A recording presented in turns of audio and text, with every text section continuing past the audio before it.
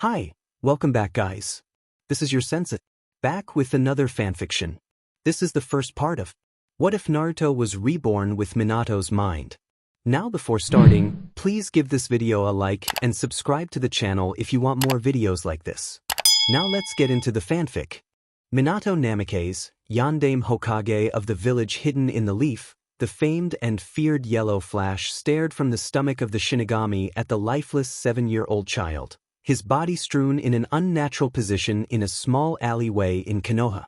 The child who had the brightest, most unmanageable blonde hair, so bright it was as though it were dipped into liquid sunshine, now lay soaked in his blood.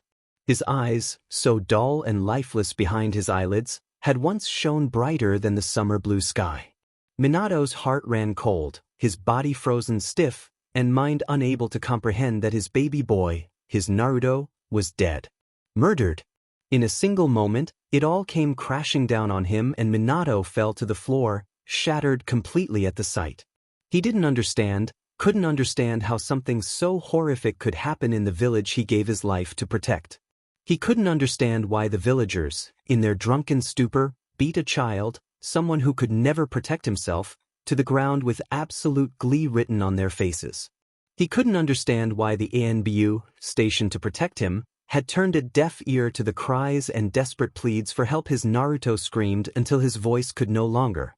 Most of all, he couldn't understand why his last wish was so blatantly disregarded.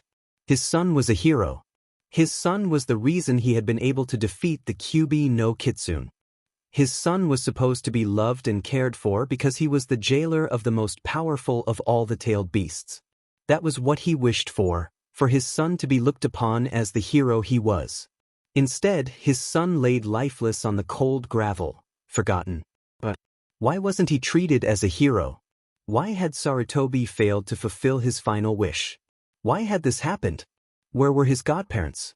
Why hadn't Jiraiya and Tsunade taken him in after his death as they were supposed to?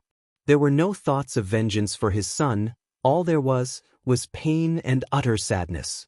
In his agonizing mourning, Minato hadn't noticed the tears that streamed endlessly down his face, nor the soft touch of a hand grasping his shoulder. He was numb. It was only when the hand began to shake him lightly did Minato look up, his eyes mirroring his shattered heart, to the dark-cloaked god of death, Shinigami-sama. More no longer, Minato Namikaze, the god said in an unearthly voice. Kami personally took him from the mortal plane. His suffering is over. After an eternity of dealing with the dead, Shinigami still hadn't a clue with how to deal with parents mourning the death of a child. It was an unnatural occurrence. Parents were meant to outlive their children, the children meant to bury their parents, not the other way around. While it was true Namikaze had outlived his son, he hadn't been allowed to rest in peace like the other souls, for the price of the ceiling denied him that.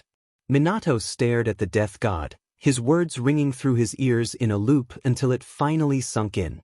Kami-sama took him purposefully? He asked in a low shaken voice. Yes. The boy was too innocent, naive, forgiving. Had he lived any longer, he would have been dealt pain worse than death. He failed him. His voice was broken, his head hung low in as unimaginable shame and guilt began to eat him whole. He had sealed the Kyuubi in his son. He had given his life for the village naively thinking that they would accept him for the boy he was, and not the demon he held. He had killed his own son through his action. His pain in life was no consequence of your actions, Minato Namikaze, but the actions of a few who refused to listen to Hiruzen Sarutobi. So, Sarutobi-sama tried. The god nodded. I don't know what to feel. Happy he tried. Or angry he failed. After a short silence, Shinigami-sama walked around to face Minato directly, his body shrunken down to the human size. You have always been an honorable man, Minato Namikaze. The purest shinobi soul I have had the pleasure of meeting. Shinigami-sama said, breaking the silence. Should you wish it, I shall take you back to the world of the living, to allow you to walk among man once more. To live, die, and see those you've lost with Kami once it ends again. At this Minato stared at him unblinkingly in shock, but only through the life of your son. For a moment, the once Yandame was speechless. The death god was giving him the option to go back, to live once more in his son's body. Then, once he had lived, in death he would be able to see his friends, Kushina and Naruto. The answer didn't come as easily as he hoped. A part of him was screaming to accept, if only for the end benefits. The other wanted to deny the offer, for it didn't know whether it would be able to stop from killing all those who had harmed his son. Yet, he could attain his son's dreams for him. He could change the views the village had of his son, become Hokage once more for the sake of his son. Make haste with your decision, Namikaze, for the life of the body shall end shortly. In truth, Shinigami had his reasons for allowing such a thing to occur. Taking his mind off the mortal plane for just a moment had led to the death of the Chosen One, prophesied by fate to change the very course of the world. Kami would not allow her purest soul to live through a lifetime of pain, and so it was his duty to convince this man to take his place. Such would be a suitable replacement, if not better. Minato Namikaze was a gem among coals in terms of souls. While he was naive in his life to certain extents, he hadn't a shadow of a doubt that he would change the world for the better. Taking a single shaky breath, Minato said just the words Shinigami was hoping he would say. I accept. Allowing a small smile grace his deathly features, Shinigami unsheathed his sword, and looked with a small amount of amusement at the wide-eyed man in front of him. Good, he said. Goodbye, Minato Namikaze. We shall meet each other once again, but let us hope it shan't be soon. With a wide, frightening grin, Shinigami brought her sword down upon Minato, slicing through his body with ease, and watched as the body of a man become a small silver glow before it disappeared into the body of Naruto Uzumaki. I look forward to seeing you live once more, Namikaze. Let us see what you do in the world. That was the very first thing that processed through Minato's mind. Unrepentant, merciless pain. He could feel his body shake and twitch, the subtle movements giving him a clear feel of his body.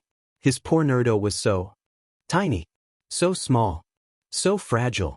Taking a few calming breaths, Minato attempted to open his eyes, the sudden burst of white causing him to grimace and shut his eyes once more. After a short moment, he attempted again, this time prepared for the sudden onslaught of color and was able to adjust without much pain. His eyes, or rather Naruto's, were met with a dull white ceiling that he knew simply all too well, and not just because of Naruto's memories, which were rapidly embedding themselves in his mind, but because he had spent more than a fair enough amount of time in a room identical to the one he laid in. The hospital. Of course he would be taken to the hospital once someone realized he was in fact alive. It didn't, however, mean he liked it. Appreciated, sure. Liked? Never. Naruto's memories of glaring nurses and subpar treatment from the doctors only made his distaste more pronounced. And as if on some unannounced cue, Hiruzen Sarutobi walked into the small room. Conflicted from punching and hugging the man left Minato to simply stare as the Sandaime Hokage walked in with a grandfatherly smile plastered on his face. The Naruto side of him wanted to scream, "Old man! Come to get me out!" While Minato was pretty sure he wanted to cause him physical harm.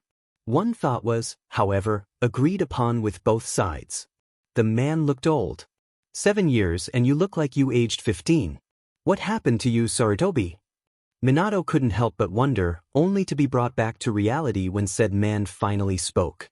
How are you feeling, Naruto? He asked, sincere concern laced in his voice. I'm fine. He replied automatically, his voice a little raspy, no doubt from the damage his vocal cords had taken from all the screaming. The slight frown on Sarutobi's face was enough to tell Minato that he didn't believe him. But what did he expect? Technically, Naruto died in that attack.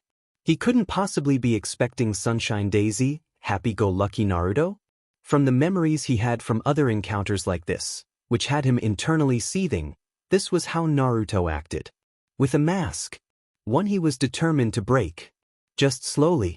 Changing himself so abruptly would leave some unwanted questions. He didn't plan on telling anyone it was actually him who was now Naruto. It would just cause trouble, and a lot of time wasted on explaining just how he came to control Naruto's body. I'm glad to hear that, Naruto. Sarutobi said, breaking Minato out of his thoughts. It looks like you won't be able to leave till tomorrow though. With that, Minato couldn't help but let a groan escape his lips. He was not looking forward to spending more than a day in the place. It wasn't as though they were actually healing him anyhow. From his memories, it seemed Naruto had an amazing healing rate. He chalked it up to a side effect of having the QB sealed in his body, as he did design the seal to kill the demon should he perish. And he doubted the QB wanted to die, so healing his vessel was one way to prevent it from happening. Or make it easy. Sorry, Naruto. If going by the look Sarutobi had on his face was saying anything, he was quite amused with his unwillingness to stay in the hospital. Rest, and when you get out we can go get ramen. With the slight bags under his eyes, Minato could see that the man hadn't had a good night's sleep in some time. Ignoring the promise of ramen, he asked, "How long was I out?" in a low voice. The sudden question looked to have taken the Hokage back a bit, but answered nonetheless. 3 days. His voice was controlled, but Minato could hear the concern and anger in it, however subtle it was. So you really do care. Okay. It was clear that his replies were beginning to worry Sarutobi, the creases in his face becoming more pronounced as the conversation went on. Naruto, he began, sounding worried, are you sure you're all right? A part of him wanted to scream, no you a senile old man. I'm not. I died. But he restrained himself and answered honestly, I'm just tired, avoiding answering the question directly. He was sure if he did answer it, it wouldn't be that far off from what he wanted to scream. Looking resigned and tired himself, Sarutobi said, all right Naruto. Get some rest and I promise we'll go for ramen tomorrow when you're all better. Hi Gigi. Minato said if only to set the man a bit at ease before closing his eyes and letting unconsciousness take hold of his small form once more. Before he completely drifted off, he could hear the soft click of the door shutting behind a retreating Sarutobi. As soon as Hiruzen Sarutobi, Sandaime Hokage sat back in his office, he couldn't help but let his shoulders sag in relief and guilt. Naruto had been found in an alleyway so broken. The blood loss was enough to kill his small body. Coupled with multiple broken bones and internal injuries, he was nearly certain Naruto was dead. He practically fell to his knees when the thought came, only for it to leave with haste as soon as he saw the small, shallow rises and falls of his chest. As soon as they had gotten him to the hospital, he was put in intensive care, his most trusted doctors and nurses the only ones allowed to even go near him. From everything the boy had been through, he wouldn't put it past a close-minded nurse or doctor to kill the boy while he was unconscious. How he wished things had turned out differently if he had been able to explain to the civilians just what Minato had done to seal the QB before those blasted rumors had spread, then maybe they wouldn't be so hell-bent on killing him. Yet at the same time he hated himself for being so helpless to do anything to make Naruto's life easier. He, the Hokage, had been put out by demon politics to help him. The civilian council wouldn't allow him to be adopted by anyone. Even when there were a number of shinobi clans who were more than willing. Taking a deep breath, he couldn't help but be worried about how Naruto really was. He had an aching, heart-wrenching feeling that the boy's innocence had been utterly destroyed that night. He could see it in Naruto's eyes. Once, they had practically sparkled with childish happiness and mischief. But now, they seemed to have grown a bit darker, haunted, cautious. He knew this day would come, what with the boy wanting to be a shinobi so he could become Hokage. He just wished it wasn't so soon. He had wanted to keep the boy innocent for a while, to be a kid for just a bit longer. The fates seemed to be working against him. I swear no. I'll do everything I can to help you, he thought to himself with a determined glint in his eyes. There comes a time when enough is enough, and he had most certainly had it. Waking up with a groan, but most certainly feeling loads better, Minato opened his eyes to the same empty hospital room. It was official, he was in the body of his son, and would live in it until death. It wasn't some weird induced hallucination, or cruel illusion cast by Shinigami-sama. This was real. He needed to plan, to prepare, to live. For both Naruto and him. It was official. Minato Namikaze was going to snap. He had been awake for all of 30 minutes and the doctor, whom he remembered, was kind and did his job, just wouldn't stop fussing over him. The aging medicine kept prodding the skin where his worst injuries had been, triple-checking his charts, and so forth. It was absolutely annoying and unnecessary.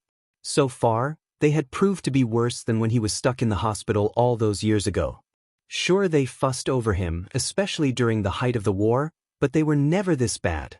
Maybe it was because of the war that they didn't have the luxury of fussing over him. He was sure those nurses would be more than happy to take care of him during his recovery. DMN fangirls. Still, his resigned composure during the final checkup gave him time to plan a little on how to live as Naruto. From all the memories given to him, it was clear his son was a ball of absolute sunshine. Never cried, never complained, never stopped smiling in the face of others. His poor baby boy had learned long ago to keep it all inside. Crying never got anything done. Complaining never changed anything. Anything else only caused pain. His son had changed his outer appearance just so that people wouldn't hurt him. Internally, Minato was fighting to maintain control of his Ki. It wouldn't do to have him accidentally leak it in front of a medic who was obviously on Sarutobi's good graces. He knew that the Hokage saw Naruto for Naruto rather than the fox, but he knew that he was worried the seal would somehow break or that it was allowing the QB to influence him. To be honest, it was a little insulting. The seal he had created to contain the QB was his best work. It was the masterpiece among masterpieces. Hell, he had given his soul to the Shinigami to complete it. Didn't that tell him of the seal's power? Evidently not. Still, that didn't change the fact that he needed to do everything in his power to change the outlook on his son. At 7 years of age, he would be starting the academy soon. It usually started at the end of summer, around September, but after the QB attack, the academy started in the beginning of November and ended at the start of July. Of course, with the way he was now, Minato was sure he could pass the written portion of the graduation exam with little difficulty. Being Hokage, if only for a short while, had caused him to know the ins and outs of all of Konoha's laws. The other aspects such as mathematics, language arts, history, and so on were something that only improved with experience. Maybe not history, but for the most part he was pretty sure he lived through the history they would be learning. What he really needed to work on was the more physical aspects of his ninja career: ninjutsu, taijutsu, and genjutsu. From the feel of his chakra stores, chakra control was going to be a pain to get down. Thanks to the QB, Naruto was a chakra powerhouse. Thanks to that, his stamina was off the charts, which somewhat explained why he could hardly remember being able to sit still for very long. He had too much energy to burn. Ninjutsu wouldn't come easily, as the very first thing he needed to do was get better control. It would take a very long time before he'd be able to walk on the trees, let alone water. Shadow clones would do wonders in helping him, especially since with the amount of chakra he had at his disposal, he was a one-man army. But of course he couldn't. Kage Bunshin was a forbidden S-rank technique of the leaf because of the amount of chakra required and the backlash of memories from the clone. No way would someone just teach a 7-year-old kid to do that, so all of a sudden being able to do it would be like painting a bright neon sign pointing at him that said, "Here I am. I'm a suspicious person just begging to be sent to the T.I department." He'd have to wait till he was able to wrangle it out of one of the jonins. As for techniques, he should be able to go to the library to read up on the more basic techniques, if only to relieve any suspicion, but learning elemental techniques would have to wait till he could find someone to either teach him, or until he was put on a genin team and ask his sensei then. Damn it, I'm too young to do any good ninjutsu. Minato thought to himself. Working on taijutsu would be simple enough. Going through the katas he remembered secretly before officially learning them in the academy would do him wonders. Maybe he could even sneak out to watch a couple of the jonins train to make it more plausible that he simply copied what he'd seen should he ever be caught. The best thing about being a kid, though, was that no one would think twice about one running around in the city. He could probably make it into some sort of obstacle course to help him further. After all, running around a track or the city limits was a telltale sign of training. Running around like a little kid was hardly considered training.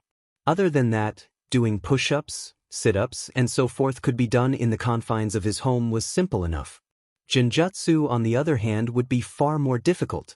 Like medic jutsus, genjutsu required a lot of chakra control and extreme focus. Something that Naruto wouldn't be able to accomplish. Hell, even he had been subpar at genjutsu in his life. So it wasn't a major loss. He wasn't sure about how he would change the civilians' opinion of him before he became a ninja though. Civilians as a whole were idiots, fearful of anything that was different and completely dependent on the shinobi forces to protect them. The best he could do was not antagonize them in any way, shape, or form. So all the plans Naruto had been making for pranks were thrown out the window completely. At least the ones that targeted the civilian populace. Pranking shinobi would help him in stealth and avoiding the enemy. After all, he would have to relearn how to mask his presence, and practicing against the higher-ranking shinobi would help him greatly in that regard. Besides, pranking was hardly considered training as well, and no one would expect a thing. That maybe being a kid isn't so bad. It most certainly had its perks. Being able to hide behind the facade of a child would always be able to give him the element of surprise, something that was always an advantage to have as a shinobi. "Alright, Naruto," the medic, Mizumi Hankuro, said, breaking his train of thought. "Looks like you're all healed." "Finally," Minato murmured, much to Mizumi's amusement. "Oka-sama said to wait for him here so he can take you out to Ichiraku's 4-. She looked to the clock and saw it read 12:47 p.m., lunch. The kind smile on her face was enough for Minato to reciprocate it. She seemed to truly care about his health, something that was rare for Naruto. While it was hardly enough, Minato was glad Naruto had gotten a few people in his life that cared for him and gave him small bouts of sincere happiness. "Thanks, Mizumi-san," he said politely, and while he was sure it wasn't a good thing, Minato was greatly amused by her suddenly shocked expression. Yeah, no problem, Naruto." She stumbled before finally composing herself with the same smile. Was it really that shocking to see Naruto act politely? Considering he called the Hokage Gigi in public would probably make that a yes. Mizumi-san, is there any clothes I could wear? I think mine. They're too ripped, he asked in a low, somewhat shy voice. Ah, thank you, years of shinobi deception. Oh, of course, Naruto. Mizumi said, looking a bit flustered. I'll go bring you some right now. With that, the kind woman scrambled out of the room, leaving Minato to chuckle a bit. She reminded him of Rin. The poor girl always acted so flustered whenever he spoke to her alone or directly, though admittedly she got better at hiding it with time. Rin. The one thought made him realize that some of the people he had left behind were still here. Kakashi, Gai, Shikaku, Inoichi, Chuza, Hayashi, Hizashi, that hell, even Fugakura, they're all still here. Of course he could never, or rather wouldn't ever, tell them the truth. After 7 years their wounds had been healed, the scars had faded. Suddenly telling them that he was in the body of his son would only reopen them and cause them more pain in the end. At least, that was what he continued to tell himself. He knew, from the one glance at Kakashi's solemn face before he performed the seal, that he had hurt the boy in more ways than he could imagine. He was, however, pleasantly surprised to see that Kakashi had truly watched over his son to the best of his abilities as Inu. He was the only one that actually broke up the fights that began, the only one that made sure he got home safe, and the only one to not emit ki toward him. He even accidentally showed himself to Naruto to let him know that there were people who cared about him. Good old Kakashi. Minato thought to himself with a grin. While he couldn't make friends with his old ones, he could make friends with their children, all of whom were near his age. He wondered if the apple did indeed fall far from the tree. Only time would tell, it seemed. Here we are. Mizumi's voice rang in the room, causing him to turn to the grinning brunette. In her hands were a folded clump of clothes. Oka-sama should be here really soon, so get changed and wait a little while longer for your ramen, she said before turning to let him change in private. As soon as she was out the door, Minato couldn't help but shake his head in amusement and exasperation. It seemed that other than her speech tick of datebane, his son also inherited a near-obsessive love for ramen. Though it shouldn't surprise him, during her PRGNCY, Kushina had just about every single ramen that was made or bought in Konoha. She had even sent out a few missions for teams to go pick some up from neighboring cities. Getting out of the hospital bed, Minato went to the small pile of clothes and saw they were standard kid clothes. A pair of loose-fitting black pants, a white regular t-shirt, and a warm-fitting navy jacket with dark orange cuffs and zipper. Again, as if on some unannounced cue, Sarutobi walked inside the room looking better than he had the day before. "Ah, Naruto, good to see you're up and about," he said with a relieved smile. "Come on, let's go eat." What surprised him was not that Sarutobi wasn't in his Hokage outfit, but that he had offered his wrinkled hand for him. This most certainly never happened to Naruto before, though he certainly had tried. The memories of Naruto's indecision to grasp the Hokage's hand, as he'd seen so many kids do with their parents, came rushing at him. Suddenly he had to blink a few times to get a firm grasp at reality. He could see the worry in Sarutobi's eyes, especially after his hesitation, so he took the hand slowly and couldn't help but feel a small warmth bloom in the center of his chest. This was something both Minato and Naruto shared. Neither had the comfort of a family. In life, Minato had been in the orphanage for as long as he could remember. He hardly remembered his mother, and he hadn't a clue as to who his father was. In all honesty, Jiraiya, despite his pervertish tendencies, had been like a father to him, but even then something as small as grasping his hand in comfort had never happened to him. At least now his son was with his mother, happy with the familial, unconditional love a parent gave to their child. Looking back to Sarutobi, Minato gave the aged man a genuine grin that caused the man to reciprocate it happily. It didn't take long for the two of them to make it to Ichiraku's ramen stand, though looking at the glares he had been given by the villagers, he was sure this was one of the reasons Sarutobi had offered his hand. No one would, after all, dare attack Naruto when in the presence of the Hokage. "Hokage-sama, what can I get you?" Tsuchi Ichikura asked before turning to Naruto.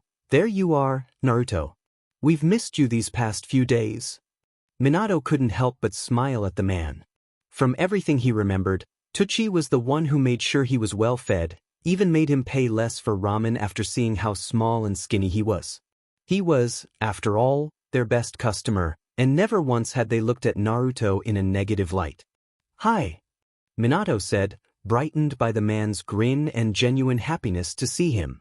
"Can I get miso ramen?" he asked with a wide grin. "Coming right up." "Hokage-sama?" he asked, turning to the leader of the village. "I'll have the same." "Tanuchi-san," Sarutobi said with a pleasant grin. He was always happy to see people who cared for Naruto like this. It was so rare to find someone who didn't see him as a demon that he couldn't help but smile. "Right away, Hokage-sama. I am." "Two miso," Tsuchi exclaimed to his daughter. "Got it too, san," the pretty brunette replied. "Hi Naruto. How are you?" she asked happily while getting the ingredients for miso ramen.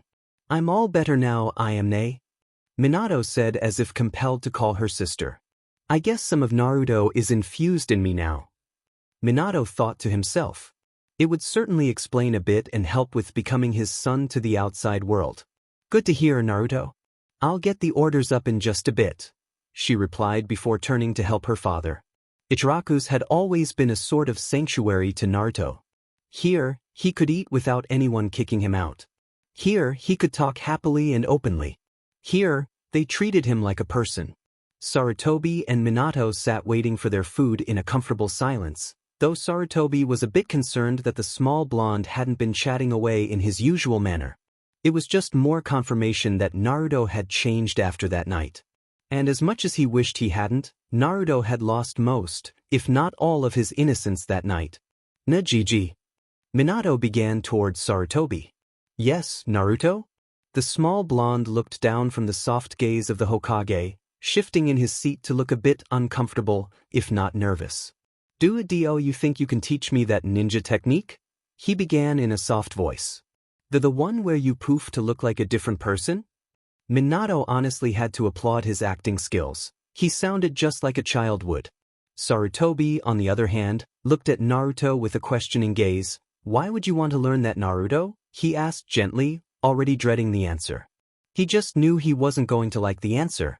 Shifting more in his seat, Minato looked up to the Hokage with slightly watered eyes, and said, "Well, I just thought that if I didn't look like me, they wouldn't hurt me," he finished in nothing short of a whisper, his eyes looking once again at the wooden countertop.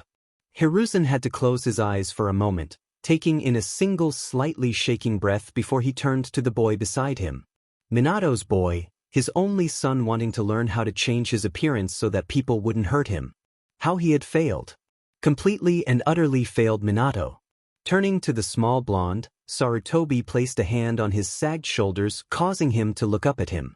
"I'll teach it to you, Naruto," he said with a forced smile, but Minato could see from the look of his sunken eyes that he was actually saying, "I'm so sorry, Naruto." Even so, Minato smiled happily. This would help him get back to a healthy weight, as now he would be able to turn himself into a completely different person to buy his food. No more rotten fruits and vegetables, no more overpriced items, no more half-ruined clothes. He would be able to get everything the way he was supposed to get them in the first place. "Okay, while we're waiting I'll tell you a bit about it." Sarutobi began, gaining the full focus of the small blonde. "The technique you're talking about, it called the transformation technique, and is an E-ranked ninjutsu, the lowest and easiest class for ninjutsu. Essentially, it allows the user to change into anything they desire: people, plants, animals, inanimate objects. It's considered one of the harder E-ranked ninjutsu because it requires a constant flow of chakra to keep the form. Chakra, Naruto, is the molding of both your spiritual and physical energy." Minato did his best to look as focused and deeply interested as possible as Sarutobi continued his explanation on chakra and the transformation technique, but he really didn't want to. This was something that he knew the ins and outs of. Heck, he even understood the complicated henge technique Tsunade uses to maintain a younger appearance. He was silently sighing in relief once Sarutobi showed him the hand seals for the technique and how to feel the chakra flowing through his body as he did so. He purposefully fouled up the first few attempts, as would be expected out of a 7-year-old, untrained kid. On his fourth try, he made himself look like an exact replica of Sarutobi and started laughing genuinely when said man's pipe fell out of his mouth. Popping out of the technique, Minato had the widest grin plastered on his face. "See that, Gigi?" Minato exclaimed, fully channeling his son, "I'm going to become the best ninja ever." Once Sarutobi regained his composure, he couldn't help but smile and chuckle softly at Naruto, overjoyed that he hadn't lost all of his childish innocence. Ruffling the small blue-eyed boy's hair, he said, "I look forward to seeing that day, Naruto." The rest of their time together was spent eating and making idle conversation with Tucci and Ayam before the Hokage had to get back to his office and attempt to win the war against paperwork. Minato could honestly say that particular aspect of being Hokage was something he most definitely did not look forward to getting back to. Never ended. But as a kid, he wouldn't have to deal with any paperwork. The simple joys of being a child. Making his way home, Minato kept a soft, polite smile on his face and completely ignored the death glares sent his way. Using the memories that had infused with him, Minato did not look forward to having to clean his shabby apartment. It was expected out of an orphan to not have good cleaning habits, as those were usually instilled by nagging parents, but Minato would make sure that his home remained as clean as he could possibly keep it, even if it would end up trashed at least twice each year. Not that he could do anything about it. Well, he could, but putting up warding seals which required near mastery at Fuinjutsu was something he really couldn't do without causing outright suspicion. Finally making it back to his rundown apartment, Minato opened the door and was immediately attacked by the slightly rancid smell. He could tell that Naruto was used to it, but Minato sure as hell wasn't. "Kami, Naruto, I'm so sorry," he thought with tears in his eyes. Even though Shinigami said this was all of no consequence of his actions, he couldn't help but feel completely responsible for the hell his son had to live through. Taking a deep breath, Minato began to clean his apartment out, ridding it of all trash, all the inedible food, 2 worn-out clothes, and everything he could do without. After throwing the large black plastic bag in the dumpster, his home looked considerably better, if not a bit empty. All he had now was a fairly large bookcase, dresser, nearly broken desk and table, a worn-out bed, outdated kitchen appliances, and the occasional spider here and there. Next step, clean everything. So he did. Taking one of the shirts he had saved for this purpose, Minato scrubbed the entire apartment down with the little soap he had and dusted the floor and wooden furniture.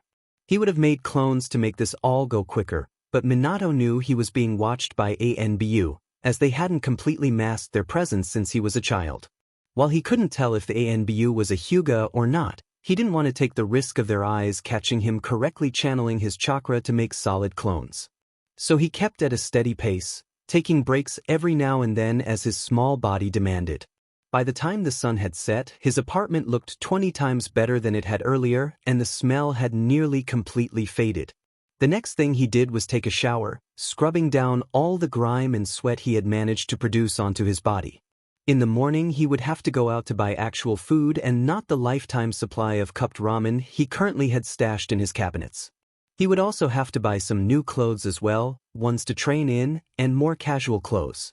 It was a shame, but he wouldn't be able to buy kunai or shuriken until he was an academy student since he didn't have anyone to buy them for him. Making himself a cup of beef ramen afterwards, Minato walked over to his room and fell on the small bed, unconsciousness quickly taking over. He honestly couldn't get a break. It seemed that now that he was completely healed, Minato reverted back to his internal clock and woke up bright and early at 5 a.m. Damn it, that I should have known this would happen, he thought to himself before getting up and fixing the bed. It was too early for the markets to be open, so Minato took to another ramen cup for breakfast. He had to wonder though, it seemed that Naruto's diet was almost always ramen. Hadn't he gotten tired of eating the stuff? A memory of Kushina screaming, "Ramen is food of the gods, Minato! You can never get tired of ramen," came to mind, and he realized this was yet another thing he had inherited from his head. Minato finished the small cup of ramen and he walked over to the long mirror in his room. He figured he would turn into an ordinary plain man, nothing too outstanding to distinguish him in a crowd. So 3 hand seals and a poof later, a dull-looking brown-haired, brown-eyed young man stood in front of the mirror. Yeah, this'll work, he thought to himself before he grabbed his small pouch of money and set off to the markets. While it was still too early for them to be open, the markets were deep in the civilian sector of the city, so it would take a short while walking from his apartment. As he continued to hold up the henge, Minato was practically giddy with really realizing just how much chakra he had at his disposal. With this, he would be able to do techniques he had only theorized because he would never have the chakra required. I'll show them all for you, Naruto, he thought as he looked to the morning sky. I'll show them just how amazing you can be. By the time he had made it to the market sector, the shops were just opening and there were a small number of shoppers looking at their goods. Thanks to his disguise, no one even took a second glance at him and merely gave him everything he needed at their proper prices. He smirked internally at it all, knowing that most of the store owners had kicked him out more than once. As soon as he was content with the food he had bought, Minato set to go back to high apartment, placing all the food in its proper places. He had stocked up on milk, juice, fruits, vegetables, rice, and peas he needed to make proper meals. The only thing he lacked was meat, but he would much rather hunt for it on his own rather than pay the prices at the markets. Even without the outrageous prices he would have paid with his true face, they were far too high for an orphan boy living on a monthly allowance. All he needed to hunt was rope and a sharp knife, both of which were in his possession. While they were definitely not proper hunting tools, they would simply have to do. Sending out his senses to see if anyone was watching him, Minato sighed in relief to find out that no one was around and quickly formed the seals for the shadow clone technique. When 20-some Narutos poofed into existence, Minato groaned loudly. I have awful chakra control. It was going to be a pain to get his control back to the way he remembered he had it. Sighing, Minato dispelled all but one clone and charged it with more chakra so that it wouldn't dispel as easily. Okay, he said to his clone, I need you to go to the library and find out everything that's happened in the past 7 years, then go to the park and act like a kid. Do not allow yourself to get dispelled. Meet back here at 11:30. You got it, boss, the clone said, saluting to Minato. Good. Leave the apartment 15 minutes after I leave. With that, Minato took off, rope and the sharp kitchen knife in a small backpack on his shoulders. As soon as he was in a small alleyway, Minato henged into the same man he was earlier and took off to Training Ground 2, which was deep in the heart of the Konoha forest. It was also one of the less frequently used training grounds since most shinobi preferred a different setting to train in. It was, however, the best place to hunt outside of Training Ground 44, otherwise known as the Forest of Death, since you were more than likely to be eaten by the things you wanted to hunt. It was hardly rare to see a 10-foot evil-looking rabbit in that place. He was a bit surprised at how easily hunting came to him. After all, being in his son's body was no doubt going to have to take a little more getting used to since he had been in a near 6-foot body when he died. To be suddenly shrunk down was disconcerting to say the least. Even so, Minato was able to capture a small number of rabbits and birds in the few hours spent there, more than enough to keep him sated for a while at least. Stuffing his kill inside the backpack, already emptied of their blood, Minato made his way back to his apartment to fully clean out his meat, which was the most annoying part in Minato's opinion. Still in his henge, he made his way to his apartment, meeting up with his clone on the way there and dispelled it as soon as he knew no one was watching. The memories came in a rush, and Minato wanted to scream at the parents that told their kids he was a demon. Shrugging it off, knowing he couldn't do anything about it now, Minato silently cleaned the meat, keeping the rabbit fur in hopes of finding a use for them later. Wanting to do some training, Minato made a quick plum rice ball and made his way around the city in a decent pace. While he made sure to avoid as many civilians as possible, he could see that they took notice of a boy running around the city like a hooligan. But that didn't stop him. He was disgustingly tired by the end of his self-made obstacle course around the village, a distance equivalent to running 5 times around the city perimeters. He thought, I forgot how hard the first few months of real training was like. While his mind was ready for the strain, his body wasn't.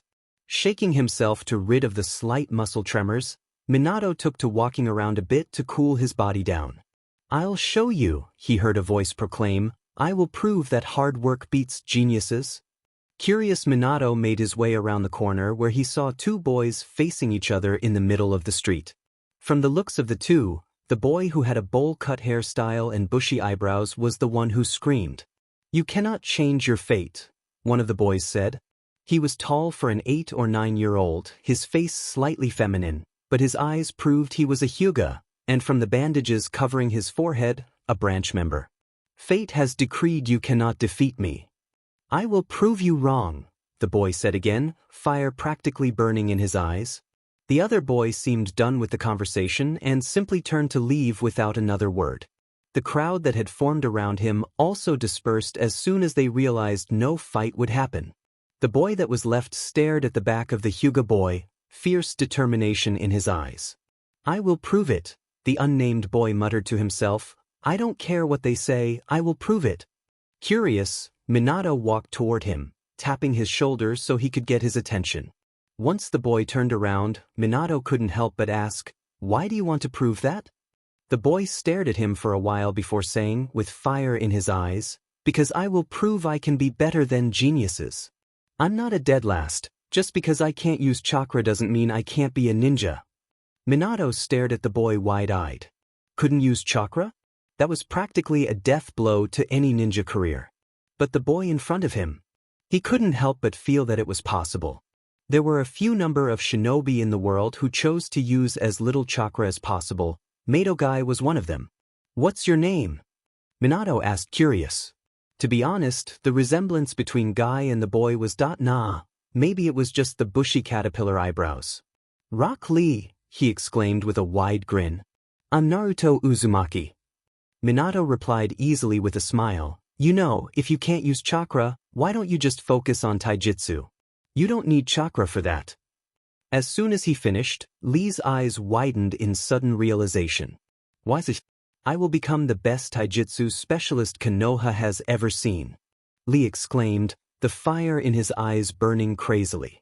I haven't seen you in the academy before? He said questioningly. Lee was certain he would have noticed him.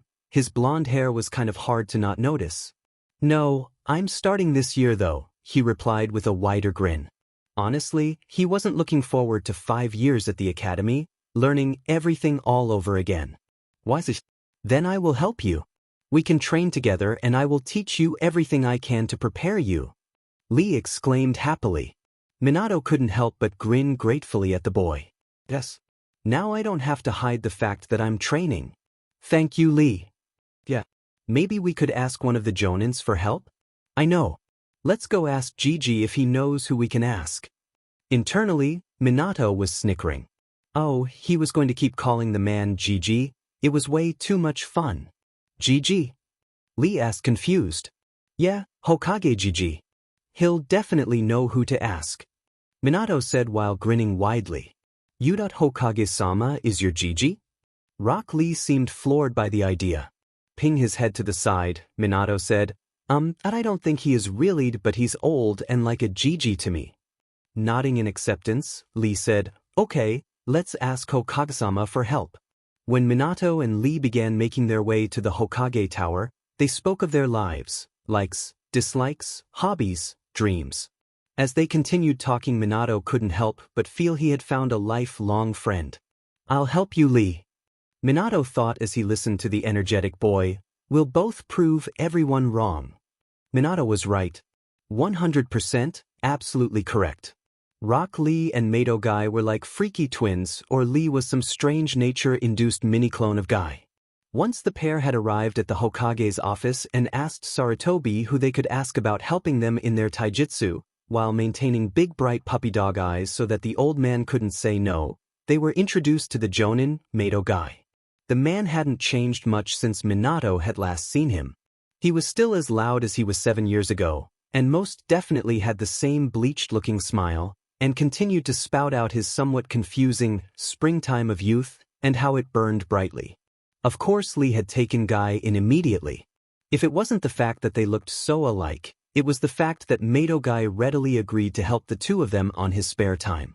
He was after all a Jonin, he had to go on missions to make a living. Minato, however, noticed the small, nearly unimportant tapping of his finger the Hokage had been doing when he was talking to Guy about the possibility of training them. He was a bit annoyed that his memories of ANBU Morse code was faulty, and he couldn't quite grasp the message he was giving Guy. Though he could guess it had to do with him in some way or another. Your flames of youth burn brightly, he exclaimed to them, displaying his wide pearly white smile at them. I will help you both, but I won't hold back, so be prepared. From the corner of his eye, Minato saw Sarutobi flinch in sympathy. Guy couldn't be that bad in training, right? Sure, he went through insane self-induced training regimes when he was alive, but that was mostly just to be able to beat his eternal rival Kakashi.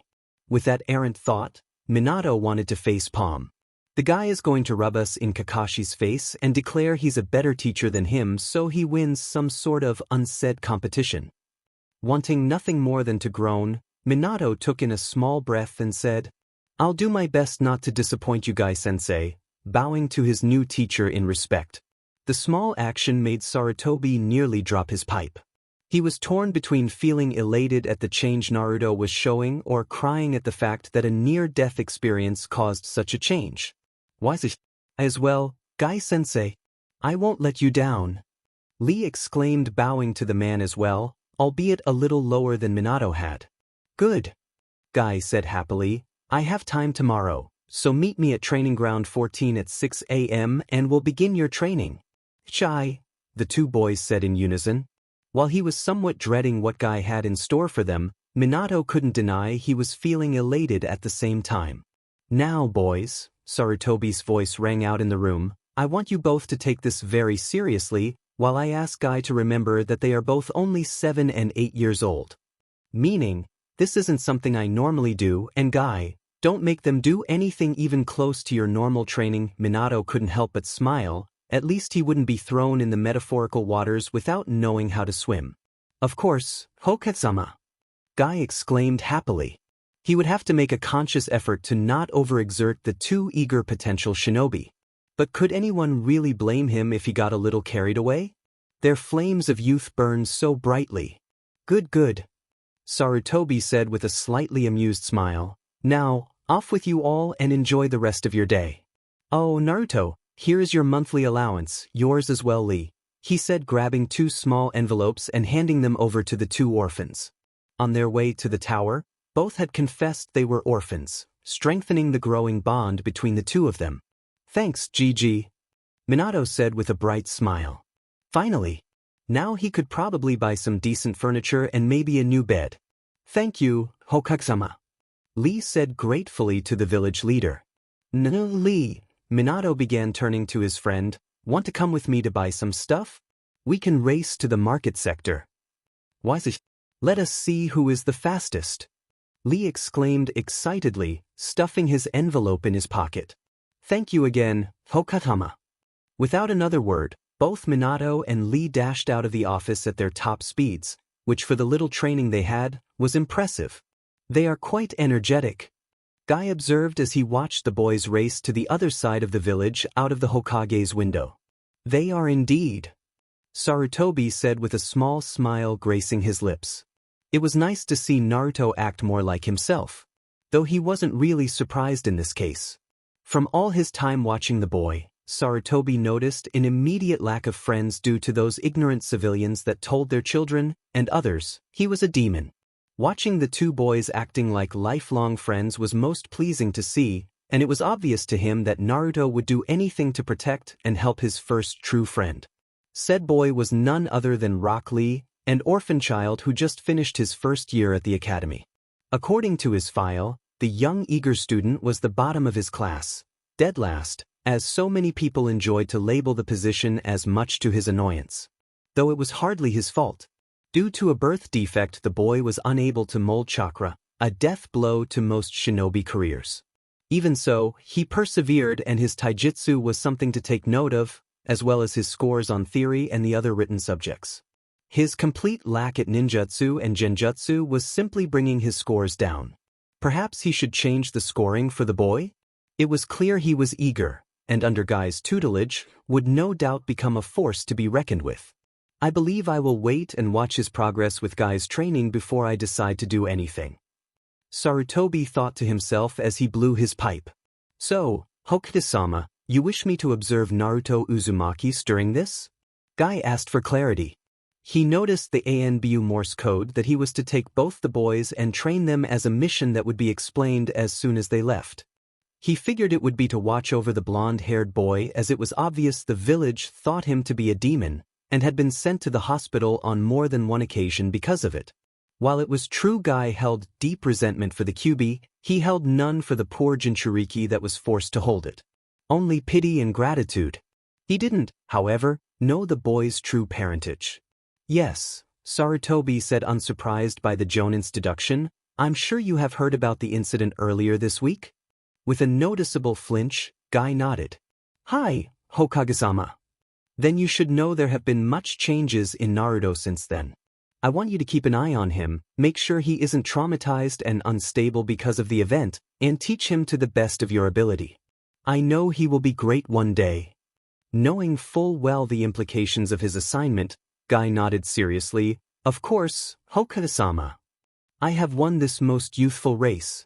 Lee exclaimed happily as he stopped on the edge of the market sector of the village, Minato only a few seconds behind him. Minato couldn't help but let out a breathy laugh. Just a little while spent with the guy, and Lee had picked up Guy's verbal tick. In my defense, I ran about 5 laps before this. Minato said, taking deep needed breaths. Then we shall do this again another day when you are fully rested. Lee himself was taking deep breaths also, but looked as though he were prepared to continue running and have no complaint if someone said he couldn't stop until told so. Minato knew after this, without a shadow of a doubt, that Rock Lee would grow to be feared in the elemental nations one day.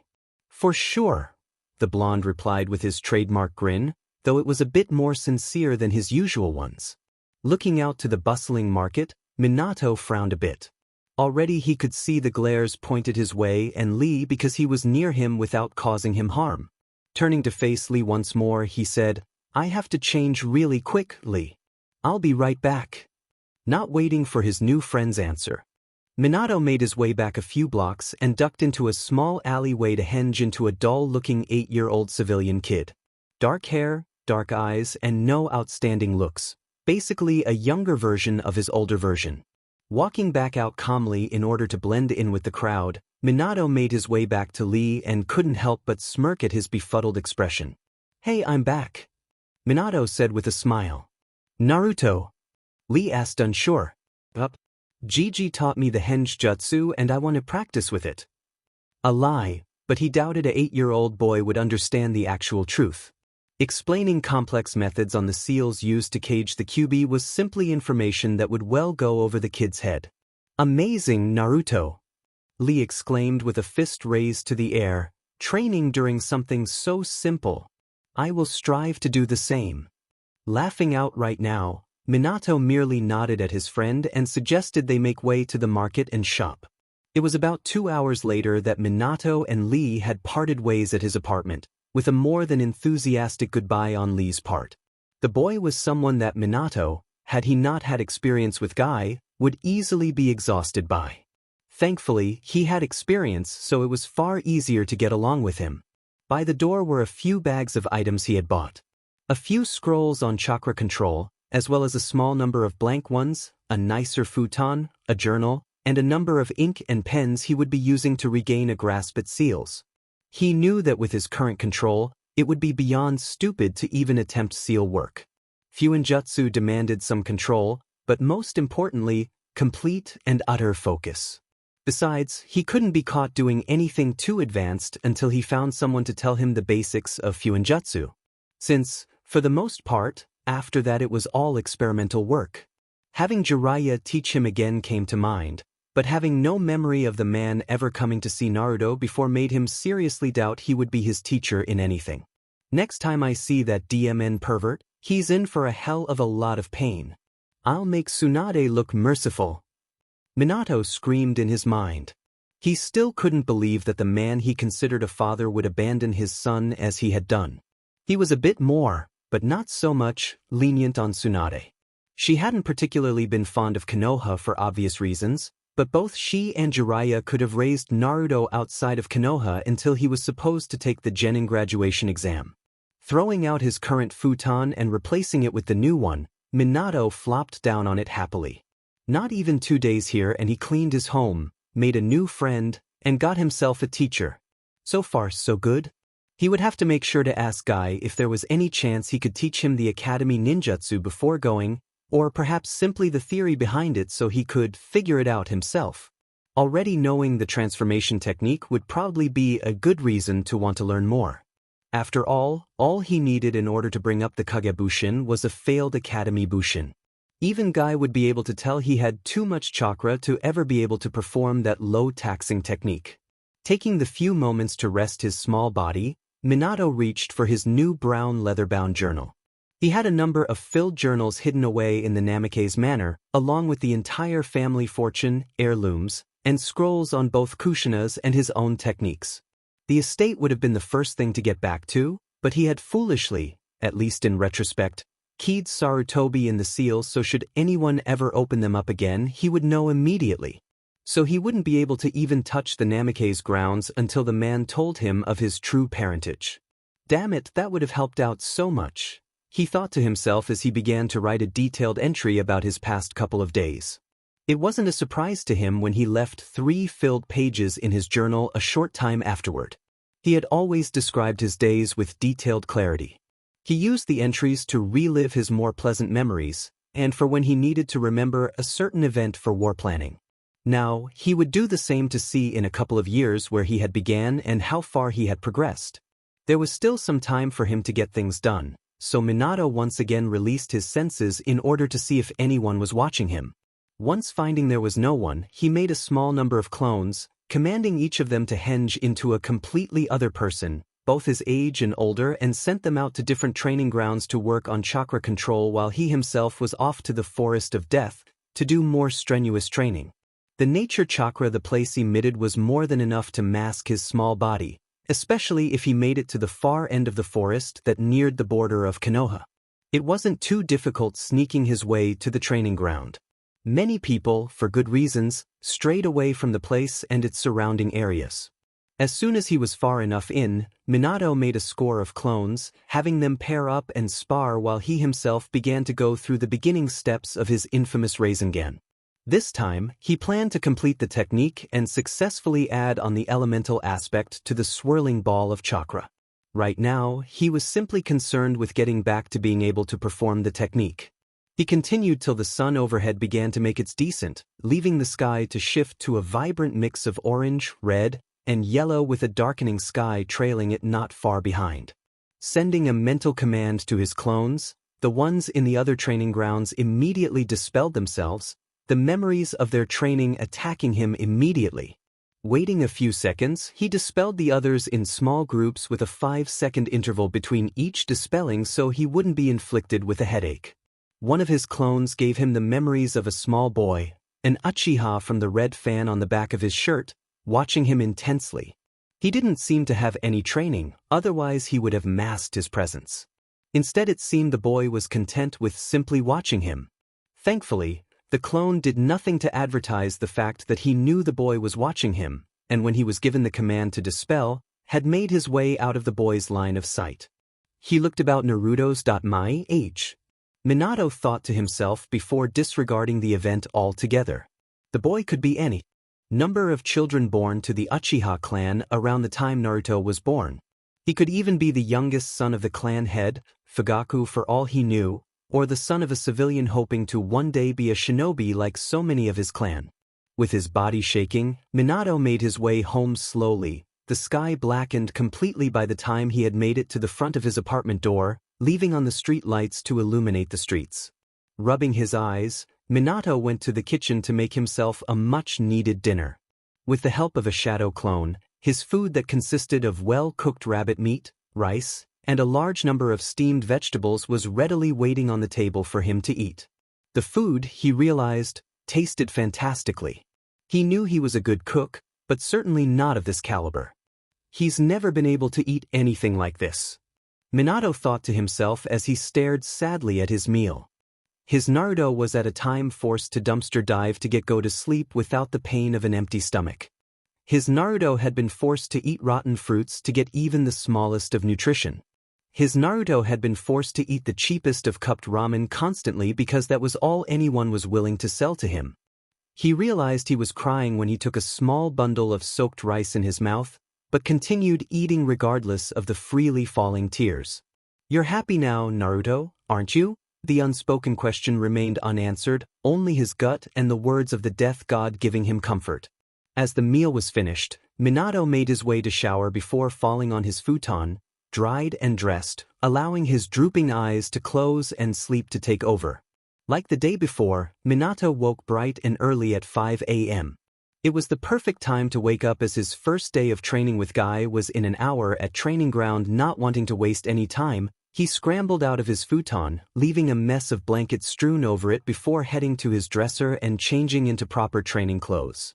He donned simple black pants that had a number of pockets that could be used to store both shuriken and kunai, a form-fitting dark blue shirt that stretched well with his movements, and comfortable shoes that were fit for running and anything else the taijutsu specialist would demand of him. Afterwards, he didn't bother brushing his hair. He was going to work out, not go on a date or some important meeting. He did, however, brush his teeth and put on a heavy amount of deodorant. He most certainly did not want to smell. That was simply one of the many things Minato would always value, self-hygiene. Which was probably why he had such trouble talking and being close to the Inuzukas, as they always had a small lingering smell of wet dog. Once done with that, he went and made himself a simple small breakfast, not wanting to eat too much and cause him to hurl later on during the training. A simple plate of scrambled eggs, toast, and a healthy cup of milk later, Minato was more than prepared for anything Guy had in store for him. Looking at the clock hung on the far wall of his living room area, he noticed he had 15 minutes before. With a small stretch of his arms, Minato exited his apartment, locking the door's many locks, and headed out with himself, and a small bag filled with a bottle of water, bandages, just in case, and his house keys. At his top speed he would make it to the training ground with more than enough time to spare, so he decided to take his time and let the food settle more in his stomach, leaving him to arrive just on time. As he entered the heart of Training Ground 14, Minato saw that Lee was already waiting and doing the basic academy stretches in preparation. "Ah, Naruto. So you have arrived," Lee exclaimed, stopping his stretching and walked over to his new friend. Minato greeted him with a wide grin, his hands resting at the back of his head. "Hey Lee, see you're here early." "Yes. I simply could not wait to begin our training," the boy said with vigor. Shaking his head amused, Minato said, "You know, as a shinobi, we should always strive to be on time." Once he knew that Lee's focus was solely on what he was saying, he continued, "If we're early, then we could be caught in an ambush. If we're late, we could be too late to do anything to help." His afterthoughts lingered on the small Uchiha boy that he had taught once upon a time. Obito Uchiha was by far the most un-Uchiha he had ever met. Rather than his face being in a permanent superior expression, the boy wore his emotions clearly on his face, and was never one to shy away from crying in public. The boy who was always late to their training sessions with the most outrageous excuses, Minato couldn't help but laugh as they got more and more ridiculous. Honestly, who would believe, a black cat crossed my path, so I had to take the long way around and then I got lost on the road of life?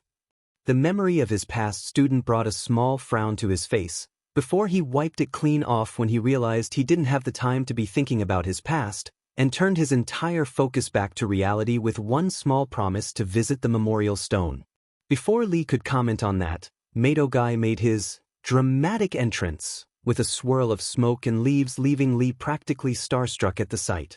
Standing in what he deemed his good guy pose, Guy looked at his youngest new student with a slightly calculating gleam in his eyes before exclaiming in a much too loud voice for the morning, "Young Naruto is correct.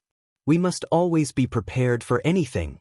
Being too early or too late could be detrimental to any mission." While the calculating look was masked in his eyes now, Minato mentally groaned. He really needed to be more careful from now on. "Ichai Guy-sensei," Lee exclaimed with a small salute, "I shall always be on time from now on." "That is good, my most youthful students," Guy more than happily exclaimed. "Now, on to the training. First, we stretch." "Hi!" both the boys exclaimed. They spent a fair amount of time stretching their muscles in preparation for what was to come. While he wasn't expecting it to be scarcely close to how harshly he trained during his prime, but with Guy, even with the Hokage's order, would be very strenuous on his small 7-year-old body. Boy, was he horribly right. The moment they were done, Guy handed them their very own training weights. 4 each, 2 each arm, and the other 2 for each leg. While each weight held a mere 2 pounds, the extra 8 pounds actually made a difference. At first it felt like nothing, but as Guy made them continue to run around the training ground, Minato and Lee found it harder and harder to maintain the same pace they began, and started to slow down. It was the moment they felt as though their legs were going to turn to putty, that Guy had them stop. Of course, that was after 20-some laps. Without waiting much time for them to rest their small bodies, as Guy believed they lost momentum that way, he had them do 3 sets of push-ups, sit-ups, and squats that had his body absolutely burning. He honestly couldn't remember the last time he had sweat so much, or felt so much pain rippling through his muscles. Looking to Lee, it was obvious he felt the same way. Regardless, both boys never uttered a word of complaint.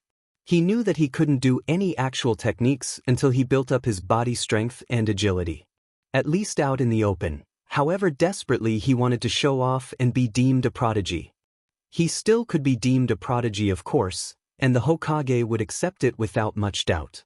During his life, he was Rookie of the Year, and surpassed the older, and his own generation in strength, intelligence, and skill. He was deemed a prodigy because of his near-photographic memory and his ability at absorbing information and techniques like a dry sponge. If not from him, then from Kushina. She was one of the best, if not the best kunoichi in the Leaf during their life. But that would have to wait a bit longer. At least he could show his potential in this training and then much more during the academy. He would do everything possible to skip at least a single grade. The first few years of the academy were torture the first time. He did not need to relearn basic reading, writing, and history from the school all over again, or in this case, the first time. He most certainly wouldn't mind the possibility of being put on Lee's Genin team. By the time they should be graduating, the two would have unmatchable teamwork because of their training and friendship. It was at the near end of their training session with Guy that Minato saw the heartwarming familiar face of his past masked student. Kakashi, he thought as he looked at the older version of his student he left behind 7 years ago. He was 21 now, if his math was correct. He had missed out on his 21st birthday. He had missed his first legal drink. By the gods, he had missed so much. Doing everything to keep his face as passive as he could, Minato stared with sweat dripping from his face freely as Guy greeted him. "My eternal rival," he screamed, pointing a finger dramatically at Kakashi, You have finally chosen to make an appearance. Kakashi, on the other hand, had his face nose deep in an oh-so-familiar orange book. Damn it, he mentally cursed. When did Jiraiya corrupt my student? I'll strangle that man. Minato thought, furiously frustrated at the man while keeping a natural-looking confused expression on his face. He couldn't have an ounce of recognition in his face. It wasn't as if Kakashi had ever introduced himself as the Inu Anbu before, or any time before. Kakashi said with a bored expression in his visible eye, "You say something?" Guy, on the other hand, simply shook his head before exclaiming, "Ah, Kakashi! You and your hip attitude. Enough of that, you are very late. A shinobi should always be on time," Lee proclaimed with a raised fist. It was obvious he had taken what both Guy and he had said to heart. "Sorry, there was an old lady who dropped her groceries, so I had to help. Then she kept me for tea and I couldn't just say no," he said in a deadpan voice while his eye crinkled into a familiar eye smile. While both Guy and Lee looked at him with mirrored disbelieving expressions, Minato could scarcely contain the sorrow he felt for his student. "Is this how you grieve for your friend, Kakashi?" he thought to himself. "Is this how you remember him?" One look in Kakashi's slightly narrowed eyes. Minato wiped the look to keep an innocently confused expression. "Let me introduce you to my most youthful students," his part-time teacher said to his eternal rival. "This is Rock Lee and Naruto Uzumaki. Boys, this is Kakashi Hatake." "Hello, Kakashi-sensei," Lee said, exclaimed with a small bow. "Hello, Kakashi-senpai." Minato was able to make out without any hesitation. It was way too weird to even consider Kakashi his teacher when it was him who had taught the boy when he was younger. Near the end of his life, he was happy to admit their relationship was similar to that of an older brother or another father-type figure. He could imagine how badly Minato had hurt him when he willingly left him and the rest of the realm of the living. "Yo," he replied with a small wave of his hand, his other still grasping the Dmed orange book. "I have asked Kakashi here to help oversee your training," Guy said happily with his bleached smile. Lee looked upon both their teachers with a new fire burning in his eyes, while Minato simply couldn't help the surprised expression fall upon his face. Oh, the irony! His student was going to teach him. Well, at least soon. He doubted Kakashi's role as overseer would last very long with the way Lee and Guy got along so fantastically. It wouldn't be a surprise if Lee became Guy's apprentice, and he would be ecstatic for his friend should that happen. Even so, it took everything in Minato's power not to fall to the ground and laugh hysterically. Doing everything in order to keep his voice calm and even, Minato finally said, "Thank you, Kakashi-sensei." "That's just too weird," he thought to himself while keeping eye contact with his old student. "Hi. Thank you very much, Kakashi-sensei," Lee exclaimed in a loud voice. You've done too much to do anything today else. Next time I'll let you know how you're doing," Kakashi said while reading his book, letting out a small perverted giggle escape his lips as he turned the page. Oh, he was definitely going to strangle Jiraiya. "Yes. You both did wonderfully today. We shall train again like we did this morning in 4 days. For now, rest and prepare, for it will only get harder. I also ask that you keep your weights on at all time, it will help you greatly," Guy said to the two. "Hi." Both Minato and Lee agreed in unison before watching both Kakashi and Guy disappear in a swirl of leaves and smoke. Wanting to look like the child he was supposed to be, Minato mumbled loudly enough for Lee to hear, "I so have to learn that. Today was most wonderful. I shall train like today before we train with them again," Lee proclaimed with visible fires burning in his eyes. "Weird," he thought to himself. "I would say that's a genjutsu, but that's not possible." Brushing the thought aside, Minato took a few slightly shaky breaths before turning to his friend. "I'll join you, Lee, but right now I think it'd be best if we both got something to eat." "You're right, Naruto. We should eat to regain our strength and rest for training tomorrow." "Yeah, let's go to that barbecue house," Minato suggested with a smile. "A good idea. Let us go." "So what do you think?" Mato Guy asked his long-time friend and rival seriously. Taking an unusual pensive face, Kakashi thought back on the time he watched the two boys, more specifically, Naruto Uzumaki, during their training. Anyone with even the slightest shinobi training would be able to see that Naruto walked with grace only experienced shinobi had. Additionally, the Bond, who was nearly killed a few days prior, had took everything that Guy was telling them with a knowing look in his eyes. As though Guy were only restating something he already had drilled into him. What caught his eye most of all, however, was when he had first shown himself to the boys. In Naruto's sky-blue eyes were an unmistakable look of deep sorrow directed at him. It didn't make sense for him to have such an expression, especially not one directed at him since he had never openly met the child before this. Kakashi didn't know exactly what to make of his late sensei's son. A few days ago, he would have said that the boy was like any other, loud, happy, and full of childish innocence. Now, it was as though he were a completely different person. His eyes practically glowed with experience and pain no child should ever know. He knew that Naruto was never dealt a fair hand at life. From the moment he was born, Naruto was chosen as the village's scapegoat, its pariah. The boy never knew the love of a parent, nor the comfort and warmth of a home. The orphan boy knew no comforts that of any other children born into the village knew. As Enbu, Kakashi had seen the worst of it all. He had come across the boy surrounded by shinobi and civilian alike kicking and punching the boy mercilessly. He had seen with his own eyes as the boy stabbed repeatedly and nailed to an alley wall. He had nearly watched a drunken civilian burn Naruto alive. Each time, he was just shy from preventing the attacks from happening. Every time, Kakashi had barely made it in time to save him from death. Each time, Kakashi knew he failed his teacher and father figure. It killed him to know that the ANBU commander was forcing Kakashi to have the later shifts for when he was asked to protect the Yandame's legacy, making him disregard the fact that he was captain. He knew that masked BSDRD enjoyed watching Kakashi struggle harder and harder each time to save Naruto from the attacks. He was getting closer and closer to simply killing the man. Yet, even so, the small boy, who lived his own personal hell on earth, still continued to smile.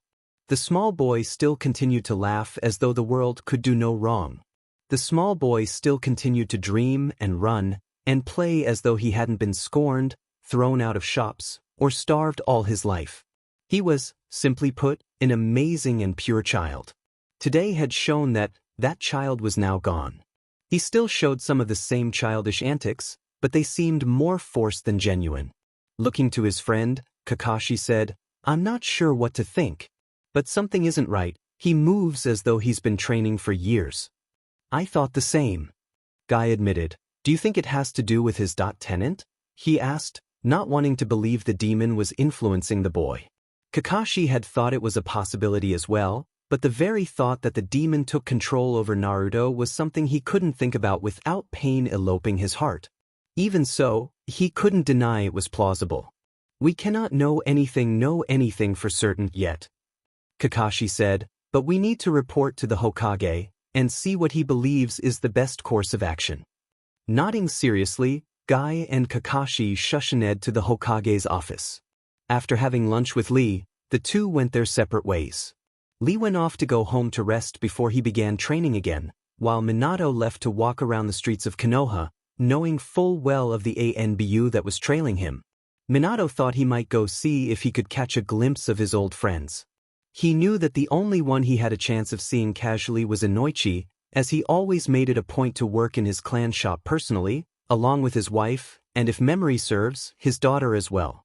He remembered when little Ino was born, a few months shy from Naruto's own. She was a perfect mix of both Inoichi and his wife, taking his blonde hair and her mother's eyes. When Inoichi's wife was going into labor, they, meaning Minato, Chusa, Hayashi and Hizashi, were all out drinking, talking about their wives, and simply having a good time. They had been in a drunken stupor when Inoichi's clan member came rushing in, babbling up a storm about his wife being in the hospital. Even though the boy continued to repeat that his wife was in labor, it took over 5 minutes before he finally got what he was trying to say and rushed to the hospital. The sight of a red-faced panicked Inoichi would forever be engraved into his mind. It was simply a priceless moment in his life. That, and the look of sheer and utter love in his friend's eyes when he presented his daughter Ino to him.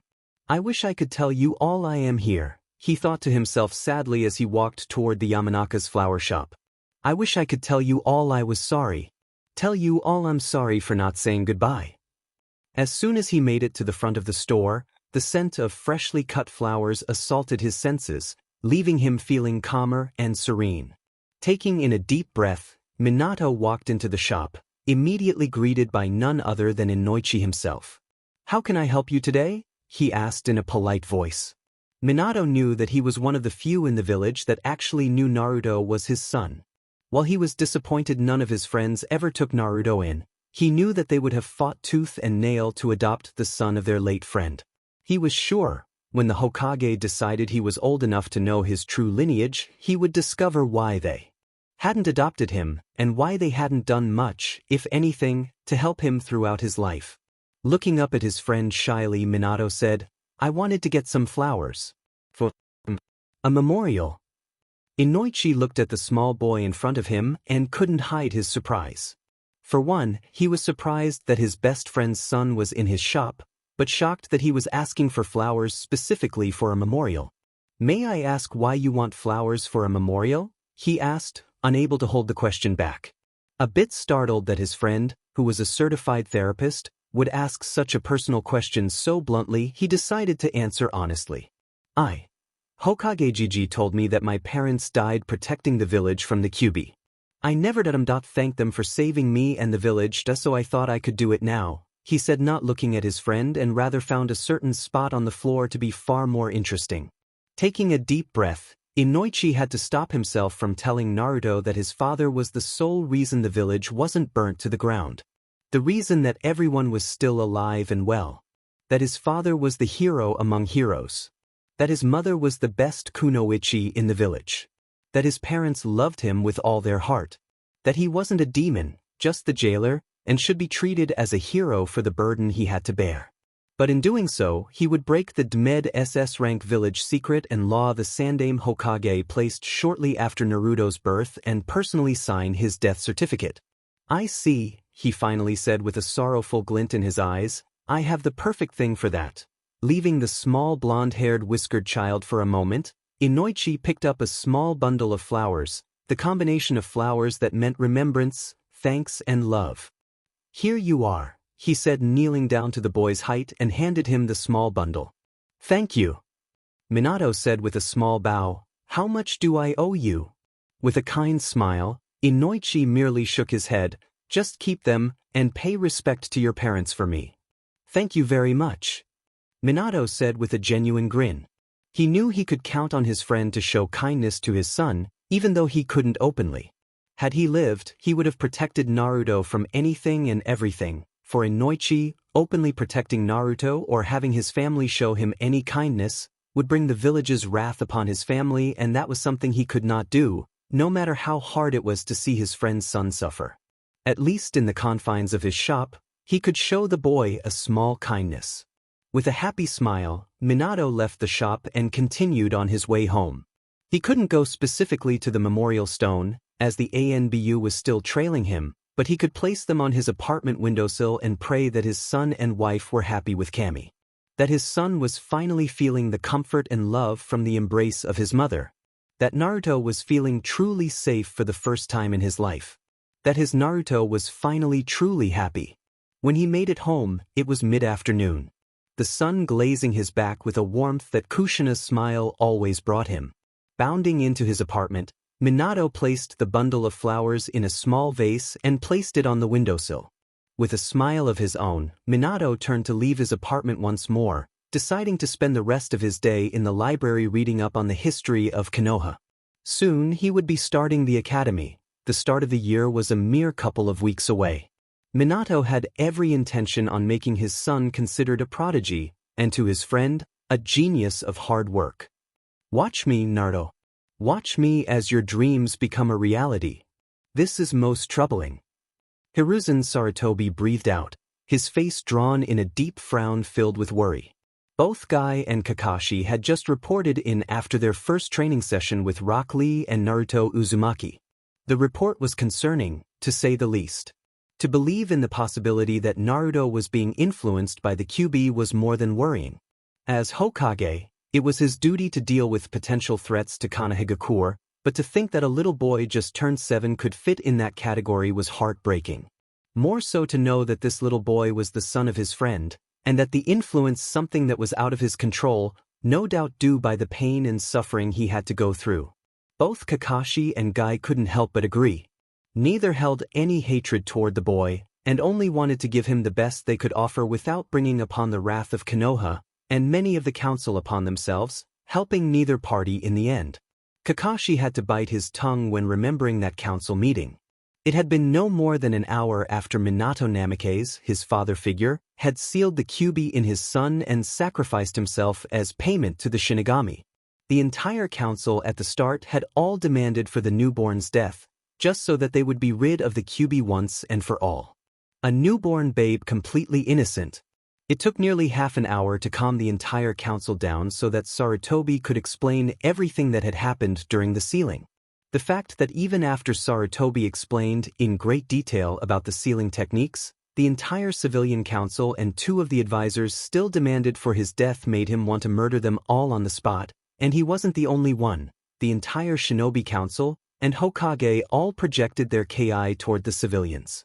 It had come down to the point where nearly every head of the Shinobi Council offered to adopt the boy, even Fugaku Uchiha, which was surprising to nearly the entire council room, save for Kakashi.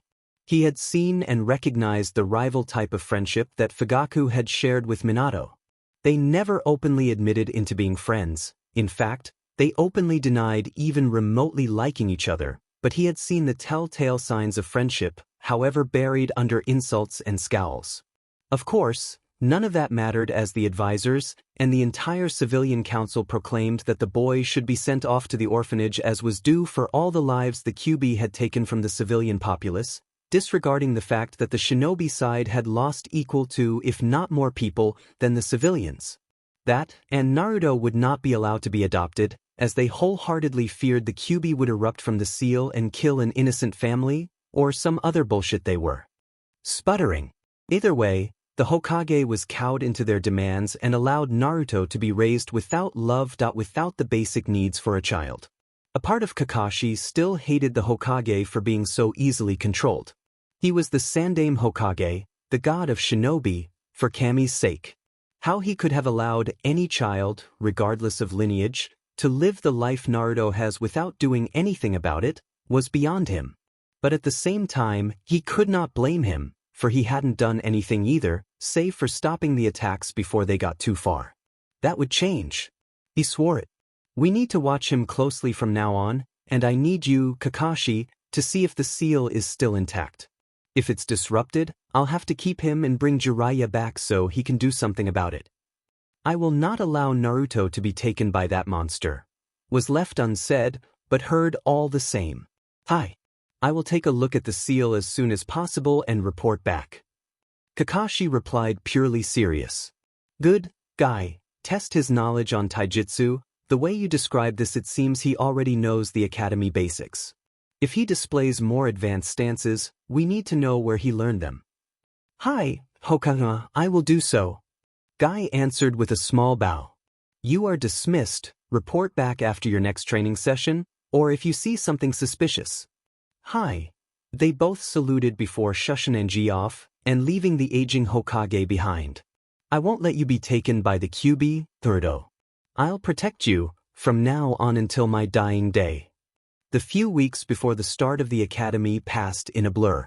Every day Minato spent was relatively the same as the others. Wake up, eat, train, eat, study, get glared at or told he was a demon. Play an incredibly inventive prank on the shinobi forces, rest, and repeat. He had come far in the few weeks of training daily with Lee. Both of them kept with the same training regime Guy had them do whenever he wasn't available. Ever so often, it would be just Kakashi who would watch over them and make sure they didn't do anything that would harm them. He could tell from the intensive stares Kakashi gave him that he was being watched. The amount of ANBU that were watching him now made it impossible to make any sort of clones, or do anything he would have wanted like elemental training and attempting to finish his Rasengan. So, all he had been able to do in the few weeks was read very kid-friendly books and scrolls, body strength training, the basics of taijutsu, and eating ramen at least 2 times a week to halt some suspicion and keep Tucci and I am company. Minato thought it odd, actually, that he hadn't been called to see the Hokage since Kakashi and Guy began to watch him. Though he wouldn't be surprised if he were called after a while in the academy. No doubt the old man was going to get every single one of the teachers to observe him and his progress in every class. In which case, he would have to make sure to really dumb himself down, lest he wanted to have a lovely little chat with Ibiki, who he had heard really began to enjoy his job at the I.T department. How such a kind little boy became the best interrogator Konoha had seen in generations was beyond him. Either way, he would be called in soon. How he was going to explain his obvious knowledge in a plausible way was still beyond him. He had thought to play the ignorant child, but that would get him a one-way ticket to Ibiki. He had thought to tell the truth, but that would get him sent to Inoichi and leave way too many questions he honestly did not want to answer. They would all lead to the bodily harm of the majority of Konoha, including the Hokage, for what they had done to his son. He thought of other possible believable lies, but those were all immediately thrown to the side. This is not good. Minato groaned inwardly as he finally woke up. It was the start of his academy life, where he would spend the next 5 antagonizing years relearning everything he'd been practicing for years. Getting up, Minato took a quick shower, if only to spend a bit of the morning away as the academy didn't start till 8 a.m. and it was, like every morning, only 5 a.m. Afterwards, he changed into his shinobi gear, knowing all too well that the first year was meant to push out all those who shouldn't be shinobi. Rather than easing the students in, slowly preparing them for the life of a shinobi, they pushed them harshly. The grading system was tougher, the physical training was harsher, and overall, everything was much more difficult for first-year students than in comparison to second-year students in hopes of weeding out those who could never become true shinobi. After the changing, Minato brushed both his hair and teeth, trying and failing to do something about his extremely unmanageable mop of hair. Sighing lightly to himself that his son had inherited his hair rather than the ever-so-manageable red locks Kushina had, he made his way to the kitchen to make himself a hearty breakfast for what he knew was coming. He couldn't deny that he was partially looking forward to the first day of the academy. From what he heard, he would be in the same class as many of his friends' children, such as Inoichi and Hayashi's little girls Ino and Hinata, Chusa and Shikaku's boys Chuji and Shikamaru. I can't have the friends I once had, he thought to himself, but I can make new friends. Finishing breakfast, Minato gathered the leftovers in their respective cooking pots and pans and placed them in a bento box, fully intent on having the meal for lunch rather than paying an undoubtedly raised price at the academy cafeteria. Looking to the clock, he still had a bit till 8 a.m. but decided to begin his trek to the building anyways. He didn't want to deal with any stares, glares, or demon brat being yelled at him so early in the morning, so he took to the side streets, weaving through the back alleys of Konoha with grace. It saddened him to know that this experience, the first day of the academy, could not be spent with Naruto as father and son. Naruto couldn't have rested on his shoulders, sitting above all the onlookers as the yondaime dropped his son off for his first day, a look of unmistakable pride and happiness painted on his face. Naruto couldn't pull on his father's arm with anticipation, nor hug both his parents as he makes his way into class. That experience was lost to him the moment both Minato and Kushina died. Forever a dream since Naruto had died. In that moment, Minato was glad he had taken the side alleys. For another reason. He didn't want anyone to see or question why he was crying. Only a few blocks away from the school, Minato stopped to wipe his eyes and place a small henge to make them appear normal rather than red a puffy, and his complexion clear of tear stains and inflamed cheeks. Breathing in deep breaths, Minato continued to the school and watched with an unconcerned face as parents dropped off their children. He immediately saw his friends smiling down on their children, undoubtedly expecting great things from them. One face, however, brought a concerned frown upon his own. It was the ever-expressionless face of Hayashi Hyuga as he stared down his daughter, Hinata. The poor girl looked as though she were about to keel over any second, yet Hayashi looked unperturbed. From his moving lips and her flinches, he was speaking to her about something that continued to break down her confidence levels. Another face also caught his attention, and that was one known as Fugaku Uchiha. The man still maintained his Uchiha scowl, as though he had been born with such an expression, as he practically glared at what he presumed was his son.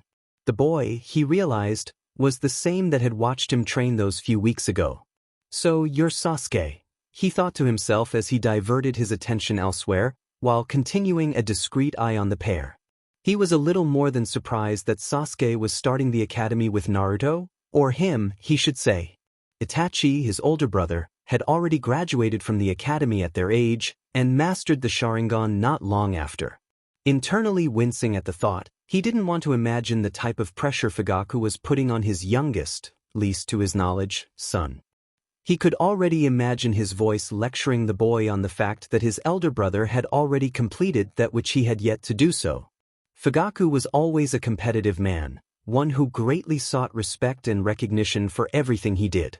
It was one of the main things Minato had planned to address during his time as Hokage. He knew what a great asset the Uchiha were to the village, especially due to their majority in the police department. He knew that they were constantly being put down because of old grievances with the Senju, and the bad blood between them due to the incident with Madara and the Nidaime Hokage. He knew that Sarutobi had done nothing to help them as he was close to their Senju Hokages, and continued to let the hatred fester. Minato, as his rival and friend, had planned to fully recognize the Uchiha clan and give them the recognition they had earned time and time again. "But I died before I could do anything. And now you are trying to get your sons to be your way to what you so dearly desire, even if it means hurting them gravely in the process." Minato thought to himself sadly. He didn't have much of a chance to do much else than look before a man with a vertical scar across his nose and stretching to his cheeks called their names and sorted them into different classrooms. As the names were called, Minato heard that he would be in the classroom with nearly every single child of the clan leaders in his year, as well as some civilian children he could already see most would not make it past the first year. Looking to the man that would be his teacher, the same man who called out the names, Minato couldn't help but think he looked awfully familiar. He would have been no more than a boy when he had died, but even so, there was something that struck his memory softly. Once the parents had left, and their children sauntered into the building, Minato did the same, and followed quietly behind the mass of young children who were all chatting loudly and excitedly about their future days in the academy and how they were going to be Rookie of the Year.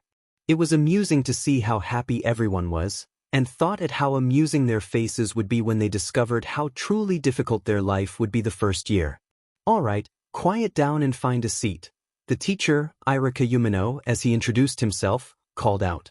While the class quickly found seats, Minato himself sitting next to Chuza and Shikaku's sons, the class was a far cry from quiet.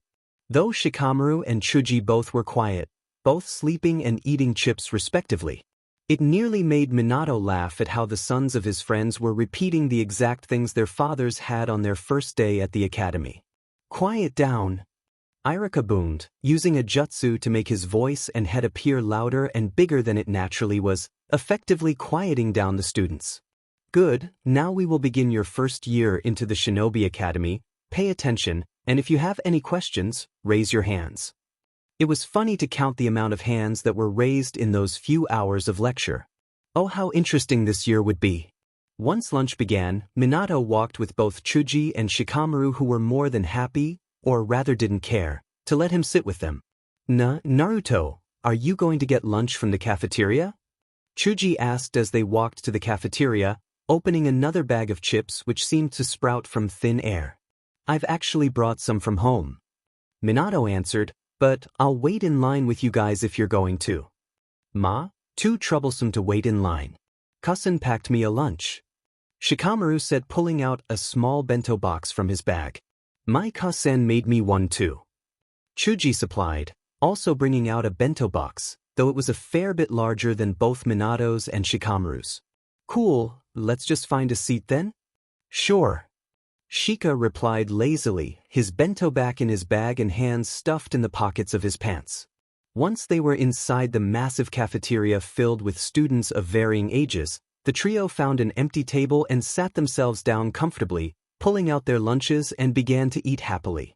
It was a while after that a boy with red upside-down triangles on his cheeks came to their table, his lips pulled back into a fanged grin, and his eyes alight with childish happiness. "Hey," he called out to the eating trio, "can I sit with you guys?" Rather than waiting for an answer, the boy merely sat himself down next to Minato and brought his lunch tray in front of him, began to eat happily and then continued to introduce himself, food still in the process of being chewed in his mouth. "I'm Kiba Inuzuka, by the way." Mildly grossed out at the sight, Minato gave a very practiced wide grin and said, "Naruto Uzumaki. Databeo. Too troublesome to introduce myself." Shika mumbled to himself, "Shikamaru nar," he supplied lazily before returning to pick at his food. "I'm Choji Akimichi," the plump boy said between swallows of food. "Nice to meet ya," the Inuzuka said with a slightly feral grin. "You know, this place is a lot harder than I thought it would be," he added a bit after a few bites of his food.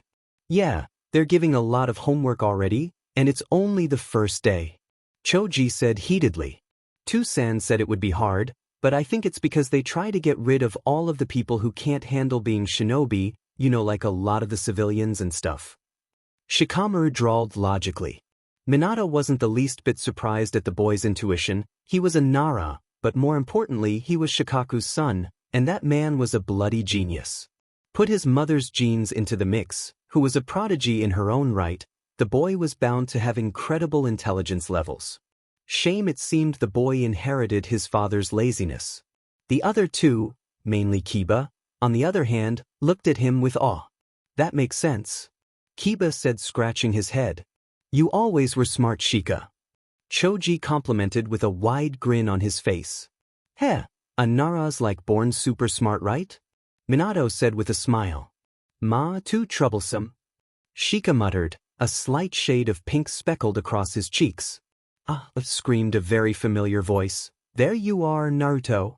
I have been looking everywhere for you." Each boy looked to where the voice had originated from, and Minato nearly laughed himself out of his seat at the looks on his new friends' faces as they spotted Lee. Lee, who had caterpillar-like eyebrows, and most importantly of all, wore a green spandex suit much like their teacher. He wondered for a moment if he had that look when he was first introduced to Guy. "Hey Lee," Minato said, waving happily at his friend and training partner, "Want to sit down and eat with us?" "Of course. I would love to sit down with you to eat and meet your youthful friends," the tall boy replied, his white, nearly bleached-looking grin practically blinding his friends. "Lee, these are my classmates and friends?" he asked slightly, receiving happy nods from the boys in response before continuing, pointing at each boy respectively as he introduced them. "Guys, this is Rock Lee, my really good friend and training partner. He's a year ahead of us. It is wonderful to meet you all. I shall help you first years in every way I can," he finished, pulling off his own good guy pose that left Minato's friends looking at him with something akin to disbelief, before continuing their meal and enjoying the remainder of lunch together. Once the day was over, Minato said goodbye to his friends, leaving before they had a chance to introduce him to their parents. Inoichi was hard enough. He didn't want to have to be introduced to Shikaku and Chuza together. Besides, Shikaku was way too intuitive for his own good. One look at him and somehow, someway, the man would discover his secret. He hadn't a clue, but never once was Minato able to keep anything from that man. He had been the first to discover, outside from the Sandaime Hokage, who was the only one who knew, that he had married Kushina. He had also been the first to discover that he was to be a father before he had even told anyone. It was as if he could look into your very soul and read everything little secret as though it were an open book before him. Though he was proud to say he had beat the man once in shogi. Even though it was only one time in the hundreds of games they undoubtedly played together, he had won nonetheless. So, he did not want to say hello to either parent, and went off on his merry way to complete the small pile of homework he had collected throughout the day. It seemed the first year at the academy had gotten tougher in times of peace. Though that was to be expected, he supposed. While on his way, Minato looked over the short pile of paper and realized the homework was far more advanced than it should be. Some of the questions would have Chunin hard-pressed to answer. "They're doing this on purpose," he thought grimly to himself. "They want Naruto to fail out of the academy. I can't answer all these questions correctly. I can't answer even 10 of them without tipping them off I know more than I should." He growled in frustration. It wasn't as though he could find the answers easily either. Some of the knowledge was stored and sealed only for those of the respective ranks could see them. I'll have to ask someone then. I don't want to fail, damn it. Naruto won't be dead last. He'll be Rookie of the Year always. Taking one last glance at the papers in his hands, Minato turned himself around and headed straight to the Hokage Tower. I'll ask the old man about the questions, he thought. Maybe he could even do something about the teachers not bothering to even think I exist. Beginning his way to have a talk with the old man, Minato had another thought that he hoped was true. Kami, I hope this isn't a bad idea. Minato couldn't help the feeling of absolute dread come over him as he made his way to the Hokage Tower. Everything in his body down to a molecular level was screaming at him to go home and leave it be. To simply turn around and fail the homework, to be considered dead last until he graduated. Had he not been such a stubborn person, he more than likely would have listened to his gut feeling rather than continuing his trek to the tower. It's fine, if he has questions, I'll answer as honestly as possible. Minato thought to himself, trying to calm down as he stepped into the building, heading up to the Hokage's office. Once up the floors, Minato quickly told the Hokage's secretary, who sneered and had a look of complete disgust as he spoke to her, that he wished to talk to him. Of course, the horse of a woman told him the Hokage had no time for no good little brats like him, and he should leave immediately before she called Embu to kick him out. Bristling slightly, he kept calm and told her that he would see him anyway, and simply walked past her and entered the spacious room where the old man was sitting behind his desk working quite diligently on the massive piles of paperwork that were surrounding him. "Hi, Gigi." Minato greeted the aging man with a small smile, still inwardly seething at the horsewoman that was at his heels. "You cannot come in here," she screeched at him, her face turning an unappealing shade of purple. "Forgive me, Hokage-sama. Let me take this little brat out of the tower," she said before reaching for Minato's arm. In a swift movement, Minato stepped out of her reach to the left and watched greatly amused as she tripped and fell to the floor. "Why, you little dem dash," she began only to be interrupted heatedly by the Hokage's stern voice. "That will be enough, Kayako-sen. You are dismissed, and Naruto, take a seat please." Noting the look of absolute hatred the woman gave him, Minato shrugged and sat down in front of the Hokage's desk with a small bounce. He always did enjoy watching the Sandaime bring down arrogant people like her. It was so rare to see the old man act stern since it was hardly necessary during times of war when everyone knew they had to work together. "Sorry about that, Naruto." Sarutobi apologized sincerely. Shrugging again, Minato said, "I'm used to it, Gigi." And oh, how terribly true that was. A sad gleam graced the Sandaime's eyes as Minato said that so nonchalantly. It was something that no one should simply get used to. And for that I am sorry, he thought to himself. "So, Naruto, how was your first day at the academy?" he asked with very well-hidden anticipation at his answer. "It was hard for a lot of us, Gigi." Minato answered, not specifying whether or not it was hard for him. "Shika said it's hard for first years cause you try to weed out all of the kids who don't have what it takes to be shinobi." Nodding, the Hokage puffed his pipe and said, "That's true. We set a harder curriculum for first years so that we don't get stuck with a dozen unsuitable shinobi in our ranks. It saves both time and lives." "Yeah, and the homework is really hard, Gigi. I mean, Irika-sensei didn't even cover most of it." Minato exclaimed, channeling Naruto's very essence as he said so. His eyes narrowed. Sarutobi pulled out his pipe from his mouth and placed it on the desk, away from any of the piles of paperwork that continued to breed like rabbits. "May I see your homework, Naruto?" he asked calmly, his hand stretched out to grasp the papers Naruto would give him. With a small nod, Minato grabbed the small stack of papers and handed them over to the Hokage. He sincerely hoped that this would be all they spoke of. He was still racking his brain for a plausible explanation for his prodigious knowledge. He knew he had messed up more than once during the weeks he had been back in the land of the living. He knew he hadn't forced himself to move as an untrained child, or that he didn't look as though he were really listening to Guy talk about chakra and several other things. He had allowed himself to be caught, at least a hinged shadow bushin, by one of the jonin he hadn't met. What can I say that won't send me to be tortured or mind raped? He wondered grimly before the Hokage's voice broke his train of thought. "This isn't the homework you should be getting, Naruto," he said with scarcely contained anger. "Most of this is used on Chunin examinations, and some is of Jonin-level knowledge. Most of this you won't even hear about until you're at least a Chunin." Nodding slowly, Minato said, "I thought it was funny. I didn't remember Shika's or Choji's homework looking like mine, but I didn't think much of it until I was walking home." Don't worry about any of this, Naruto," Sarutobi said, putting the papers in a small side drawer. "I'll be sure to address this fully." Shivers ran up and down Minato's spine when he heard the Hokage's tone. He most certainly did not envy the academy teachers. So far it looked like none of the teachers even wanted to tolerate his presence. Though he had to admit Iruka really hid his discontent well. The man, who he still could not quite place in his memory, obviously held no love for Naruto, leading him to believe that the boy had lost someone close during the Kyuubi attack like the majority of everyone else that hated Naruto. Even so, he attempted to treat him fairly.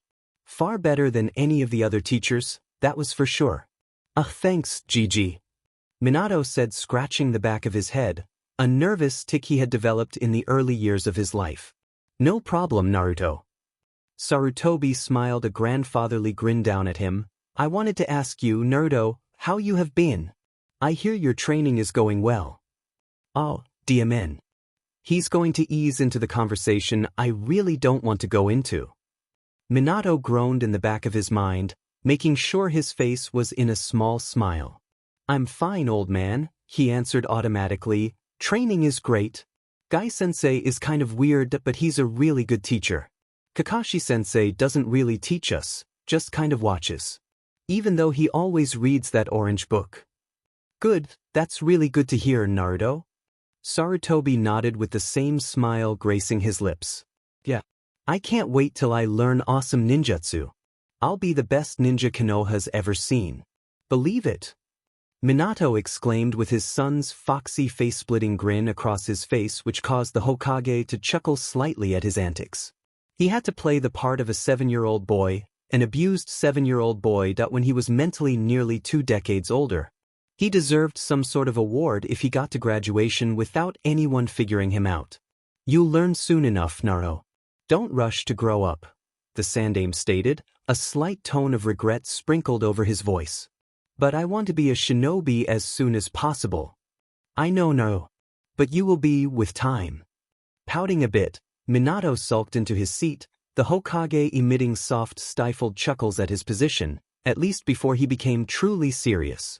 "Naruto, I need to know something," he said, causing Minato to look up at him with a confused stare. I know that I haven't been able to protect you from a lot, Naruto, and for that, I am truly sorry, but I need to know if there was anyone teaching you before Guy." "Oh, they think I was being trained by someone else? That makes sense. Train me and take care of me to be loyal to them rather than Konoha. Making be a possible threat of unknown power, especially considering the Kyuubi." "No, Gigi," he said, "it's always just been me." Noting the small sigh that left the Hokage's lips, Minato listened intently as the aging man continued to speak. "Has there been anything else? Anything happening to you that is unusual?" he pressed. Soft anger was beginning to bubble in Minato's core. He was positive that being called demon brat and monster were under the umbrella of unusual, but he doubted the Hokage would do anything about it. It wasn't as though he could do anything about it. The villagers would continue to be ignorant and cower in their fear, turning that fear to anger at the Kyuubi, which just so happened to be sealed in the body of a small weak child, something they could take out their anger on quite easily. He would never forgive the village for what they had done to Naruto, but he could move on and show them how wrong they were, prove that his son was worth more than 10 times the village, and then some, and hope they repent for everything they had done to his son. "Nothing out of the ordinary, Gigi," Minato answered with a slight cold look in his eye. "Same as always." "That you've changed so much, Naruto?" Sarutobi muttered to himself, thinking he had said it too lowly for Naruto to hear, though the man in a boy's body had indeed heard. "I died, Tokakusama. What do you expect?" Minato hissed out before covering his mouth immediately after he had said the words. "Sheet. I did not mean to say that out loud," He mentally slammed his head into a wall for his carelessness. The Hokage looked up at Naruto's eyes, full of anger, sadness, and unbridled hatred. Though the boy's words continued to echo in his mind. Died? He thought to himself. Died. Naruto, he began lowly, what do you mean? The Hokage's voice was stern and commanding, and Minato knew he should have just let the homework be and had went straight home. Now, he had no choice but to answer. I died, Hikesama, he said honestly. Naruto Uzumaki died. Murdered. You're not the QB that you can't beat at the seal. Sarutobi mumbled out, his entire body gone ridged and tensed in preparation for an attack of any kind. No. I'm not the QB. The Yondaime sealed him up completely in this body. He can't influence me, he can't speak to me unless I allow it, which I will never allow. Minato answered, internally sweating bullets. One wrong word, and shit would hit the fan. But, Naruto? Sarutobi asked uncertainly. Yet it's me. Sort of. Minato said, trying to be the picture of calm. How did you know about the QB? Or the Yondaime? Sarutobi asked, still tensed in his seat. I died, old man, I died, and I saw my parents, he lied convincingly, looking straight in the man's dark brown eyes. You know. Hi. I know that I'm the son of Minato Namikaze and Kushina Uzumaki, last of both the Uzumaki and Namikaze clans. I'm the Yondaime's legacy and Jinchuriki of the Kyubi no Yuko, he said in a dull tone, as though he were reciting a report. When a sudden flash of sheer brilliance struck him, Oda-san placed a fail-safe in the seal. He locked some of his own and Ka-san's chakra so if I was ever close to death, they would stop the Kyubi from being released because I was so weak. They used most of their chakra to bring me back to life, though pumped their chakra through my heart to get it to start again. He told me everything. Taught me everything he knew, and Ka-san taught me a few things too. Sarutobi looked as though he were going to have a heart attack right on the spot from the information that was being given to him. He was suddenly very glad he had activated the privacy seals when he began to question Naruto on how he was. So that's why you seemed as though you knew everything. You did, he mumbled out, staring wide-eyed as Naruto nodded. It felt like years. I think that's why I was asleep for 3 days instead of 1 like usual, he added, knowing that small little tidbit made his story far more believable. After all, Naruto always bounced back from major injuries in less than 24 hours. It was odd for him to be out longer. You know everything then, Naruto. Yet I know. Kami. I'm sorry to so sorry. The man, in that moment, looked as though he had instantly aged another 10 years. The wrinkles on his face became more pronounced. His eyes filled with unmasked grief and pain.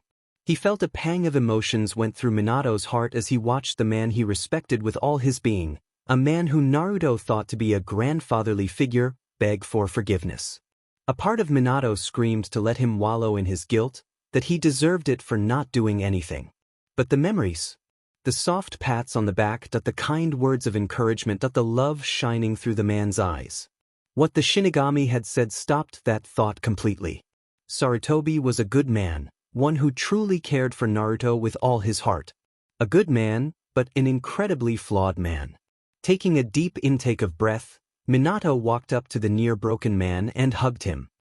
He could feel the man tense before wrapping his arms around the small boy. It's not your fault, Gigi. Minato mumbled in the elderly man's chest, it's not your fault. They stayed in that position for a long while, merely holding on to each other for much-needed comfort. He couldn't remember the last time he had seen Sarutobi lose control of his emotions. He hadn't seen the man, in a long time, grasp onto someone as though they were a lifeline. He was the Sandaime Hokage. He was the professor, the god of shinobi. Nothing could touch or harm him on the battlefield. So many thought he was invincible. So many forgot that Hiruzen Sarutobi was just like the rest of them, a man. Minato was quite glad that he had went to visit the Hokage in retrospect. While at first the risks of not knowing what would happen were many, and most could have turned out terribly for him, the actual end results were better than he could have hoped. He now had the Hokage backing him up 100%, and he would be tested the following day to see his true abilities. Meaning he no longer had to hold back. Well, perhaps a little bit, but not nearly so much as he had been. He wasn't sure whether or not he wanted to become genin at that very moment, but it would be great for Naruto to be recognized as a prodigy on the same level as Itachi was at his age. He might not have a Jujutsu, but he had the DMN chakra of a demon, so they could be considered to be on equal terms in some ways. He wasn't exactly sure what he was going to do about Lee though. How would he react to his test? How would he feel about his omitting the truth to him from day one? He had promised they would work together and prove they were better than born geniuses. Would he hate him for this? A part of him screamed that it was impossible for Lee to hate anyone, he was just not that kind of person, yet that small insecure side of him whispered constantly in his ear that Lee would feel betrayed and never forgive him. No, that he wouldn't. Minato thought miserably to himself. Over the month he had been in the body of his son, he noticed he had a tendency to actually react to certain situations as a 7-year-old would. He deduced that it was something biological, that while he was mentally older, the part that of his mentality was still active, only suppressed. Unfortunately, it made situations like these that much more emotional for him. Either way, he knew that he would have to talk to him about it before the day ended. He did not want his friend to find out from someone else. He was also unsure of what he was going to say to his newest friends. He certainly hadn't acted as though he had been trained for over 2 decades. The only thing he could tell them was the cover-up story that he and the Sandaime had come up with, in which he had been trained by the Sandaime himself, as well as Jiraiya at times, since he was only 4, one that had been kept as an S-rank village secret until now as he was on his way to be a genin. Nothing would be said of the training methods, or any details given out about what the training entailed. No matter how much the council beached and ummed about it, they wouldn't be able to do anything. After all, the conditions revolving around Naruto's life never determined anything about his training as a shinobi. Minato supposed that the council believed they would have killed Naruto before he could even begin training to become one. It's nice to have the old Sandaime back.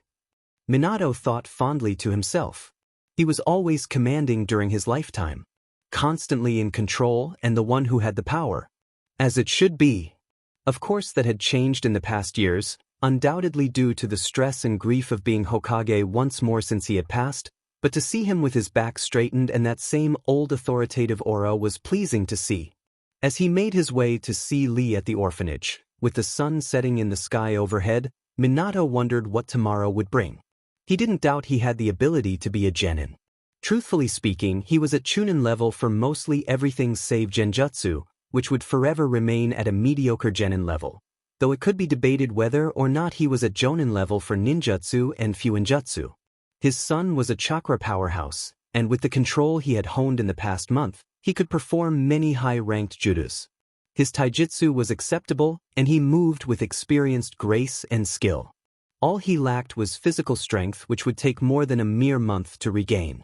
Skillfully ignoring the glares and angered muttering of the people around him, Minato walked to the large orphanage building and quickly spotted Lee doing push-ups in the backyard. "Hey Lee!" Minato greeted with a large smile, inwardly sweating about this confrontation. "Naruto! It is wonderful to see you!" Lee said happily, "Is anything wrong? I shall always stand by you, my friend, whatever you need." "Kami, I hope you truly mean that, Lee." "No, nothing's wrong, Lee." Minato said, walking toward him, "I just need to talk to you about something." "Of course. Come, let us go to those seats." The bushy-eyebrowed boy pointed to a couple of lawn chairs. Nodding quietly and walking over to take a seat, Minato took a deep breath and looked at his smiling friend. I have something I need to tell you, Lee." Minato started, his nerves finally showing through. Lee looked at his young friend slightly confused. In all his time knowing the younger boy, he had never shown any sort of insecurities. He was always confident in himself, and spoke with conviction, often with great words of wisdom that were beyond his years. Lee, while young, wasn't blind to the hatred the village had bestowed upon Naruto. He had noticed the glares, and heard the hushed whispers about him. How they claimed he was a demon, and all sorts of awful things. Lee would never believe such unyouthful words about his friend. He was kind, and never did anyone any wrong. He was polite and respectful to the civilians as well as the shinobi of the village. Would a demon be so polite or courteous? Would a demon allow such awful demeaning things to be said about him? No, Naruto couldn't be a demon. He hadn't hurt a fly, let alone a person. Sure, Naruto, Lee said, looking at his friend albeit more seriously than before. Something was clearly troubling his friend. You know how I get techniques really fast during training? The blonde began, looking at his friend with a worried gaze. Yes, you are most quick to understand the techniques Guy-sensei teaches us, he said, motioning for Naruto to continue. You see it. When he taught us all of that, it wasn't my first time learning it, the smaller boy admitted. What do you mean, Naruto? Before Guy-sensei I had another teacher. Minato said convincingly, looking at his friend's dark eyes directly. You know how the village doesn't like me, right? Getting a small nod, he continued. I've been hurt a lot, and because of that Hokage Gigi thought I should learn to protect myself. When I was 4, he began to teach me a few things. The basics really. As he began to trail off, Lee spoke up. So you've been training since you were 4? Yeah, I needed to tell you the truth cause tomorrow, Gigi is going to have me tested by a couple of people to see if I'm ready to become a genin. I didn't want you to find out from someone else. Oh. Lee muttered, unsure what to make of the situation. I'm sorry I lied, Lee. I couldn't tell anyone cause it was a S-rank village secret. Not even Kakashi or Guy-sensei knew. This is strange, Naruto. Lee admitted finally, unsure of how to word his emotions at that point. He felt a mixture of contradicting emotions. Elated Naruto thought him a good enough friend to tell him beforehand, angered and hurt for not being told at the beginning, frustrated he had no idea how to respond, and feeling utterly lost. I know. I'm really sorry though, Lee. I never wanted to lie to you. We were going to prove to everyone hard work beats born geniuses. Can we still? Minato asked fearfully. He did not want to lose his first friend, especially not such a wonderful one like Lee. Looking into the genuinely fearful sky-blue eyes Naruto stared at him with, Lee knew he couldn't hate him. It was a secret, right? He couldn't do anything about that, or else he would go to prison, or worse, be executed from what his academy sensei had said. It hurt, of course, but he couldn't blame Naruto for anything he'd had been going through for years. Yeah, we will show them, Naruto, Lee said with a bleach-white grin. You'll show them sooner though. His demeanor grew brighter as he said the words. I shall work 10 times harder to catch up to you, Naruto. When Lee laughed happily, Minato thought he could cry in relief. He disliked being so emotional, but at the same time thought it to be a blessing. Years of war hardened him, and such lack of control over his emotions were rare and unwanted. Here, though, he was a kid again. A kid born and raised in an era of relative peace. He could act like one and actually live out a relatively peaceful childhood. Something he never had. Thanks, Lee. Minato muttered softly, making Lee grin widely. Of course, Naruto, he exclaimed. I am your friend, and I shall always stand by you no matter what. The morning after, Minato woke with unbridled excitement. Today, he decided, was the day he was going to become a genin. He had spent a fair amount of time at home contemplating the pros and cons of doing so. The pros severely outweighed the cons, so it wasn't that difficult of a decision in that at 8 a.m. he would be waiting at Training Ground 18 where he would be tested by a member of the ANBU, as well as his overseer, Kakashi. While Kakashi would test his skills in weaponry and ninjutsu, the ANBU was to test how he handled a true fight, as well as marking how well his taijutsu was. When Sarutobi explained exactly what would be happening, Minato was more than excited. Not only would he fight against a member of the ANBU, but also his old student.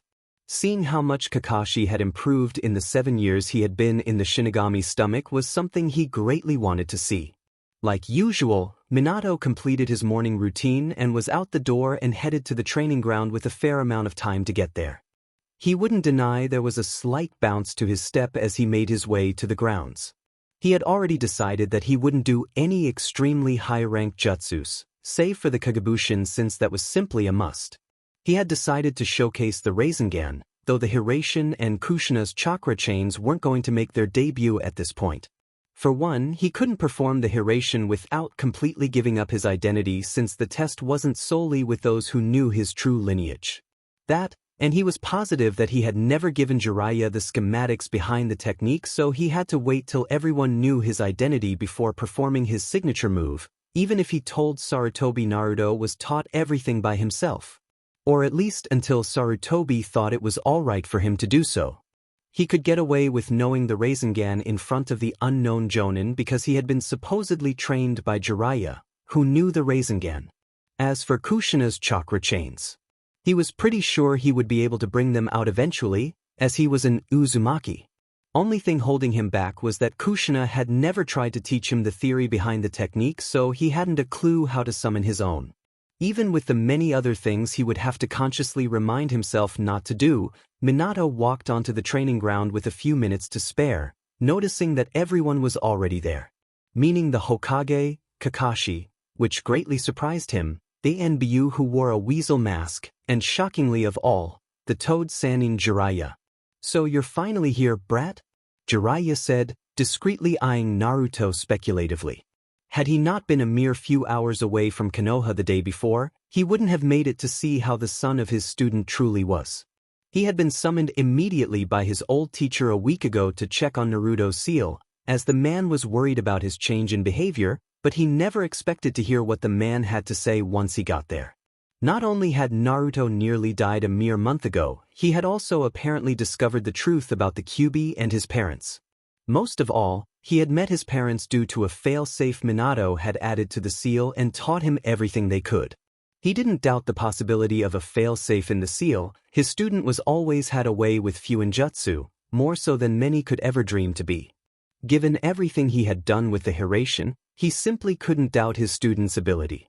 After being briefed on the cover story they were going to feed to the masses, Jiraiya could hardly wait to see the boy. Though he waited till the present morning, after all, he had been so preoccupied with getting to Konoha, he hadn't the time to do any research. "Morning Hokage-sama, Kakashi-sensei, Jiraiya-sensei, Anbu-san," Minato said politely. "Good morning, Naruto," Sarutobi said with a smile. "Now, let's get this underway, shall we? Why don't you stretch for a bit and then we'll get started." Nodding at the aged man, Minato began to stretch out every muscle in his body, preparing himself fully for the oncoming fights. As soon as he was done, he motioned toward the Hokage, who nodded and said, "All right, let us begin with testing your ninjutsu. This will be a spar where you will battle with solely ninjutsu and the standard kunai and shuriken to your disposal." Getting nods from both Kakashi and Naruto, he continued, "Third blood wins, or when a winner is clear to Jiraiya, Weasel, and I." Watching the two walk into a more open area, far enough away from the onlookers so they wouldn't be caught in the crossfire, they bowed to each other and got into their respective battle stances. "Ready?" the Nbu called out, receiving two nods. "Hajime." "Hajime." The Nbu's words barely echoed into Minato's mind before he and Kakashi moved toward each other, both meeting with two kunai in their hands, blocking their opposing weapons with practiced ease. Though given his 7-year-old body's strength, Kakashi could easily overtake him. Kakashi hadn't pushed his Hidei Eitai away, so his Sharingan eye still remained hidden behind the dark folds of the cloth wrap. Pushing back from Kakashi in a swift movement, Minato quickly threw a handful of shuriken, forming the proper hand seals quickly afterwards, causing the small shuriken to multiply into over 100 fast-flying projectiles. He knew that Kakashi would move out of the way, or block it with some sort of technique, so he quickly sped forward, forming the hand seals for a Kagebushin in the process and shushined past the attack to surround him effectively. Kakashi, all the while, was shocked at his unofficial student speed. Had known through watching the son of his sensei that he was holding back considerably, but this was something he hadn't fully expected. Sure, the Hokage filled him in that Naruto had been training with the Jiraiya the Sannin since he was 4, as well as learning a bit from the Sandaime himself. While he had a bit of doubt on the truth of the story at the time he was given it, he couldn't doubt the kid's skills.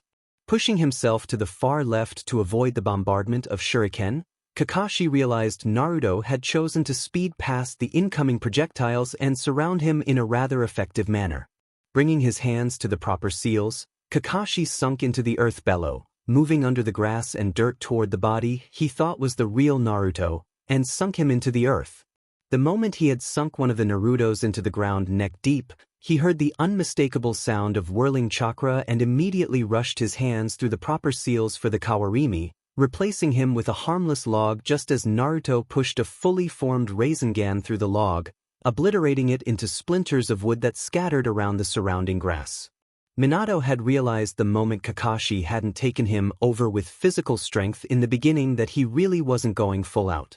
It was to be expected, he supposed, for a full-grown jonin to go easy on a 7-year-old boy, but he wanted, desperately, to see how much his student had improved since his early demise.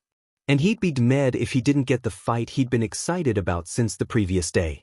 The brat's gotten better. Jiraiya mumbled, knowing that the Hokage would understand his words as shock of seeing a child take on a jonin and ANBU captain, so effectively in the very beginning of the fight. Training with Guy has done him well, Sarutobi said as he watched the fast movements of the two. He himself was shocked at Naruto's abilities.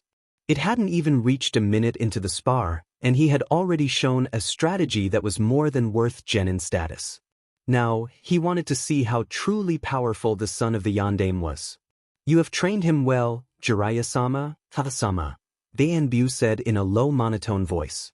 He knew that the boy was a Jinchuriki, Anbu's status gave him that little tidbit of information through heavily suggestive hints and not-so-hushed whispers. While he bore no ill will for the boy, he hadn't been overly sympathetic to his plight.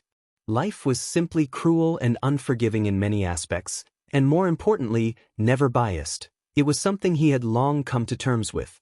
Other than that, he had his own business to deal with at home with his father and the pressures of becoming and being an ANBU to truly do anything for the boy, though he did protect the small child to the best of his ability while he was in his charge. Well, what do you expect from the great Jiraiya? The long white-haired man asked with a wide grin, effectively hiding his intense stare at the blond boy. Indeed, though he seems to just be getting started. Weasel replied, keeping an air of indifference around him as he watched the pair. Far off to the other side of the field, Kakashi stared at the damage Naruto had managed to cause to the offenseless log. He was seriously holding back in the spars with Lee and Guy. The gray-haired jonin thought as Naruto set himself in front of him again in a readied pose. Ready to go for real, sensei? Naruto asked him with a grin on his whiskered face. With a slight smirk of his own, Kakashi lifted the cloth over his eye and placed his headband in its proper place, tightening the wrap so that it wouldn't fall back while he moved at the high speeds he was accustomed to. Are you sure you're ready for this, Naruto? Kakashi asked, his eyes still closed. Show me what you got, sensei. Naruto screamed back, in a rather enthusiastic tone that sounded extremely childlike. With a small chuckle, Kakashi opened his left eye, a fully formed Sharingan swirling in its depths making everything around him look so much clearer. I'll try not to hold back as much, Naruto. I still will though. I don't want you to be too exhausted for your spar with Weasel. Nodding, Minato returned to a more serious expression and readied himself for anything his past student would throw at him. Kakashi quickly ran through a set of seals, bringing his hands up to his mouth before 3 large fireballs erupted from it, directed straight at Minato's small form. Immediately, Minato rushed forward, twisting his body in odd directions to scarcely miss the 3 merciless ball of flames, all the while running through the seals for the Kagebushin. Once he was out of the flames' way, more than 20 clones had poofed to existence, all facing his student with kunai gripped in both of their hands tightly. Charge! The original Minato ordered his clones, and soon Kakashi found himself battling against all of the clones. While they required only a single hit for them to disperse, they were quick to dodge or block his attacks and slices. It wasn't really difficult to handle, but it was annoying and tedious. While he continued to move in an almost elegant dance against the clones, Kakashi soon found himself facing the sweaty original body of Naruto Uzumaki. Minato, while tiring from the physical toll the spar was having on his small body, looked defiantly at his past student. It was clear that it would be quite a few more years until he received the proper spar he'd wanted. He was sure that if Kakashi didn't hold back, then he would have been floored to the ground within the first few minutes of the spar. Despite all his memories of experience, his body was only that of a 7-year-old abused boy. Even with the month of conditioning, there was hardly anything he could do to equate himself with the body of a fully matured and trained jonin. Shaking his head, Minato prepared himself for Kakashi to come at him once more, and he wasn't disappointed. As soon as he had shaken his head, Kakashi had completed a number of seals before pounding his hand to the ground. For a moment, Minato was expecting his dog summons to appear, but a small rumble of the earth proved him wrong.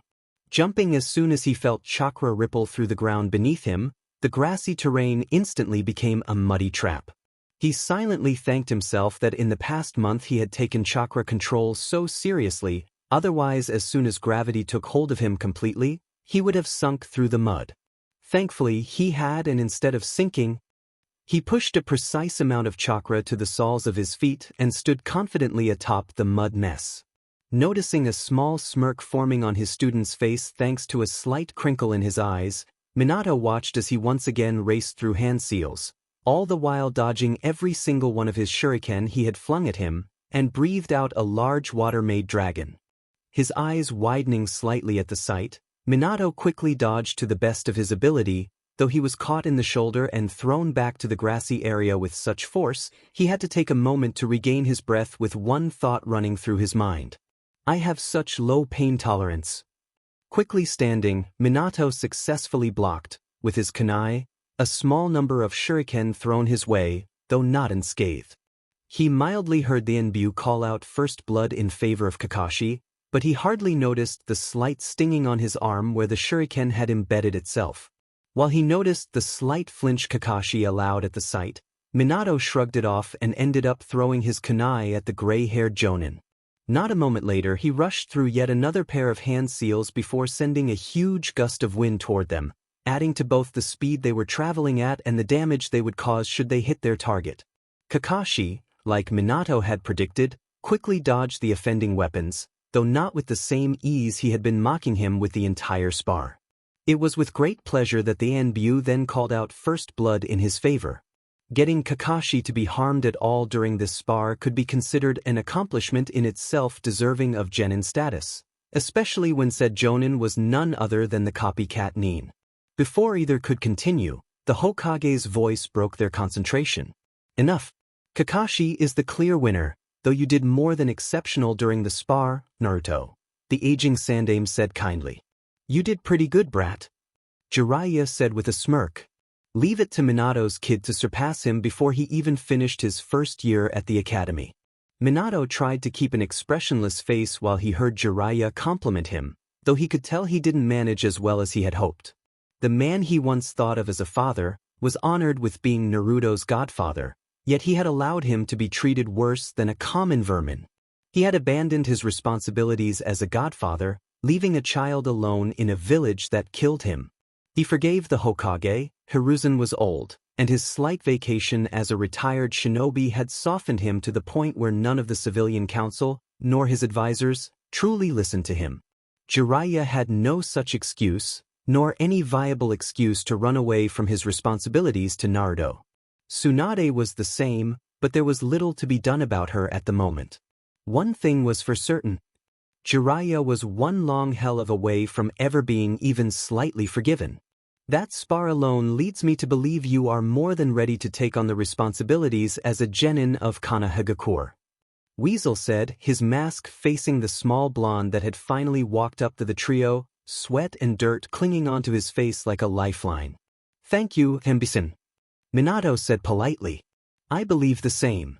Sarutobi put in, but I would still like to see how you fare with Weasel, is that fine? Of course. Minato said, adrenaline still rushing through his veins. If he still wants to of course, he added after a moment of hesitation. I would like to determine your power for myself, so no, I would not mind. Weasel replied in the same monotone voice he had been speaking in, though this time there was a slight hint, however small, that was almost excited. Good. You look a bit worse for wear though, Naruto. Sarutobi said with a smile, why don't we get some good food then come back and continue?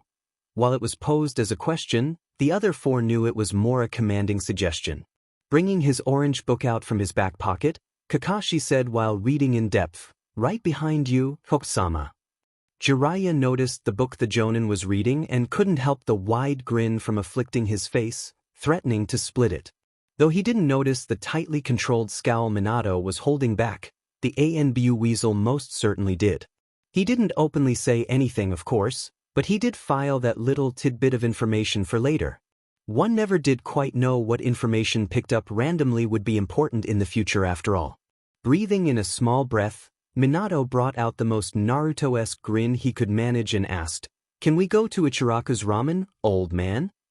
Chuckling at his antics, Hiruzen replied, "Sure, Naruto." Their little break lasted a little over an hour and a half, enough time to eat and digest the food they all had eaten before they returned to the training ground, fully ready and prepared for the last spar. "Alright, are you ready?" Sarutobi asked once more, and once again received two nods from the pair that stood out in the middle of the training ground facing each other in readied poses while the rest stood and watched intently. "Very well," he continued before he continued, "remember, this is a full-on fight, everything goes but no fatal attacks. Winner by knockout or forfeit." Seeing the two nod again, Sarutobi looked to Kakashi, who silently received the unspoken message and, like the ANBU before, called out in a rather bored tone, "Hajime." After Kakashi had screamed to begin, both Minato and the ANBU stared at each other for a moment, as though they were sizing each other up with their eyes before they truly began. Though the ANBU was dressed in the entire ANBU garb, Minato could tell from his body that he was young. How young, he hadn't a clue, but he put the ANBU between a very tall, very developed 13-year-old to a short, underdeveloped 16-year-old. Regardless, for someone so young to be ANBU was beyond impressive. He thought of all the possible people the ANBU could be, and only one seemed likely, Itachi. He had graduated at his current age and was promoted to Chunin not long after. With a mastery of the Sharingan that came with experience-filled missions, he didn't doubt that Itachi would have been recruited to ANBU rank. Brushing all the thoughts aside, in a quick movement of his hands, Minato brought his kunais to his grip and watched as Weasel went through a series of high-speed seals before pressing his fingers together at the edge of his mouth and spewed out 5 large fireballs in every which direction. Minato knew he wouldn't be able to dodge it by merely tuck and rolling to the side, so he chose to switch himself out with a harmless piece of log and appear a few meters behind the ANBU. Weasel had already anticipated his reaction and proceeded to throw a small barrage of kunai his direction, racing toward him in impeccable speed as Minato diverted all the kunai that would have impaled him with his own. When Weasel had made it to him, the two began a strictly taijutsu brawl, Minato having to redirect most of the ANBU's punches and kicks rather than defending against them because of his small size. One direct punch from Weasel, and Minato was sure he was going to break something. He already felt his bones shake whenever he pushed aside a kick from the ANBU. When things began to get a little too demanding for his small body, Minato quickly summoned 40 shadow clones and had them all attack Weasel, their attacks varying from simply taijutsu, to trying to impale him with shuriken or kunai, to slicing him with wind-based jutsus he remembered. ANBU was a verifiable genius on the battlefield. Fighting against 40 dense shadow clones as though it were nothing was something to behold, even if they were clones of a physical 7-year-old body. Minato couldn't help but be slightly awed at how powerful the teenager was. Kakashi had a lot of promise when he was growing up, but after Obito's death, he hadn't taken things as seriously as he had before, which was a coping mechanism, so he didn't blame the kid for that. But this kid was, simply put, a powerhouse. He had used his body to its fullest potential, bending and brushing aside the clones with practiced ease until it was only he and the original Minato left. The kid's gotten really good," Jiraiya muttered, bewildered at the sight of his godson.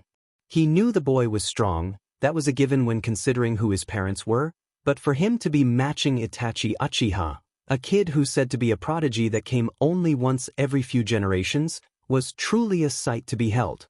"I leave him to his own stuff for a year, and this is what happens?" he added for effect. Kakashi, after all, was not in the loop. "He held back a lot when Guy and I were training him, it seems," Kakashi said lowly, surprised at the sight as well. "Indeed. But I feel he will only grow stronger with time. The boy will never give up, and will continue to prove everyone wrong. Hiruzen said with a grandfatherly voice, filled with both guilt and pride at watching Naruto. He shouldn't have been given this hand at life. The boy should have been able to live and grow up like any other child, even like one of an orphan. He would never forgive himself for allowing the atrocities committed against Naruto, but he vowed to stop them from occurring again, and if he failed at that for some reason, without the proper punishment. Breathing heavily, Minato tried to think of ways to get a good hit in. No matter which way he tried, Weasel had managed to break his attack before he was able to complete it. The ANBU wasn't completely unharmed, however. Mostly thanks to his clones, the ANBU would be sporting numerous bruises and a few shallow cuts along his arms and legs. Minato, on the other hand, was looking a little more than worse for wear. He was sweating profusely, and his face was beginning to darken with telltale signs of bruising. His entire body would be painted with blacks and blues come later in the day, though he was sure they would be gone the day afterward. Naruto healed at an unnatural rate thanks to the QB, but not nearly as fast for him as he remembered. Only theory he had behind this was that somehow, the fox knew who was controlling Naruto's body, and refused to heal him as much as he had healed his son in the past. In some ways, he thought it understandable. He didn't want the Dmed Fox's help any more than the demon wanted him in control. Shaking his head a little, Minato refocused on the fight he was in. There would be no good coming from being distracted over something that wasn't a large concern at the moment. Taking in a shaky breath, Minato raced toward Weasel, both meeting head-on and engaging in a fist fight once more. This time, however, the fight was short-lived. His small stature taking its toll, Minato felt exhaustion take over his body and became more sluggish in his movements, giving Weasel the openings he needed to kick him to the ground. His back thrown onto the dirt, Minato saw his vision begin to gray, and his senses dull before everything went black. Minato was brought back to consciousness by Jiraiya pouring cold water over him and gently slapping his face. The last kick hit him full on and the force had knocked him out cold for what looked to be only a few minutes. With a slight groan, Minato picked himself off the ground, propping himself up on his elbows and looked at the four who stood around him. "Sue," he began in a groggy voice, "I still made genin, right?" For a few moments, there was silence before it was shattered by soft chuckling coming from both Kakashi and Sarutobi and heavy laughing from Jiraiya. "You definitely still made genin, Gaki," Jiraiya said with a wide grin that Minato was ashamed to have missed so dearly. "You have most certainly earned the rank of genin, Naruto, especially after this spar." Sarutobi pipped in with his soft smile before offering his hand to him. Grabbing hold of the wrinkling hand of his old friend, Minato rose back onto his 2 feet, only slightly wobbling as he tried to gain proper balance. "Here is your hitate, wear it proudly," the old man continued, handing over a dark blue sashed Konoha headband to him. Minato grabbed hold of the headband, his hand grazing gently over the metal piece that had the symbol of Konoha engraved into it. He remembered when he had first received his headband after graduating from the academy. It was beyond one of the happiest moments in his life, just below becoming a father and marrying his beautiful Kushina. "Thanks, old man," Minato said with a genuine smile. He mentally was jumping for joy. Now he could finally go out and do good for the village, changing the opinions of the civilians one mission at a time. It was that thought which caused Minato to groan outwardly. He would be subjected to the bane of all genins. "What's the matter, Naruto?" Sarutobi asked with furrowed brows. With a small sigh, Minato said, "Nothing much, old Amina, just a do I have to do those D-ranks. Genin complain about? They aren't even real missions. They're chores." Hiruzen laughed outwardly, Jiraiya chuckling while the ANBU remained silent, though the amused air he was giving out was more than enough to see he sympathized with his plight. "Yes, Naruto," the elderly man said, "all genin are required to do D-ranks until they reach the point where C-ranks are permitted. As for your placement, we don't have any available teams to place you in, so for now, you will be accompanying of various teams and help out with D-ranks until I find a proper place to put you in. Come by my office tomorrow so we can get you settled in our system, okay?" Minato wasn't so thrilled about that. He wasn't really expecting to be placed in a team since they had just started the academy and existing teams wouldn't have been put out for life-threatening C ranks as of yet. "Hi, old man," Minato said. "I get Will." "Good." Sarutobi smiled happily down at the blonde. "Why don't you go rest for the rest of the day, maybe go tell Lee what happened. The academy should be getting out soon." "Yeah." Minato agreed, genuinely excited at the prospect. "I'll go find him now." Without another look at Jiraiya or the ANBU, Minato rushed off to the academy, looking forward to telling his friend that he had made genin and was to be sent out on missions soon enough. He could probably get Lee prepared for the Bane, which was D ranks. Maybe they could even think of a way to make them less tedious and more productive. Because, honestly, knowing how to paint a house will not save your life in an actual battle. Now, all he had to worry about was how to break the news to the other friends he had made, and he couldn't help but be concerned over how they would react to his making genin, nor how their fathers would react. Dean, Shikaku definitely won't let this go without his friendly shogi match. Weasel, how would you feel about a new assignment? Sarutobi asked the young ANBU before him. "I will do whatever you ask of me, Hakasama," the ANBU replied in a monotone voice. Naruto is obviously at a much higher level than most genin, and placing him on a team with kids at a lower level than him will inhibit his progress rather than allow him to grow. "You are still young, Weasel. Take off your mask." The ANBU, without the slightest hesitation, took off his mask and revealed the face of a 13-year-old Itachi Uchiha, his expression indifferent in the face of his Hokage. "You want the kid to partner up with the brat, don't you?"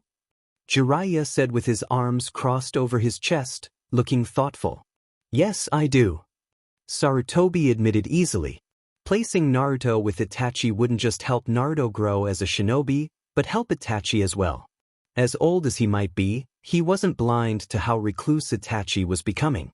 He had become far more serious with missions, taking on higher risk assignments without a second glance, and it was clear to anyone how he tried to avoid the Uchiha district with every fiber of his being. There were even rumors that Fugaku had to call out one of his police force to bring his son home to him. Despite being an ANBU of Konoha, Itachi was still a 13-year-old kid who shouldn't have seen even half of what he's been forced into. The kid was a prodigy, and while it was true the village shouldn't hinder such promise in a shinobi, condemning a child who was a natural-born pacifist to the atrocities of being an ANBU was, simply put, cruel. Naruto was a 7-year-old bundle of sunshine, even if it had dimmed considerably after the near-death experience only a month and some days ago, and could bring a smile onto almost everyone's face. Having the both of them, who were forced to live with different abuse, would help them heal together. Naruto helping Itachi remember he was still a child, and Itachi helped Naruto grow into a stronger shinobi in order to accomplish his dreams. "So, Itachi, will you take on this assignment?"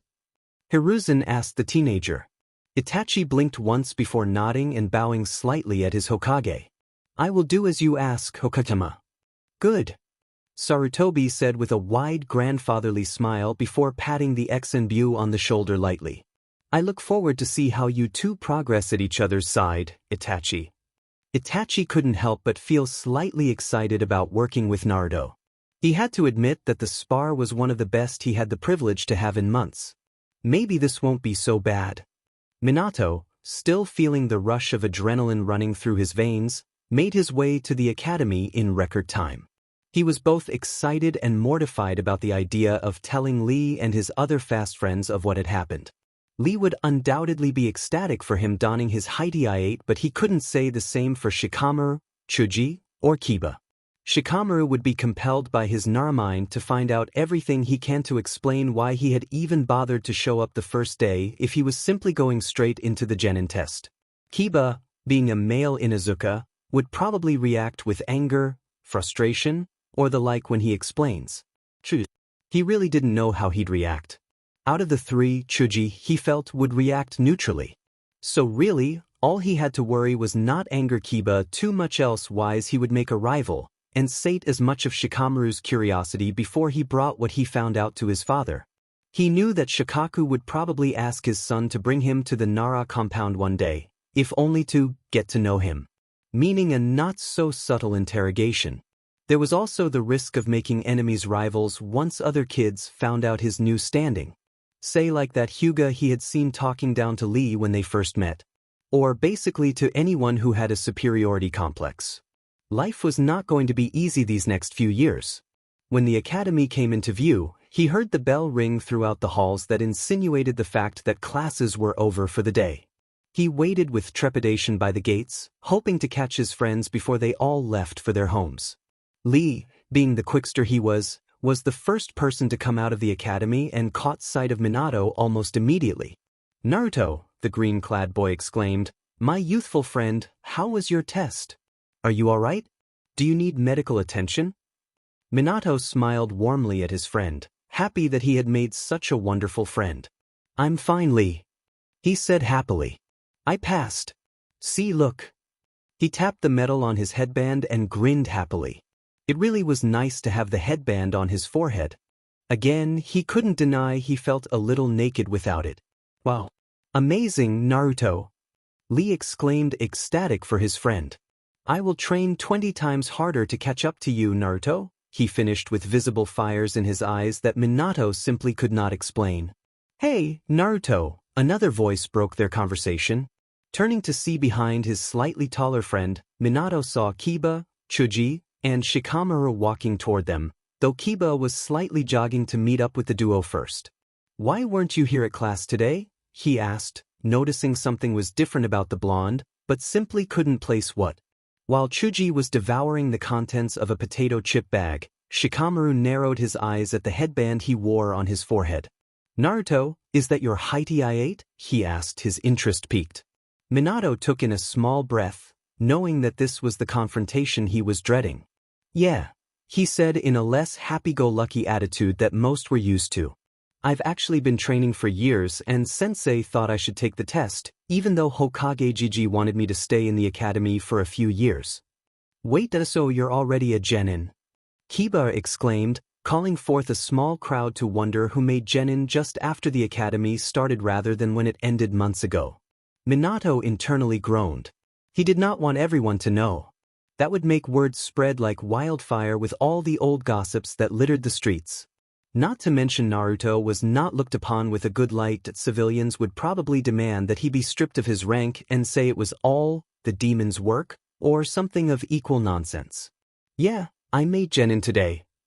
Minato nodded. "I had the test with Kakashi-sensei and the ANBU Weasel." When he had said, "Who?" Minato consciously noticed that a small black-haired, pale-faced boy eyes widened. He remembered the face of one Sasuke Uchiha, younger brother to Itachi. The subtle expression change basically confirmed his theory that the ANBU was in fact none other than Itachi Uchiha, since Sasuke didn't react to Kakashi's name, which was much more notable than an ANBU, already claiming the title of the copycat nin.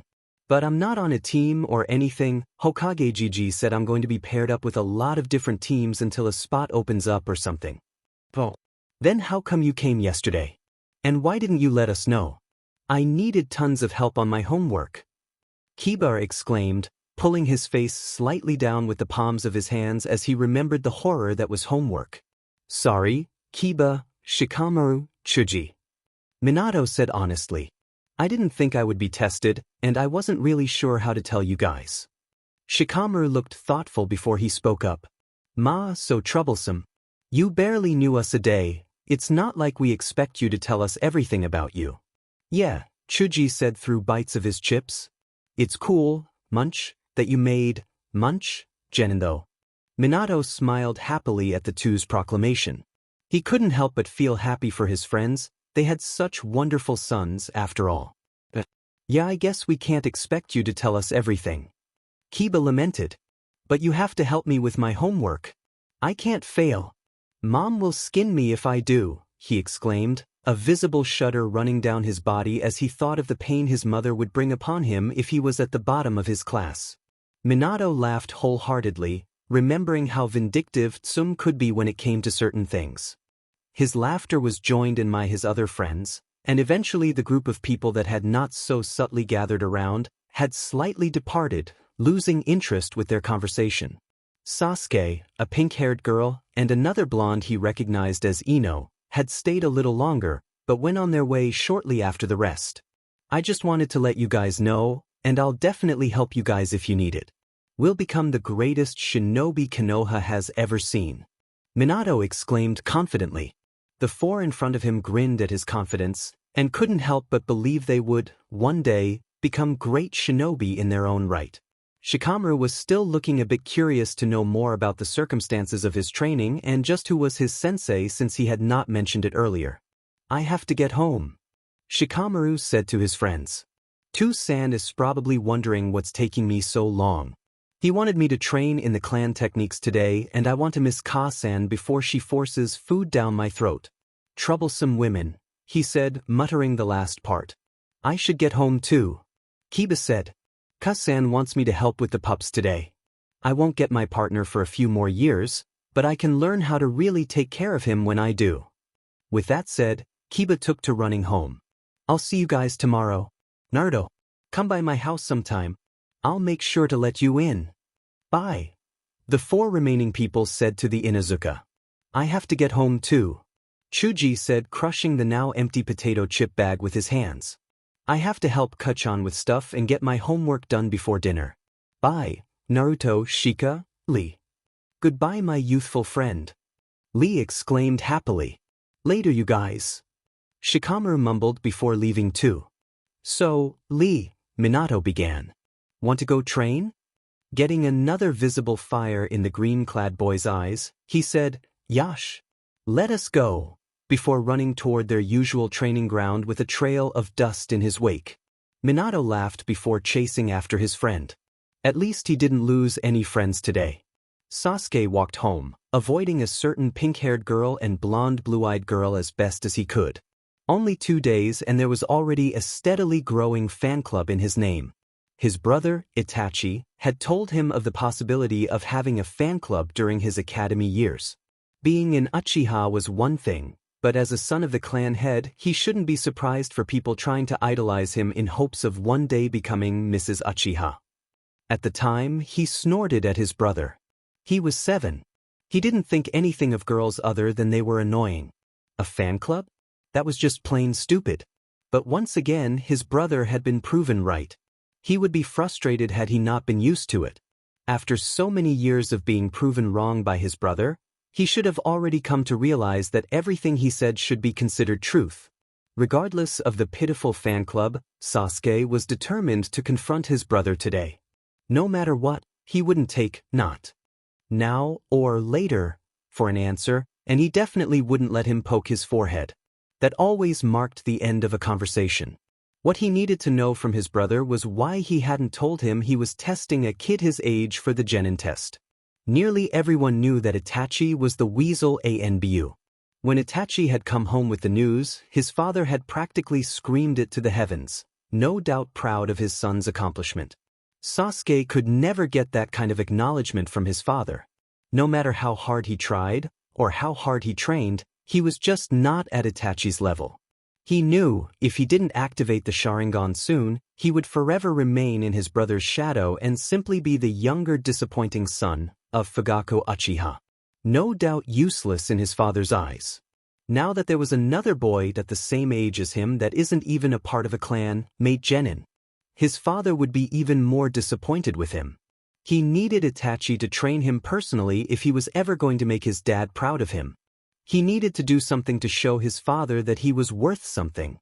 With a determined intake of breath, Sasuke made his way into his home. I'm home, he said softly, knowing that only his mother would answer him, and that was only if she wasn't busy with something. Welcome home, little brother. Itachi's voice came in. He half expected his brother to still be in his ANBU uniform, donning his mask and all. Instead, Itachi stood in front of him wearing normal shinobi attire. Without the uniform, he looked so much more approachable, and it brought another spark of determination in Sasuke. Ni-san, he said with a small nod. Can you please teach me today? I need to get better if I'm going to graduate early, he finished. The only change in expression was Itachi's slyly widening his eyes. Why do you want to graduate early? He asked curious. Because, you know, a clanless boy made genin today. I have to be better. I have to be the best. Rookie of the Year means nothing if I graduate early and become a better genin than that dope is. Itachi looked down at his brother, slightly disheartened by his younger brother's reasons. Because their father had pushed him, Sasuke was forced to always play catch-up and be compared to him, who had graduated at 7, and made Chunin and Inbyu not long after. Still, he had hoped to stop Sasuke from wanting their father's approval. It wasn't something they needed. Their father was not the same man he remembered years ago. The man wasn't even a shadow of the man he once was. Constantly pushing him into things he didn't want. Into things he could never take back. Sasuke, Itachi began, don't speak so ill of others. He has trained harshly for years while you have not. Because you and father never trained me, the young boy nearly screamed. Train me. I need to get better.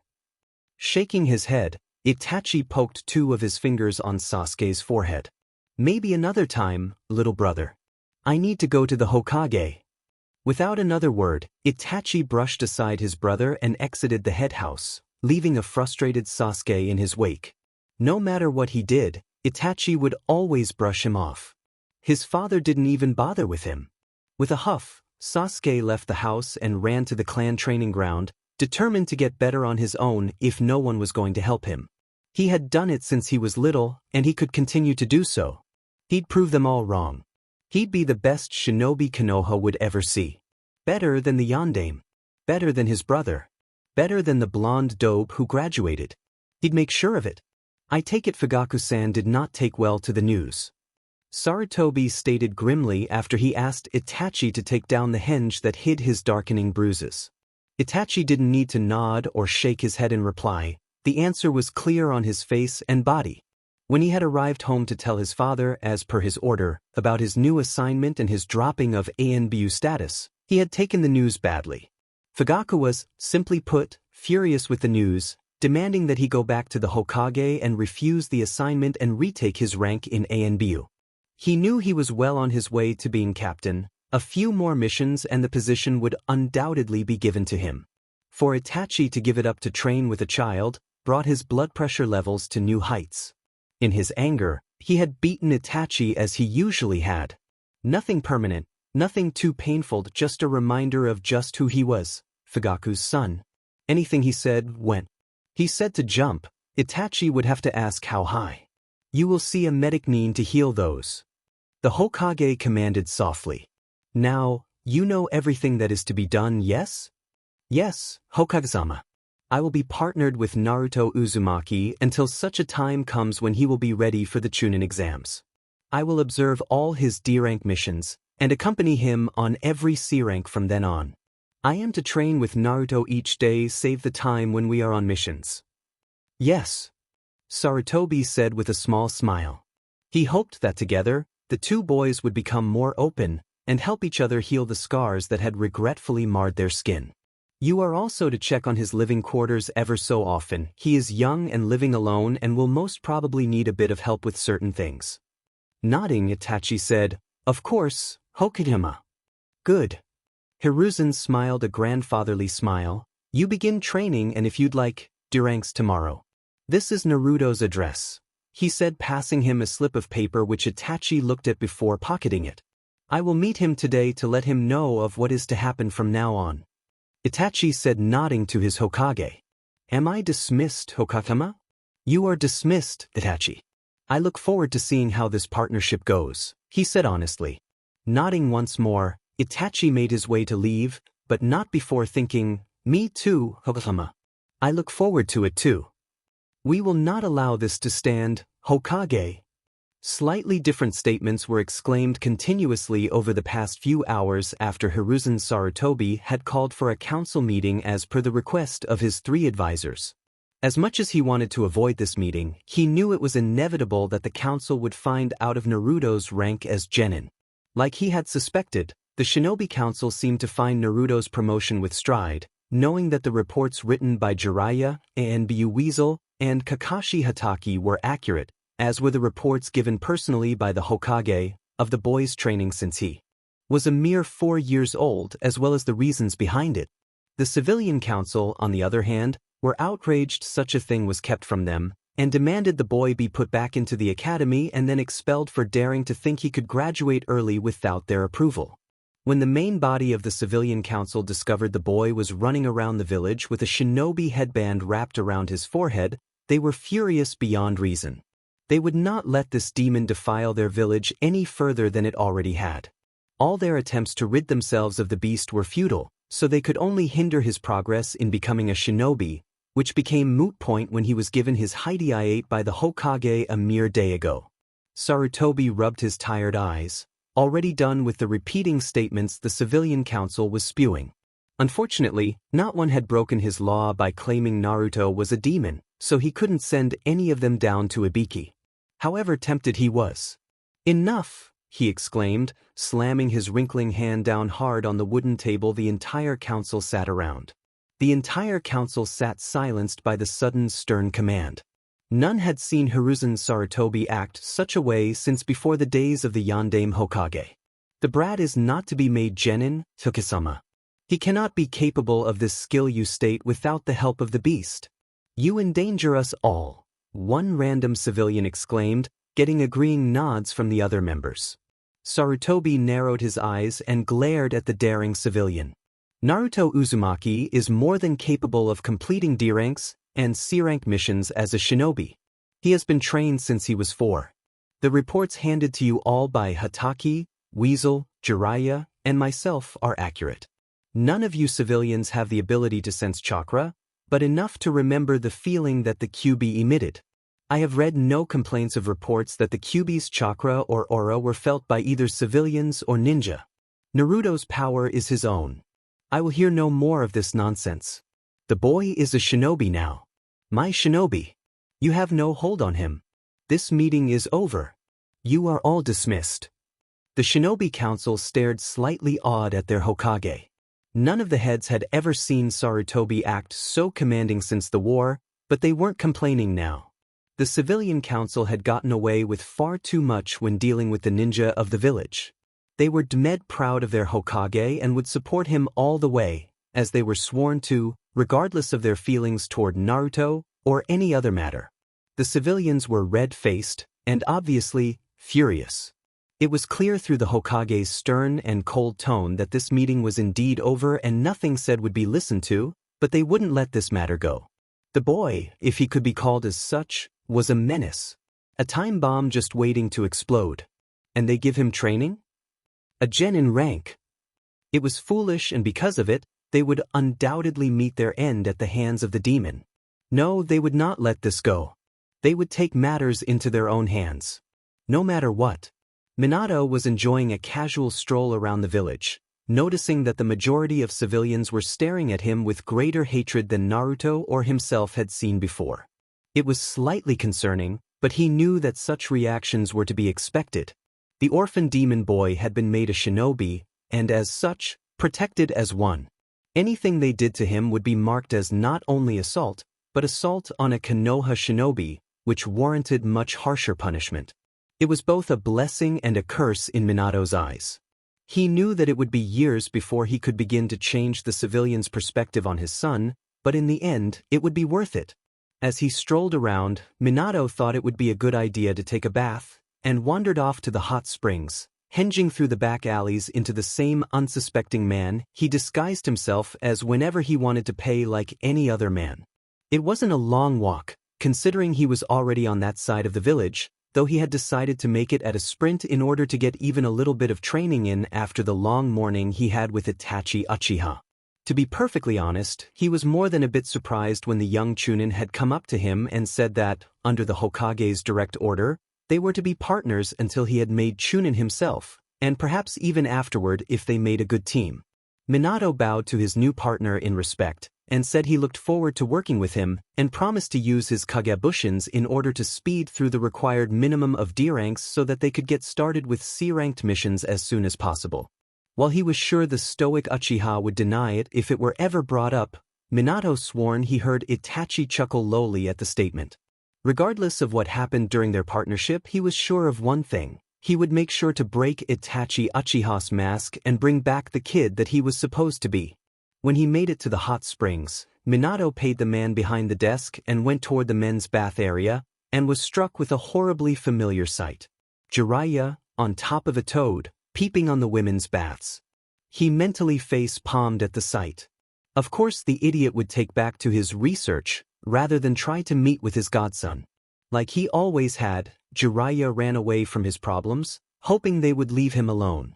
The same could easily be said about Tsunade, but she wasn't anywhere near Konoha, so he couldn't do much about her at the time being. He could do a hell of a lot to Jiraiya now though. Castrating the BSTRD was the first thing that came to mind. With a soft plume of smoke, Minato expelled his henge and walked up to the toad as Jiraiya giggled pervertedly while writing down some things in his notebook. "Get back to Pa," he whispered to the toad's ear so that Jiraiya wouldn't hear or notice him. "I need to talk to my godfather alone." The toad, whose name he couldn't place for the life of him, stared at Minato with wide eyes.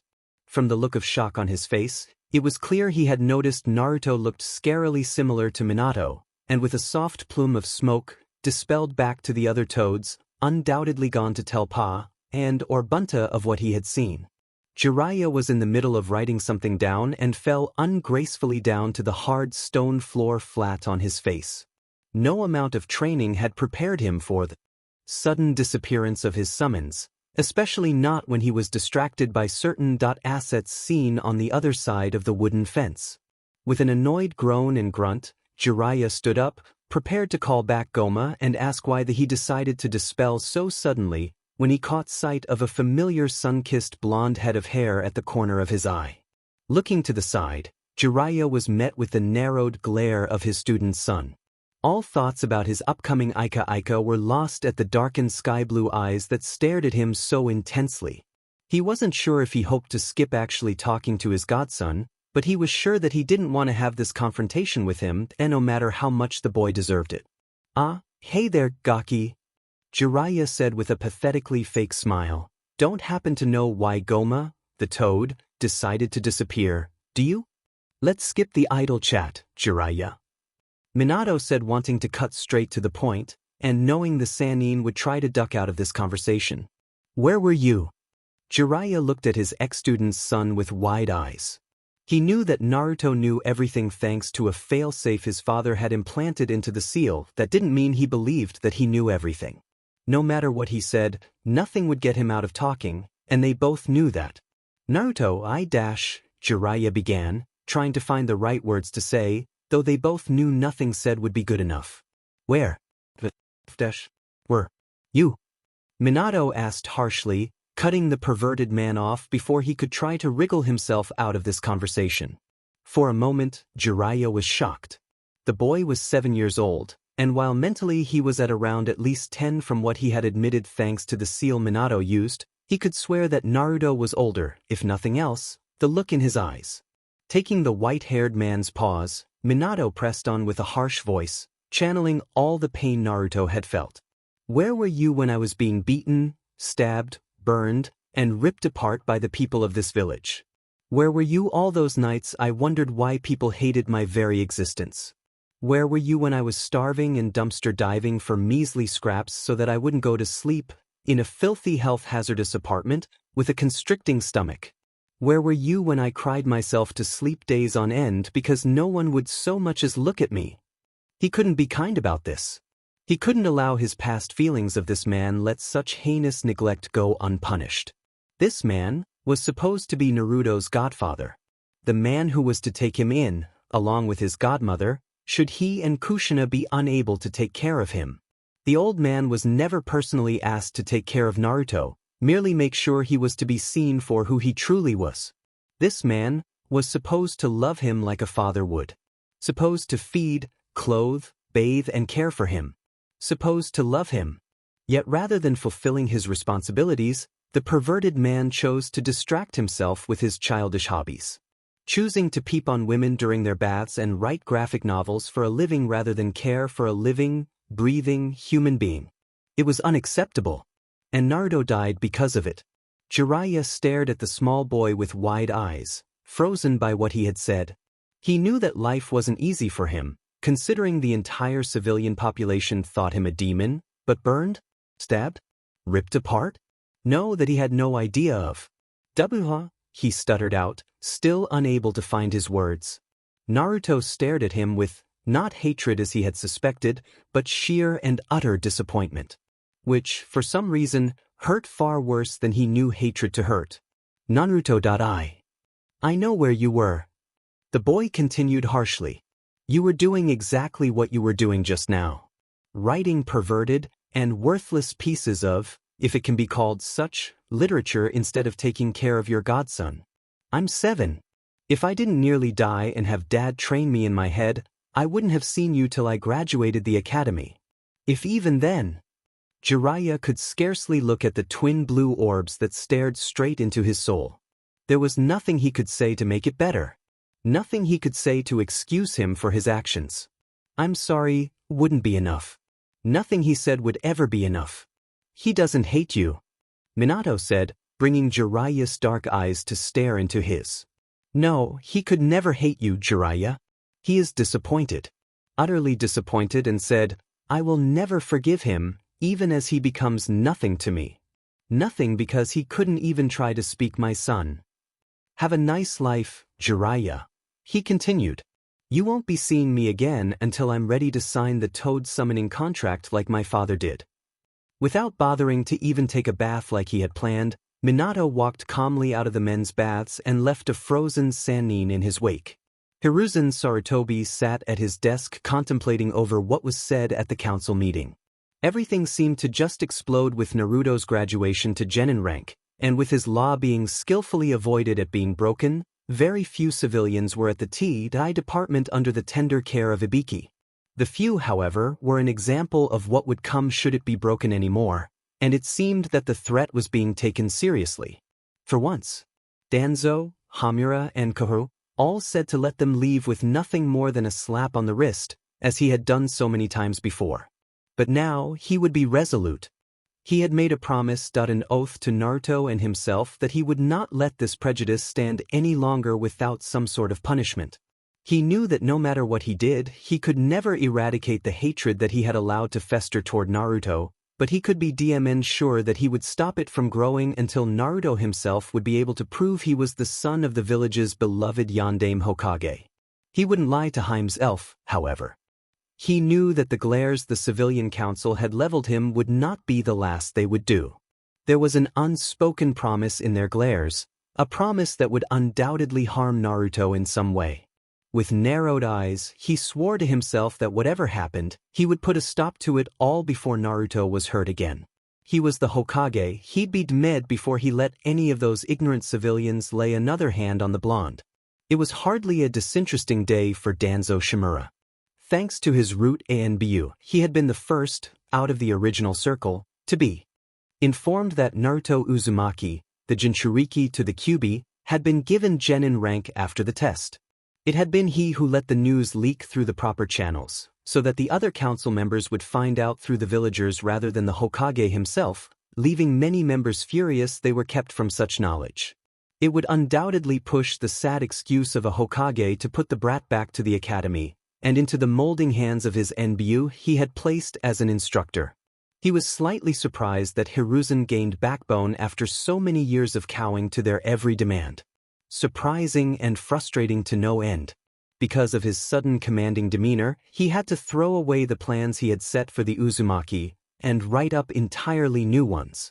Though now that the boy was a shinobi, it would be slightly easier to bring him into his hold, considering he was to be partnered with the Uchiha prodigy. It was a near-perfect setup. What better way to kill two birds with one stone when said birds were a package deal? You will bring the boy to me, unharmed. Danzo commanded one of his roots stationed at the door.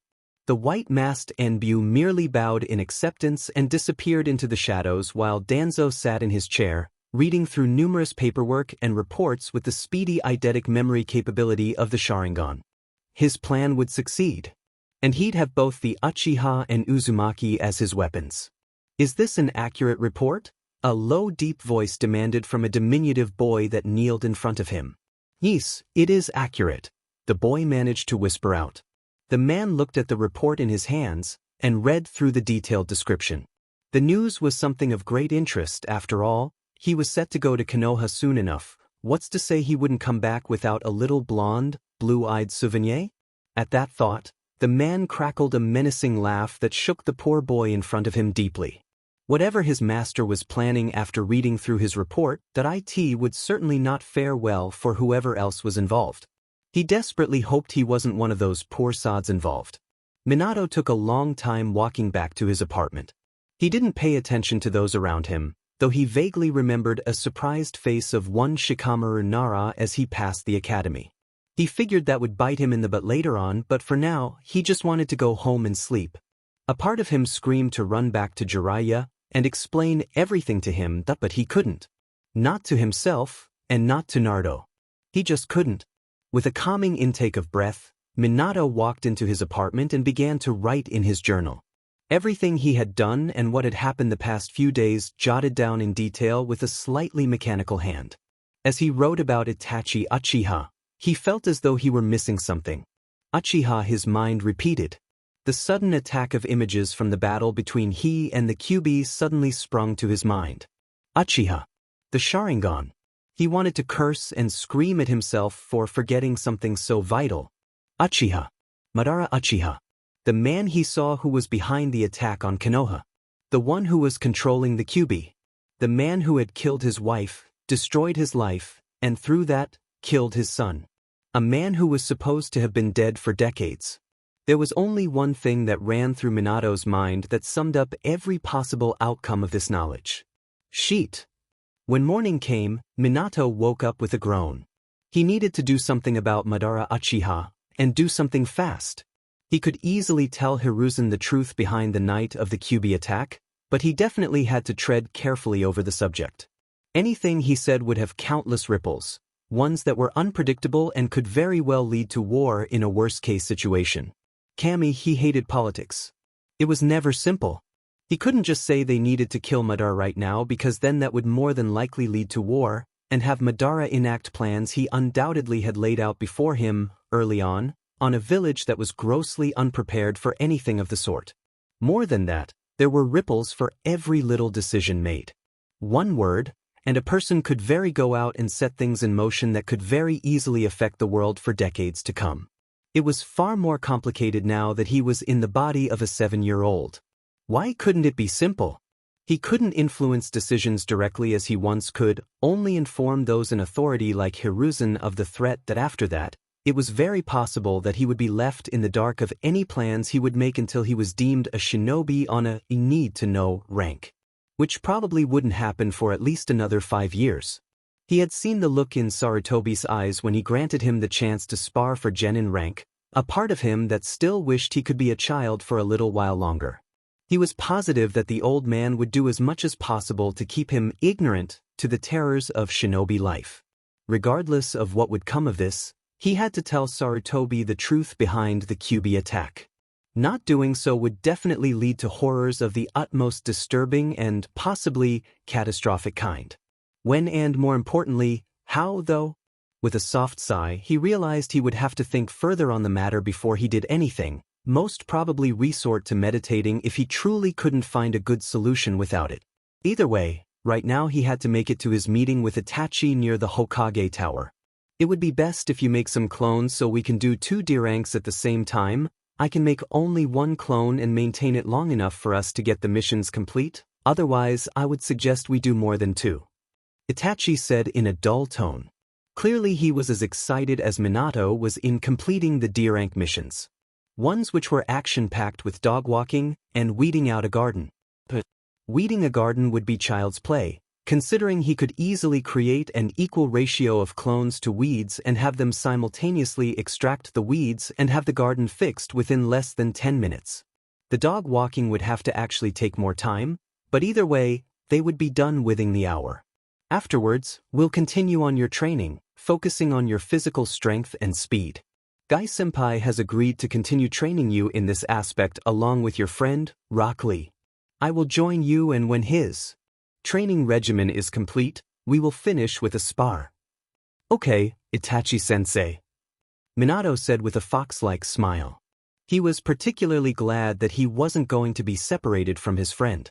He knew that the moment he took on higher-ranking missions, his free time in the village would become more and more sparse, not to mention sporadic. He was sure that Lee would be ecstatic at the thought of training with another person he had never fought before, if only to test himself. However, he had a feeling that Itachi wasn't looking completely forward to training with Guy and his eccentrics, but the young man took it with stride. "I never want to do D-ranks again." Minato groaned as the dull memories of weed removing came back to him with a force. Itachi and he had both finished walking the dogs. Well, he did. Itachi merely observed, which could have been far more dull than actually walking them, and had moved back to a training ground where they worked on his physical strength and speed.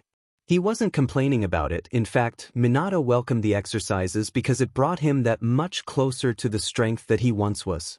Itachi was equally annoyed with having to monitor these D-rank missions. Even though he knew that this was to help a fellow shinobi and prodigy, he couldn't help but feel it was something of punishment. He was ANBU, or had been at least, reverting back to D-ranks, and his Chunin status was disheartening, but he would do as his Hokage asked without question, even if it meant pushing through these utterly dull D-rank missions they would be doing for the next week or so. Hopefully by then, they'll have reached the minimum of D-ranks for new genin and they'll be able to take on C-rank missions. Given that he had more training than any ordinary Chunin despite his age, and Naruto being trained by both the Hokage and Jiraiya of the Sannin, obtaining a C-rank should be no trouble. Chunin. Itachi hummed in agreement. "Let us return to the tower with the scrolls, and have the successful missions officially put on your records," he said, beginning to walk toward the tower. "We are meeting Guy-senpai and your friend at Training Ground 12 in 3 hours. It would be wise to obtain some nourishment before then." Minato raised a blonde eyebrow at his new partner sensei, confused as to why a boy his age would talk so adult-like. Then again, the boy had been in ANBU. Why Hiruzen would ever allow a child to be sent into ANBU was beyond him. Children did not need to be exposed to the life of ANBU. It was supposed to be for seasoned shinobi who have seen the horrors the world could commit, not prodigies who knew of nothing about the real world. If he ever got the chance to, he would tell the old man off for allowing both Kakashi and Itachi into the Corps. "You mean get a late breakfast, right?" Minato asked as a 7-year-old normally would. To be perfectly honest, acting as a child was beginning to grate on his mental sanity. Never being able to actually talk the way you normally would and having to filter out everything you want to say so that no one would notice he was far wiser and smarter for his age, despite spending an unknown amount of years in the seal with his dad and mom. He was going mad with not having a proper, intelligent conversation with someone. But within a few short years, it would be expected of him to carry on a proper conversation, and knowing this was one of the few things that kept him going with the constant reminder to sound like a child. Itachi looked down at him with a blank look and nodded. "Yes. I suppose it would be best to go together. I know little of you and vice versa with you to me. Knowing one's partner will help with teamwork while out on the field. So, we'll eat lunch together so we can get to know each other better?" he asked lightly in clarification. "Chunin." "Okay," Minato said excitedly with a bright fox-like smile and walking with a bounce in his step. He could feel it within his very bones that this would be how his son would react to someone telling him they would like to get to know him better.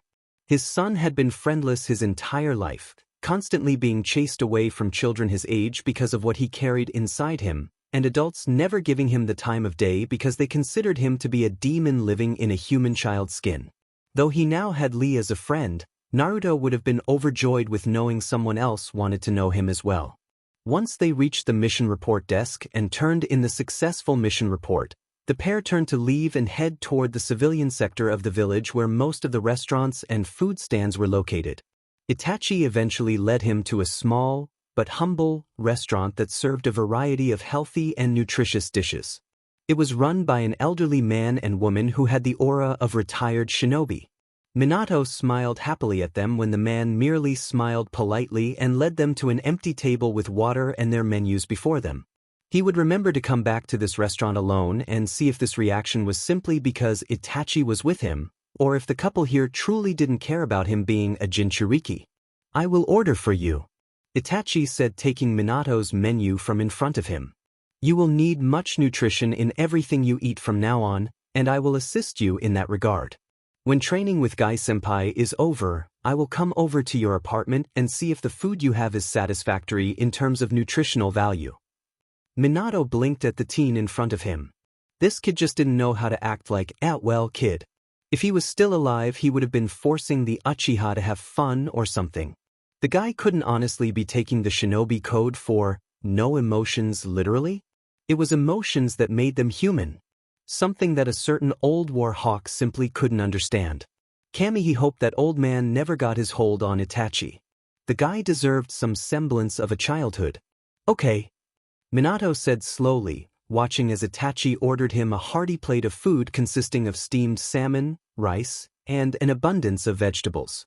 He ate the food slowly, not wanting to let go of his control, and scarfed down the food as his son's body was trained to, in front of Itachi. However, the observant teen seemed to notice anyway. Thankfully, however, he refrained from questioning it. When they were done with their lunch nearly an hour later, having spoken between bites a little about themselves, Itachi said it would be best to head over to the training ground and begin stretches before they began training with Guy-senpai. The pair reached the training ground shortly after they left the restaurant, even though they had taken the long route as well as walked slowly to help digest their late breakfast. Stretch out, Itachi said as he began to stretch his muscles in preparation for whatever Guy-senpai had in store for them. Hi, Minato answered obediently. He knew the importance of stretching before training, as did all shinobi. If you didn't do the simple stretches, there was a chance for injury, and dealing with shin splits or pulled muscles was painful as well as ghastly annoying. By the time they were done, a trail of dust blocked their vision for a short while, the end of the trail leading to two slightly sweaty green spandex men. Itachi-san, Naruto. Good you're here. Shame you weren't here earlier. You could have joined in our most youthful race. Guy exclaimed with his good guy pose, his teeth giving off a most uncomfortable twinkle. Why is it? I will do 500 push-ups and 300 squats for my youthful loss against you, Guy-sensei. Lee said with a salute. The taller green-clad man turned to the smaller boy with tears in his eyes. Lee, he said happily, spreading out his arms toward his student. Guy-sensei, Lee answered, also spreading out his arms. Minato felt as though something that could not be unseen were about to happen, but for some reason, could not look away. Lee, Guy exclaimed with anime-like tears streaming down his face, hugging his student. Guy-sensei, Lee also exclaimed, hugging back his teacher. It was then that both Minato and Itachi saw a wave crashing against a rock behind the pair. They immediately decided that it was the most unsettling thing they had ever seen, and Minato could only shudder at thinking how Guy really found his long-lost son in Lee. Konoha was doomed to have two guys. Suppressing another shudder, Minato immediately covered his eyes, doing his best to unsee what Guy and Lee had just shared. Itachi, thankfully, coughed in his hand to regain their attention and stop them from continuing on with that unsettling scene. On to training, of course. First, we shall do training set number 4. Guy said happily, referring to the certain training regime that he created to help strengthen the core and upper arm strength. Complying, both Lee and Minato began the exercises, which were mirrored perfectly by both Itachi and Guy, who both believed that one could never get enough training in and could always continue to better themselves. It was a few hours and a lot of sweat later that Guy officially declared training to be over. Lee was expected back at the orphanage as soon as it was over, so he had bid everyone a youthful farewell and ran toward the orphanage at top speed while Guy smiled and left to do whatever it was Guy normally did when no training or on a mission. Now, we should head to your apartment. I want to see if you have the nutrition you require, Itachi said to Minato while wiping some sweat from his brow. Even though they had cooled down with a simple kata, his body was still overheated from the rigorous training Guy put them through. Okay, Itachi-sensei, Minato said with a smile, leading the way to his apartment when only a few short minutes after they left the training ground did an ANBU intercept them. Itachi-san, your father requests your presence immediately, the boar-masked Enbu said diligently, sending light Ki toward Minato. With narrowed eyes from sensing the Ki, Itachi nodded and said, I will return home straight away. With a stiff nod, the Enbu left in a swirl of leaves. I must go home, but I will arrive at your apartment tomorrow morning to inspect your groceries. For now, rest and enjoy the rest of your day. Itachi said to him before he too left in a swirl of leaves. With a small sigh, Minato dragged himself home, watching happily as the sun began to make its descent on the horizon. As his apartment building was far from the training field, and the fact that he was already in a slightly populated area, Minato had to walk home, choosing not to overstrain his muscles by running any more than what Guy already had him do. By the time he reached his district, the sun had already completely fallen, and the moon had taken its place. Looking up, Minato smiled at the bright fullness of the moon as it stood amongst the stars in the sky. He fondly remembered a story told to him when he was a child, a story that every single star represented a person who had passed on. That in death, one became a star to watch over their loved ones who still remained on Earth and even the darkest of times, lighting their way. It was a nice thought, thinking that both his wife and son were watching down upon him, somewhere among the thousands of stars that littered the night sky. A noise brought his attention down the street he walked along. There weren't that many people walking out, but there were the few who sneered and glared his direction. Remaining alert, Minato continued to make his way home, and it was only when he skillfully dodged at glass beer bottle that was aimed at his head that he turned around completely. There behind him were a number of civilians, obviously drunk from their swaggering stances and bottles in their hands, staring murderously at him. "Demon brat! Take your punishment for everything you've done to us!" One man screamed, an angry fist shaking in the air at him. "Get the demon!" Another screamed before they began to race toward him. A part that was Minato screamed at him to beat every single one of these BSers to the ground and then some, but the fear that had been rooted into Naruto's very body caused him to turn around and run for his life, forgetting the fact that he could easily shoo Shin out and into the safety of his apartment, or even the Hokage Tower, which would definitely be safer. As the now growing mob of people chased him, Minato wondered where the ANBU were, and why they weren't doing anything to stop this from escalating. His only theory was that the ANBU general had a grudge against him for simply being the Jinchuriki of the Kyuubi and played some part in this, or that they were simply being lax in their duties, the latter being highly doubtful. Skillfully dodging the items thrown at him, Minato raced in and out of the side streets, hoping to loose the mob that chased him mercilessly. He had escaped for a brief moment, only to run into another group, effectively boxing him in. Their murderous glares caused Minato to shrink back into the far wall they had cornered him into, but when a man attempted to grab his hair and throw him into the ground, Minato finally regained control, his fight instincts coming on in full strength. With his smaller hand, Minato grabbed hold of the man's wrist and twisted it as quickly as he could before directing the man to the side, sending him tumbling down into a few more civilians. Then, a man kicked him straight in the face and Minato lost it completely. These scum had beaten up a child more defenseless than he'd beaten him until he was bloody and his voice hoarse from his screams and pleads for help. These monsters had been the ones to kill his only son. A boy of 7 who had done nothing wrong to them. An innocent.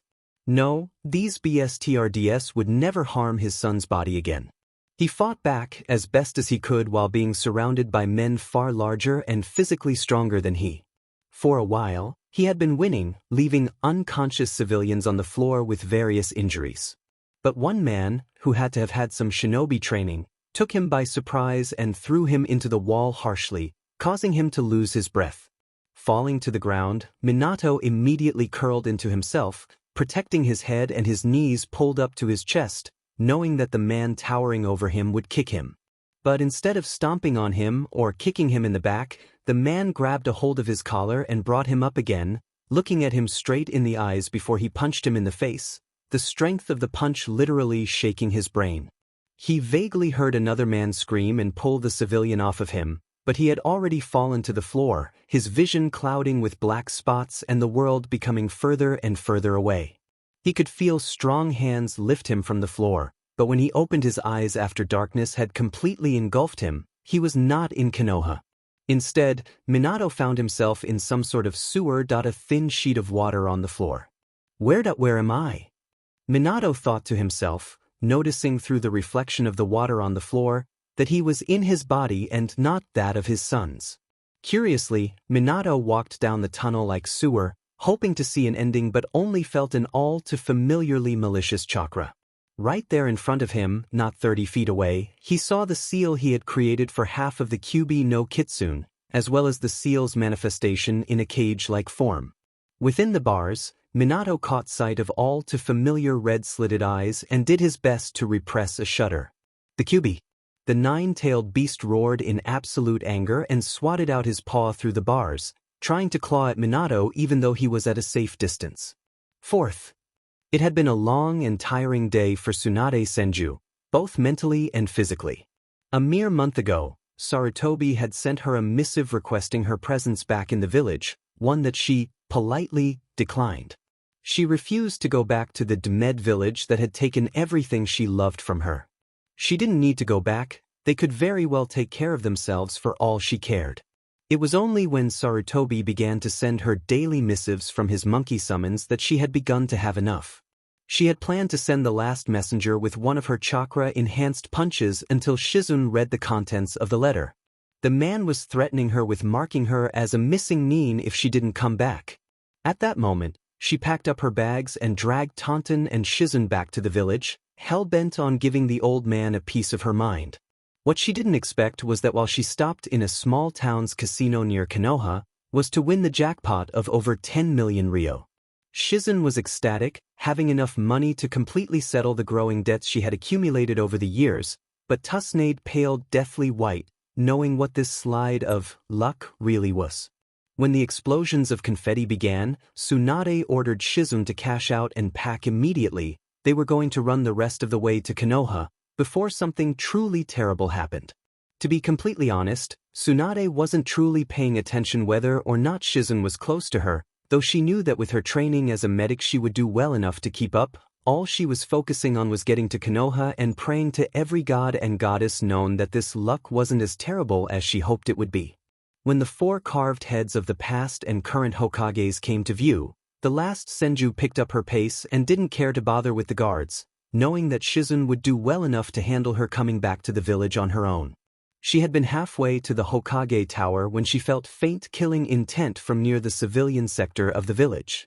The pale blonde Sannin stopped her roof jumping and turned to the direction of the murderous intent, only to rush forward toward it when she heard yells and screams, then the howling pain of a child's scream.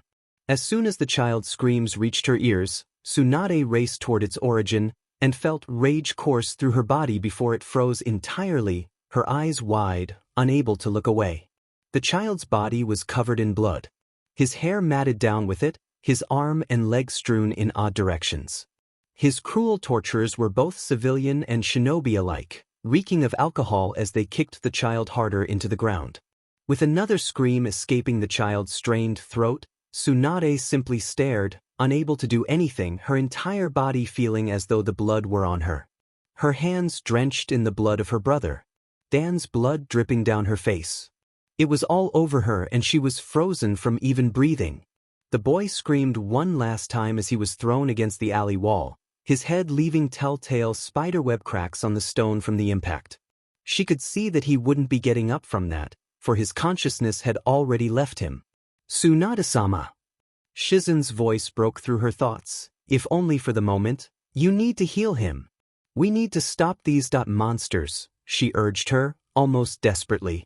When Tsunade wouldn't move, Shizun went on to take down the little boy's attackers without mercy. How was this able to happen? NBU were stationed around the clock in every part of the village. At least one would have heard the boy's screams for help and come. So why hadn't they? When each man and woman laid on the cold floor in different states of unconsciousness and pain, Shizun rushed over to the child, her healing chakra already covering her hands as she pressed them to the child's chest.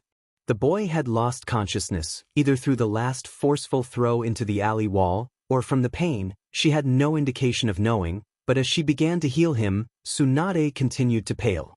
She could see the sun-kissed skin beneath the now visible bruises covering his body, the sun-dipped blonde hair she had only ever seen on another, and she knew, without a shadow of a doubt, that beneath those closed eyelids held the brightest blue eyes that would shame the summer sky. She knew that this was Minato's child. That this was Naruto Namikaze. That this was Tsunade's godson. It had been during one of Tsunade's drunken stupors that she learned of his existence, that he was the son of the beloved fourth and Kushina Uzumaki. What she didn't know, however, was that the boy was the vessel to the most powerful of the tailed beasts. Even so, she doubled her efforts on his body, breathing in deep breaths of relief as his vitals stabilized, giving her the means to transport him to the hospital where she could properly heal him. Carefully, Shizun lifted the small body to her chest, cradling him as one would a babe, before she shoe-shined to the Konoha hospital. The woman at the front desk began to shout orders for doctors and a gurney, but Shizun's glare stopped them all from making a move to take the child from her arms. Instead of paying the doctors and nurses any mind, Shizun rushed to the better part of the hospital, where each room was fitted with everything she would need to heal him properly without any outside distractions. It took the better part of 2 hours before Shizun could relax and wait for Naruto to awaken. His injuries were severe, but thankfully nothing that was truly life-threatening, though she supposed she had Kushina to thank for that, as Uzumakis were famed to have greater healing capabilities as well as generous longevity. Once he was breathing in deep, uninhibited breaths of air, Shizun rushed back to where she had left both Tonton and Tsunade, finding the small pig trying to console a still slightly frozen Tsunade. "Tsunade-sama," she said softly, placing a hand on her shoulder and lightly shook it, knowing that the elder woman's eyes were still staring intently down at the blood that remained. Enbu finally on the scene and taking the knocked-out attackers to holding cells for further questioning. "Tsunade-sama, we need to go to he needs you. Naruto needs you." Tsunade forced her eyes to leave the blood that painted the street, the blood of her godchild. The little boy that Minato wouldn't stop parading about before he was even born. The little boy that had sent Kushina in the most hysterical bipolar attitudes while she carried him. The little boy she never even laid eyes on before Minato sacrificed himself and the child for the sake of the village. She looked to Shizun and nodded before the younger woman picked Tonton up and they both shoe-shined to the hospital. Once they were there, she didn't bother acknowledging the idiots that ran the place and followed Shizun as she led them into Naruto's room. Immediately, she ran a scan over the boy, glad that her teachings had been fruitful, for Shizun healed him as best as healing jutsus could. Upon looking at his medical records, she couldn't believe what had happened to her godson. To Minato and Kushina's child. From the file, this was hardly the 5th time Naruto had been in the hospital for serious injuries and wounds. She had been told, Sarutobi had sent her a letter that he was going to be fine in Konoha. That even though both Minato and Kushina were gone, he would be well taken care of and loved. That he would be trained, and no one would know that Minato had used him as the vessel for the Kyubi no Yuko, that he would be raised like any other ordinary little brat born in Konoha. This was the furthest from the truth. Oh, the old man would pay once he came through that door. She knew he would come, news of her healing him, or rather a child if no one recognized him, would have already circulated back to the Hokage Tower and into the Hokage's aged ears. He would come in here and she would give him a piece of her mind. D'med if he's the Hokage. D'med if he's her past teacher and once friend of her grandfather and grand-uncle. This was unacceptable. She walked over to the unconscious boy's side, pushing some of his hair aside gently as she glared murderously as the door opened and revealed an older man wearing the most ridiculous hat she would ever lay eyes on. There would be hell to pay. Minato stared fearfully at the creature before his anger lashed out at him, filling his entire being with unadulterated hatred toward the creature. True, he understood that Madara had the Kyubi under his control, perhaps even against his will, but the facts remain that it was this blasted demon's fault for existing that destroyed his and his family's lives. He cooled his expression, forcefully regaining control over his raging emotions. "Kyubi," he said coldly. "So," the Kyubi sneered, retracting his paw, "you finally show yourself to me? The failure that caused his own son to be murdered." Immediately, Minato saw red, his hands clenching into fists at his side before he forced himself to let a deep breath go and his hands to relax. "You," the blonde began, "should know the truth behind this all. This was never supposed to happen as I left XPLCT instructions. I cannot be solely blamed for what happened to my son, though I take much of it as it was my decision to use his body to become your vessel. Your pitiful little boy. The one you condemned to pain and suffering because you decided to save your village rather than be a father," the Kyubi snapped. "I was there every time your precious villagers ambushed the boy," he started, Every time he wept himself dry at night, wondering what he had done to deserve such hatred. Every punch, every kick, every stab, every burn. But you weren't the one person he needed in his life, and you chose the village filled with ignorant little mortals who fear that which is stronger than they are and what they don't understand. The QB let out a vicious snarl at the fourth.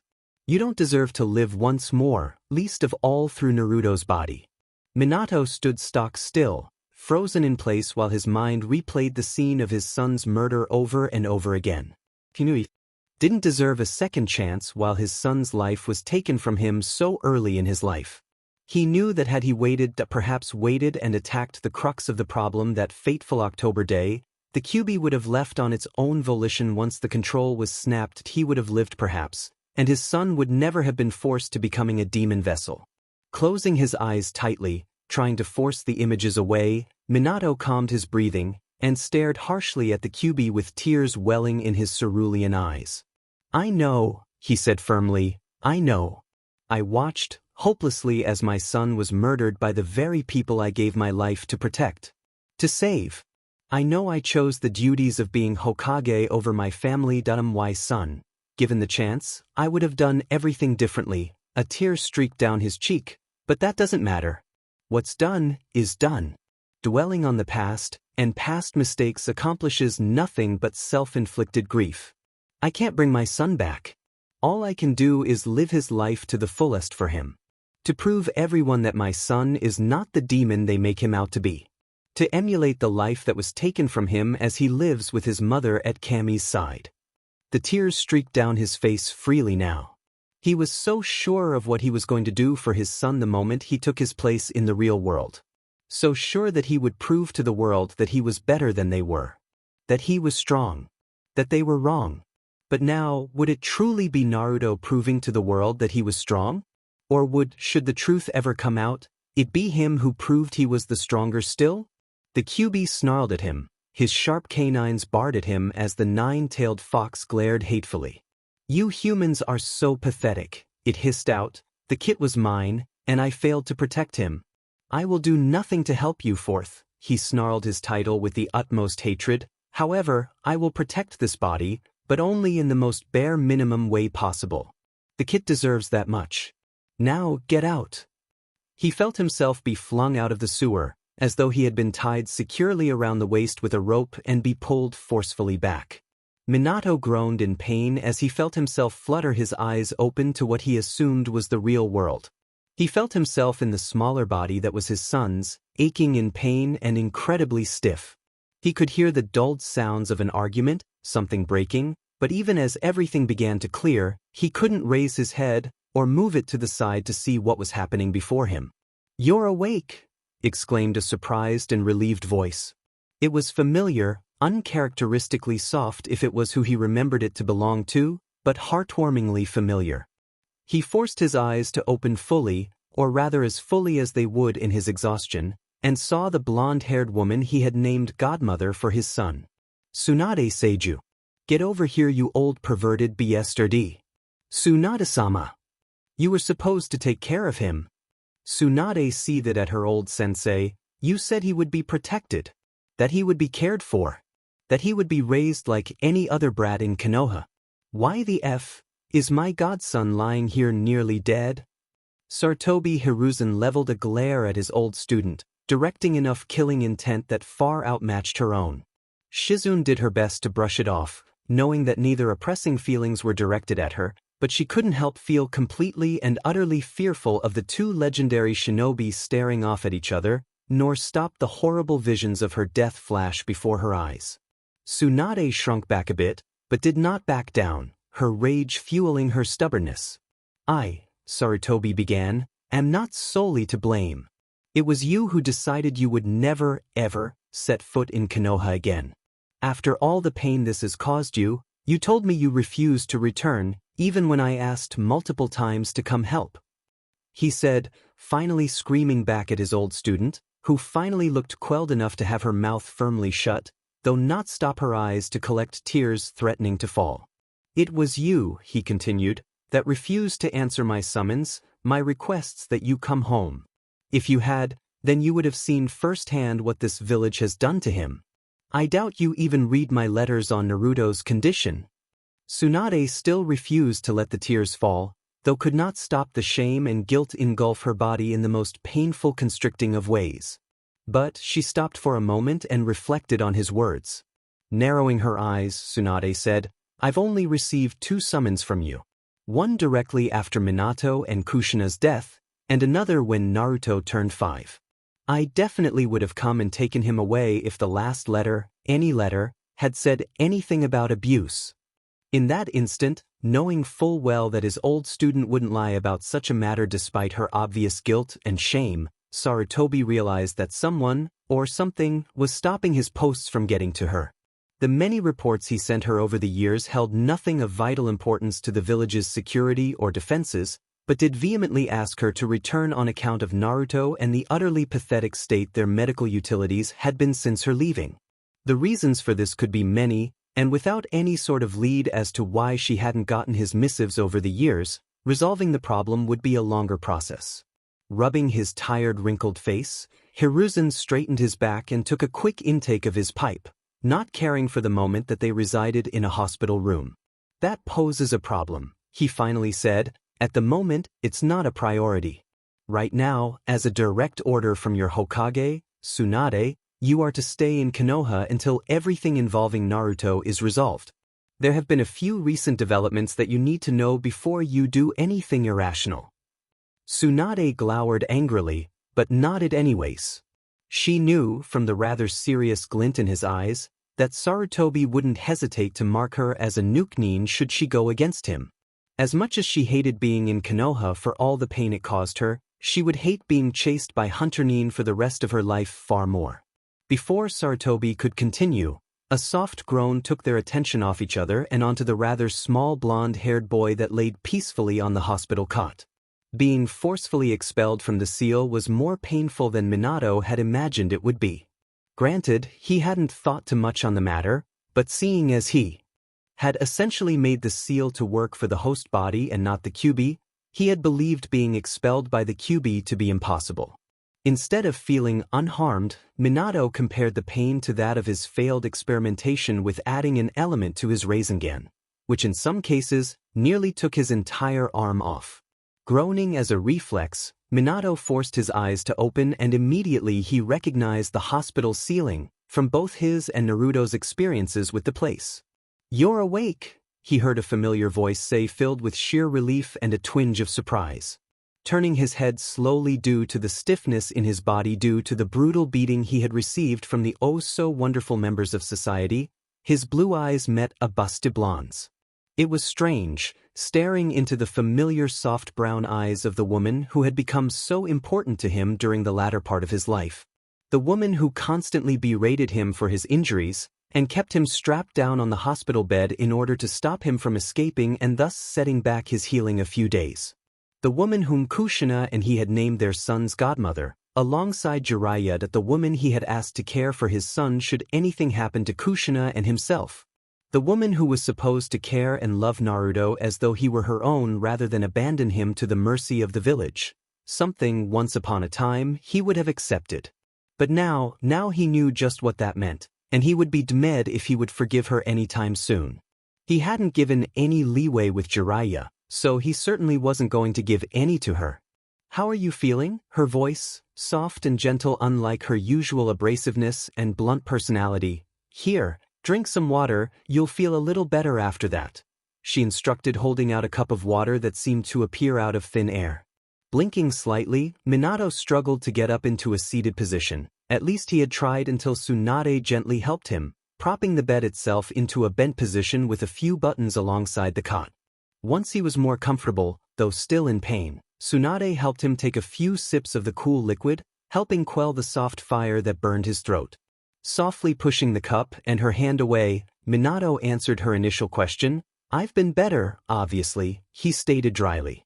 Looking around, he saw that Tsunade was not the only one in the room, but rather near the door, Hiruzen stood stock straight, and to Tsunade's right was a young black-haired woman whose face seemed ridiculously familiar but unmatched to any name he could think of. Staring straight into Sarutobi's eyes, Minato asked, How long have I been out this time, Ji-san? The sandaime walked up to his cot, placing a soft but firm hand on his small shoulder. Only a few hours thanks to Tsunade's assistance in healing your body, he answered honestly.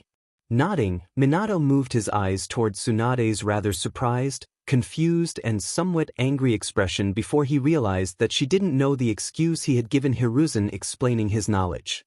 Looking over to Sarutobi once more, Minato said, "You haven't explained anything to her yet, I guess, right?"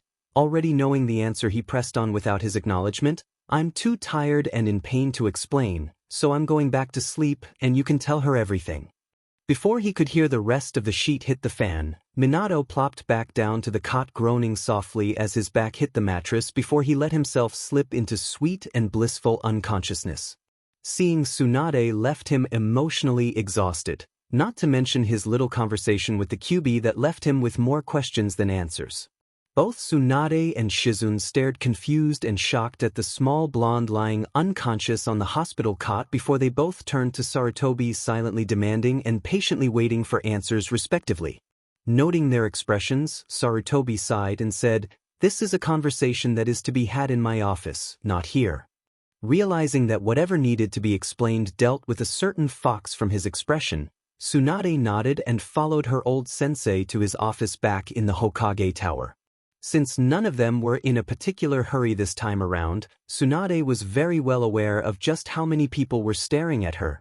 Being the legendary medic that people praised her to be had left her constantly aware of her watchers, and constantly on high alert even when she was trying to drink herself to oblivion. When they reached Hiruzen's office, Tsunade had ignored no less than 24 shocked faces and blubbering shinobi who were too stunned to see her to even bow properly, let alone string together a proper sentence. While amusing, she wanted nothing more than to know exactly what happened with Naruto. Even during their small interaction, she caught on to how intelligent his blue eyes were, and how he posture was prepared for a fight despite being physically wounded or exhausted. Once the doors were closed shut, and the privacy seals up, Tsunade stared at her old sensei expectantly. Sighing, Sarutobi began, "About a month ago, Naruto was attacked by a few civilians and shinobi alike, leaving him in a critical state that not even the QB could heal as easily as his other injuries he's been dealt with. After being unconscious for 3 days, 2 days over the normal amount, he began to display rather remarkable instances of intelligence and habits only trained shinobi would." Both Tsunade and Shizune were feeling more than a little apprehensive for whatever Sarutobi would say next, since both had come to the same conclusion that he had originally. Quelling their fears, he continued, "I subtly questioned him about it, fearing that the QB had taken over during the 3 days of Naruto's unconscious state. In the end, I learned something that was worse." His face grew grim, remembering the body-binding guilt when Naruto had first told him, "The civilians and shinobi who attacked Naruto succeeded, Naruto died." He paused to stare at the twin pairs of disbelieving eyes, one shrouded with guilt and anger whilst the other in undiluted horror. "This according to Naruto," Hiruzen continued, "and I'm not one to deny that Minato's Fuinjutsu was beyond anything even Jiraiya could accomplish, had forced a sect of the seal to activate, releasing chakra from both Minato and Kushina that Minato had locked within it. He informed me that the majority of their combined chakra was to restart his heart, pumping their chakra through it in order to get it to work on its own before healing the worst of his injuries before returning to the seal itself."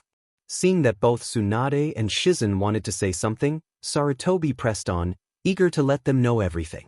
"I myself don't deign to completely understand how, but during the 3 days Naruto spent unconscious, both Kushina and Minato were able to train him for what seemed to be years. So, as of now, Naruto holds knowledge of 2 Kage-level shinobi and power akin to a low to mid-chunin, despite having the physical appearance and slightly advanced strength of a 7-year-old. He took a puff of his pipe. Jiraiya summed the theory behind how this may have been possible, and it's sound. Naruto isn't much of a child anymore. The admittance caused more than a little bit of pain to well in his heart, nor is he ignorant to who you are, and the fact that you abandoned him just as Jiraiya had." At this, Tsunade couldn't keep quiet. "But I didn't abandon him," she defended, though it didn't sound as convincing as she may have hoped it to be. Sarutobi looked down at her regardless of his sitting position with slight disdain. So you have checked up on him over the years? You went out of your way, out of your grief, to check on the boy? You wished him a happy birthday? You acknowledged his existence? You loved him and proved it through your actions? The woman stayed unnaturally quiet. Then yes, Tsunade, you have abandoned him. Tsunade couldn't seem to form words to defend herself, because deep in her heart and mind she knew that she had left the sweet little blonde bundle of Kushina and Minato to the village. She never cared to come back to see how he was, nor did she ever ask Sarutobi what he was like. She never bothered to question whether or not he was safe, and instead chose to believe that Sarutobi would take care of him when she could have made sure he was cared for, as she had promised so many years ago to Kushina and Minato. Back then, she swore that should anything happen to both of them, Dan and she would care for the child as their own. Then, Dan had been killed and she left Konoha for good, without so much as a goodbye to anyone other than Sarutobi when she said she was leaving, taking Shizen with her. Tears welled in her eyes, but she forced them back before they fell. She wouldn't cry. She wouldn't wallow in her guilt, shame, and grief. No, this time, she would try to rise above it and hopefully correct her mistakes. Starting with the blonde resting in the hospital for the nth time in his short life. She knew that after spending years with both Kushina and Minato, he would hardly be easy to get through to. Kushina had her own abandonment issues, a fiery temper and even more stubborn attitude toward nearly everything in life. Minato, he was an orphan who had clung to anyone who would give him the time of day, a boy who had, once upon a time, worn his heart on his sleeve. A boy who would find it extremely difficult, if not impossible, to forgive someone of betrayal. Neither Kushina or Minato would have thought of her in a warm light, nor spoken kind words about her after abandoning their only son. But Dmed if she didn't try her hardest to make it up to the boy. Naruto-kun. A very familiar booming voice jolted Minato awake from a blissfully empty dream. After groaning from the initial pain of sudden movement, he bushed the sleep from his eyes and barely had enough time to strengthen his body with a bit of chakra when Lee tumbled into him rather strongly. Oof! Naruto! I have come to see how you are my friend, the 8-year-old boy exclaimed loudly. I cannot believe that anyone would ever want to harm you. But I promise I will train 10 times harder to be there and protect you with all my might. Minato couldn't help the smile that found its way onto his face. Truly, he was glad to have someone like Lee as a friend. No matter what, he knew that this boy would have his back through blood and war, sacrifice and hell. He was hindered without chakra, but the boy was strong-willed enough to force himself through and prove his worth to everyone, becoming a legend all on his own. Naruto-kun! Came another familiar booming voice came plowing through the door, though this time was not intending to pummel into his body without a warning. My precious little student! I have only just heard the terrible news. Worry not though, my student. Your youth shines brightly and the doctors say you may be released tomorrow morning. Then, we shall continue our training 10 times more to return your body to its previous state since Itachi-san agreed. Unfortunately, Konoha's taijutsu specialist did not elevate any of Minato's annoyance at being stuck in the hospital, now realizing just what awaited him the next morning. And he was sure that come sunrise tomorrow, Guy would be signing him out of the hospital and dragging his undersized body toward their training field to spend 6 hours straight doing something that could very well be deemed child abuse. He would complain more, but he couldn't deny that the man's training regime was extremely effective, especially for someone like him who needed all the extra physical help he could get. That, and if Itachi agreed, he couldn't very well go against his Jonin commander or master. He wasn't all too completely sure just how this two-team thing worked out. Ah, thanks Guy-sensei, Minato said with a half-faux grateful expression on his slightly battered face. Guy merely waved it off, both his hands finding their way onto his hips before one struck out in a thumbs-up pose. It was all Minato saw before he forcefully closed his eyes with both his hands. He was tortured enough with Guy's good guy pose during training to see it when he was supposed to be recuperating, and Lee's sunset with a crashing wave hug with the man didn't help his sanity either. It is good to see you are well, Naruto-kun, Guy said with a wide blinding smile. We shall both see you tomorrow morning for training. Come along, Lee. See you tomorrow, Naruto. Lee replied, leaving in a burst of speed with Guy out the hospital. He waved numbly, knowing that every doctor and nurse probably glared at the pair and their trail of destruction. Even from his room he could hear the groans and clatter of paper, lots of it, fall to the tile floor. He shook his head, empathy going out to all those who now had to deal with reorganizing those piles of paperwork and then getting set on. Going through them all. Sheet. Sheet. He shuddered, momentarily lost in his memories. With a sigh, Minato laid back on the small hospital cot, trying to organize his thoughts and create plans for the future. At the moment, he was considered a genin, with little to no influence as the council would never allow his true heritage to come to light at his young age. If anything, they would want to keep it as hidden for the longest time possible, seeing as no one outside of the select few knew he spent years with his father and mother whilst inside the seal. However, that could very well be used to his advantage if he played his cards right and at the proper moment. Then he was apprenticed under Uchiha Itachi, the Uchiha clan heir, as well as the prodigy of his generation, having become a chunin at 10, and if his gut was right, Nbu not long afterward, effectively becoming a jonin in the eyes of the village when not wearing the weasel mask. Even though he was young, Naruto knew that Itachi was more than enough to go head-to-head with someone like Kakashi, or even Guy having him as his Jonin sensei would allow him to progress at a much quicker pace.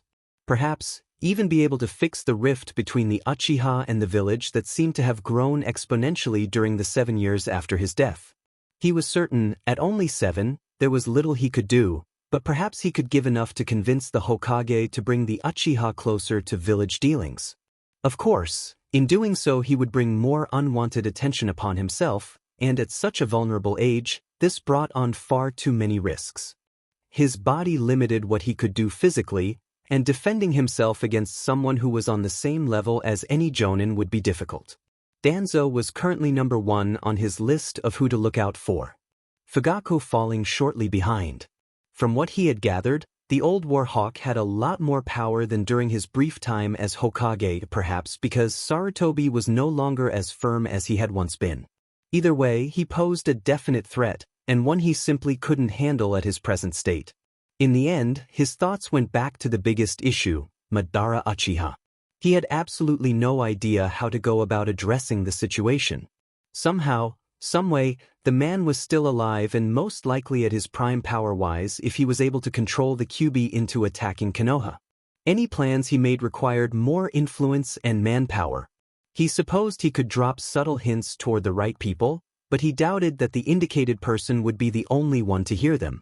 Information this sensitive couldn't be released so easily, lest he cause more damage than what Madara originally plans for.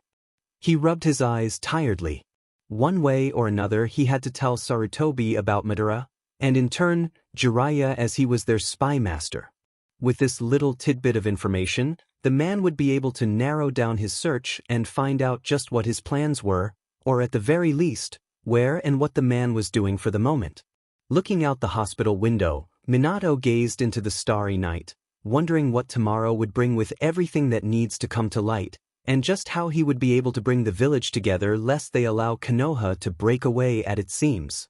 In that moment, Minato felt as though something clicked in his mind. Perhaps this was something Madara was hoping for? Konoha falling apart from within, weakening their will of fire enough to the point where they would be so chaotic, so distrustful of each other that he would have no problem razing it to the ground. He groaned, realizing that his information on Madara couldn't be told to Hiruzen. As Hokage, this would only strengthen his alienation of the Uchiha clan. He wouldn't try to bring them together out of paranoia that they were working with the man from the very start, that they kept his existence a closely guarded secret. Minato knew better, having once been friendly rivals with Fugaku, but Hiruzen, who was trained by the Senjus who fought against the Uchiha during the clan wars, didn't see much good in them outside of the few exceptions like Itachi and young children. Which left him only one choice. He needed to talk with Jiraiya.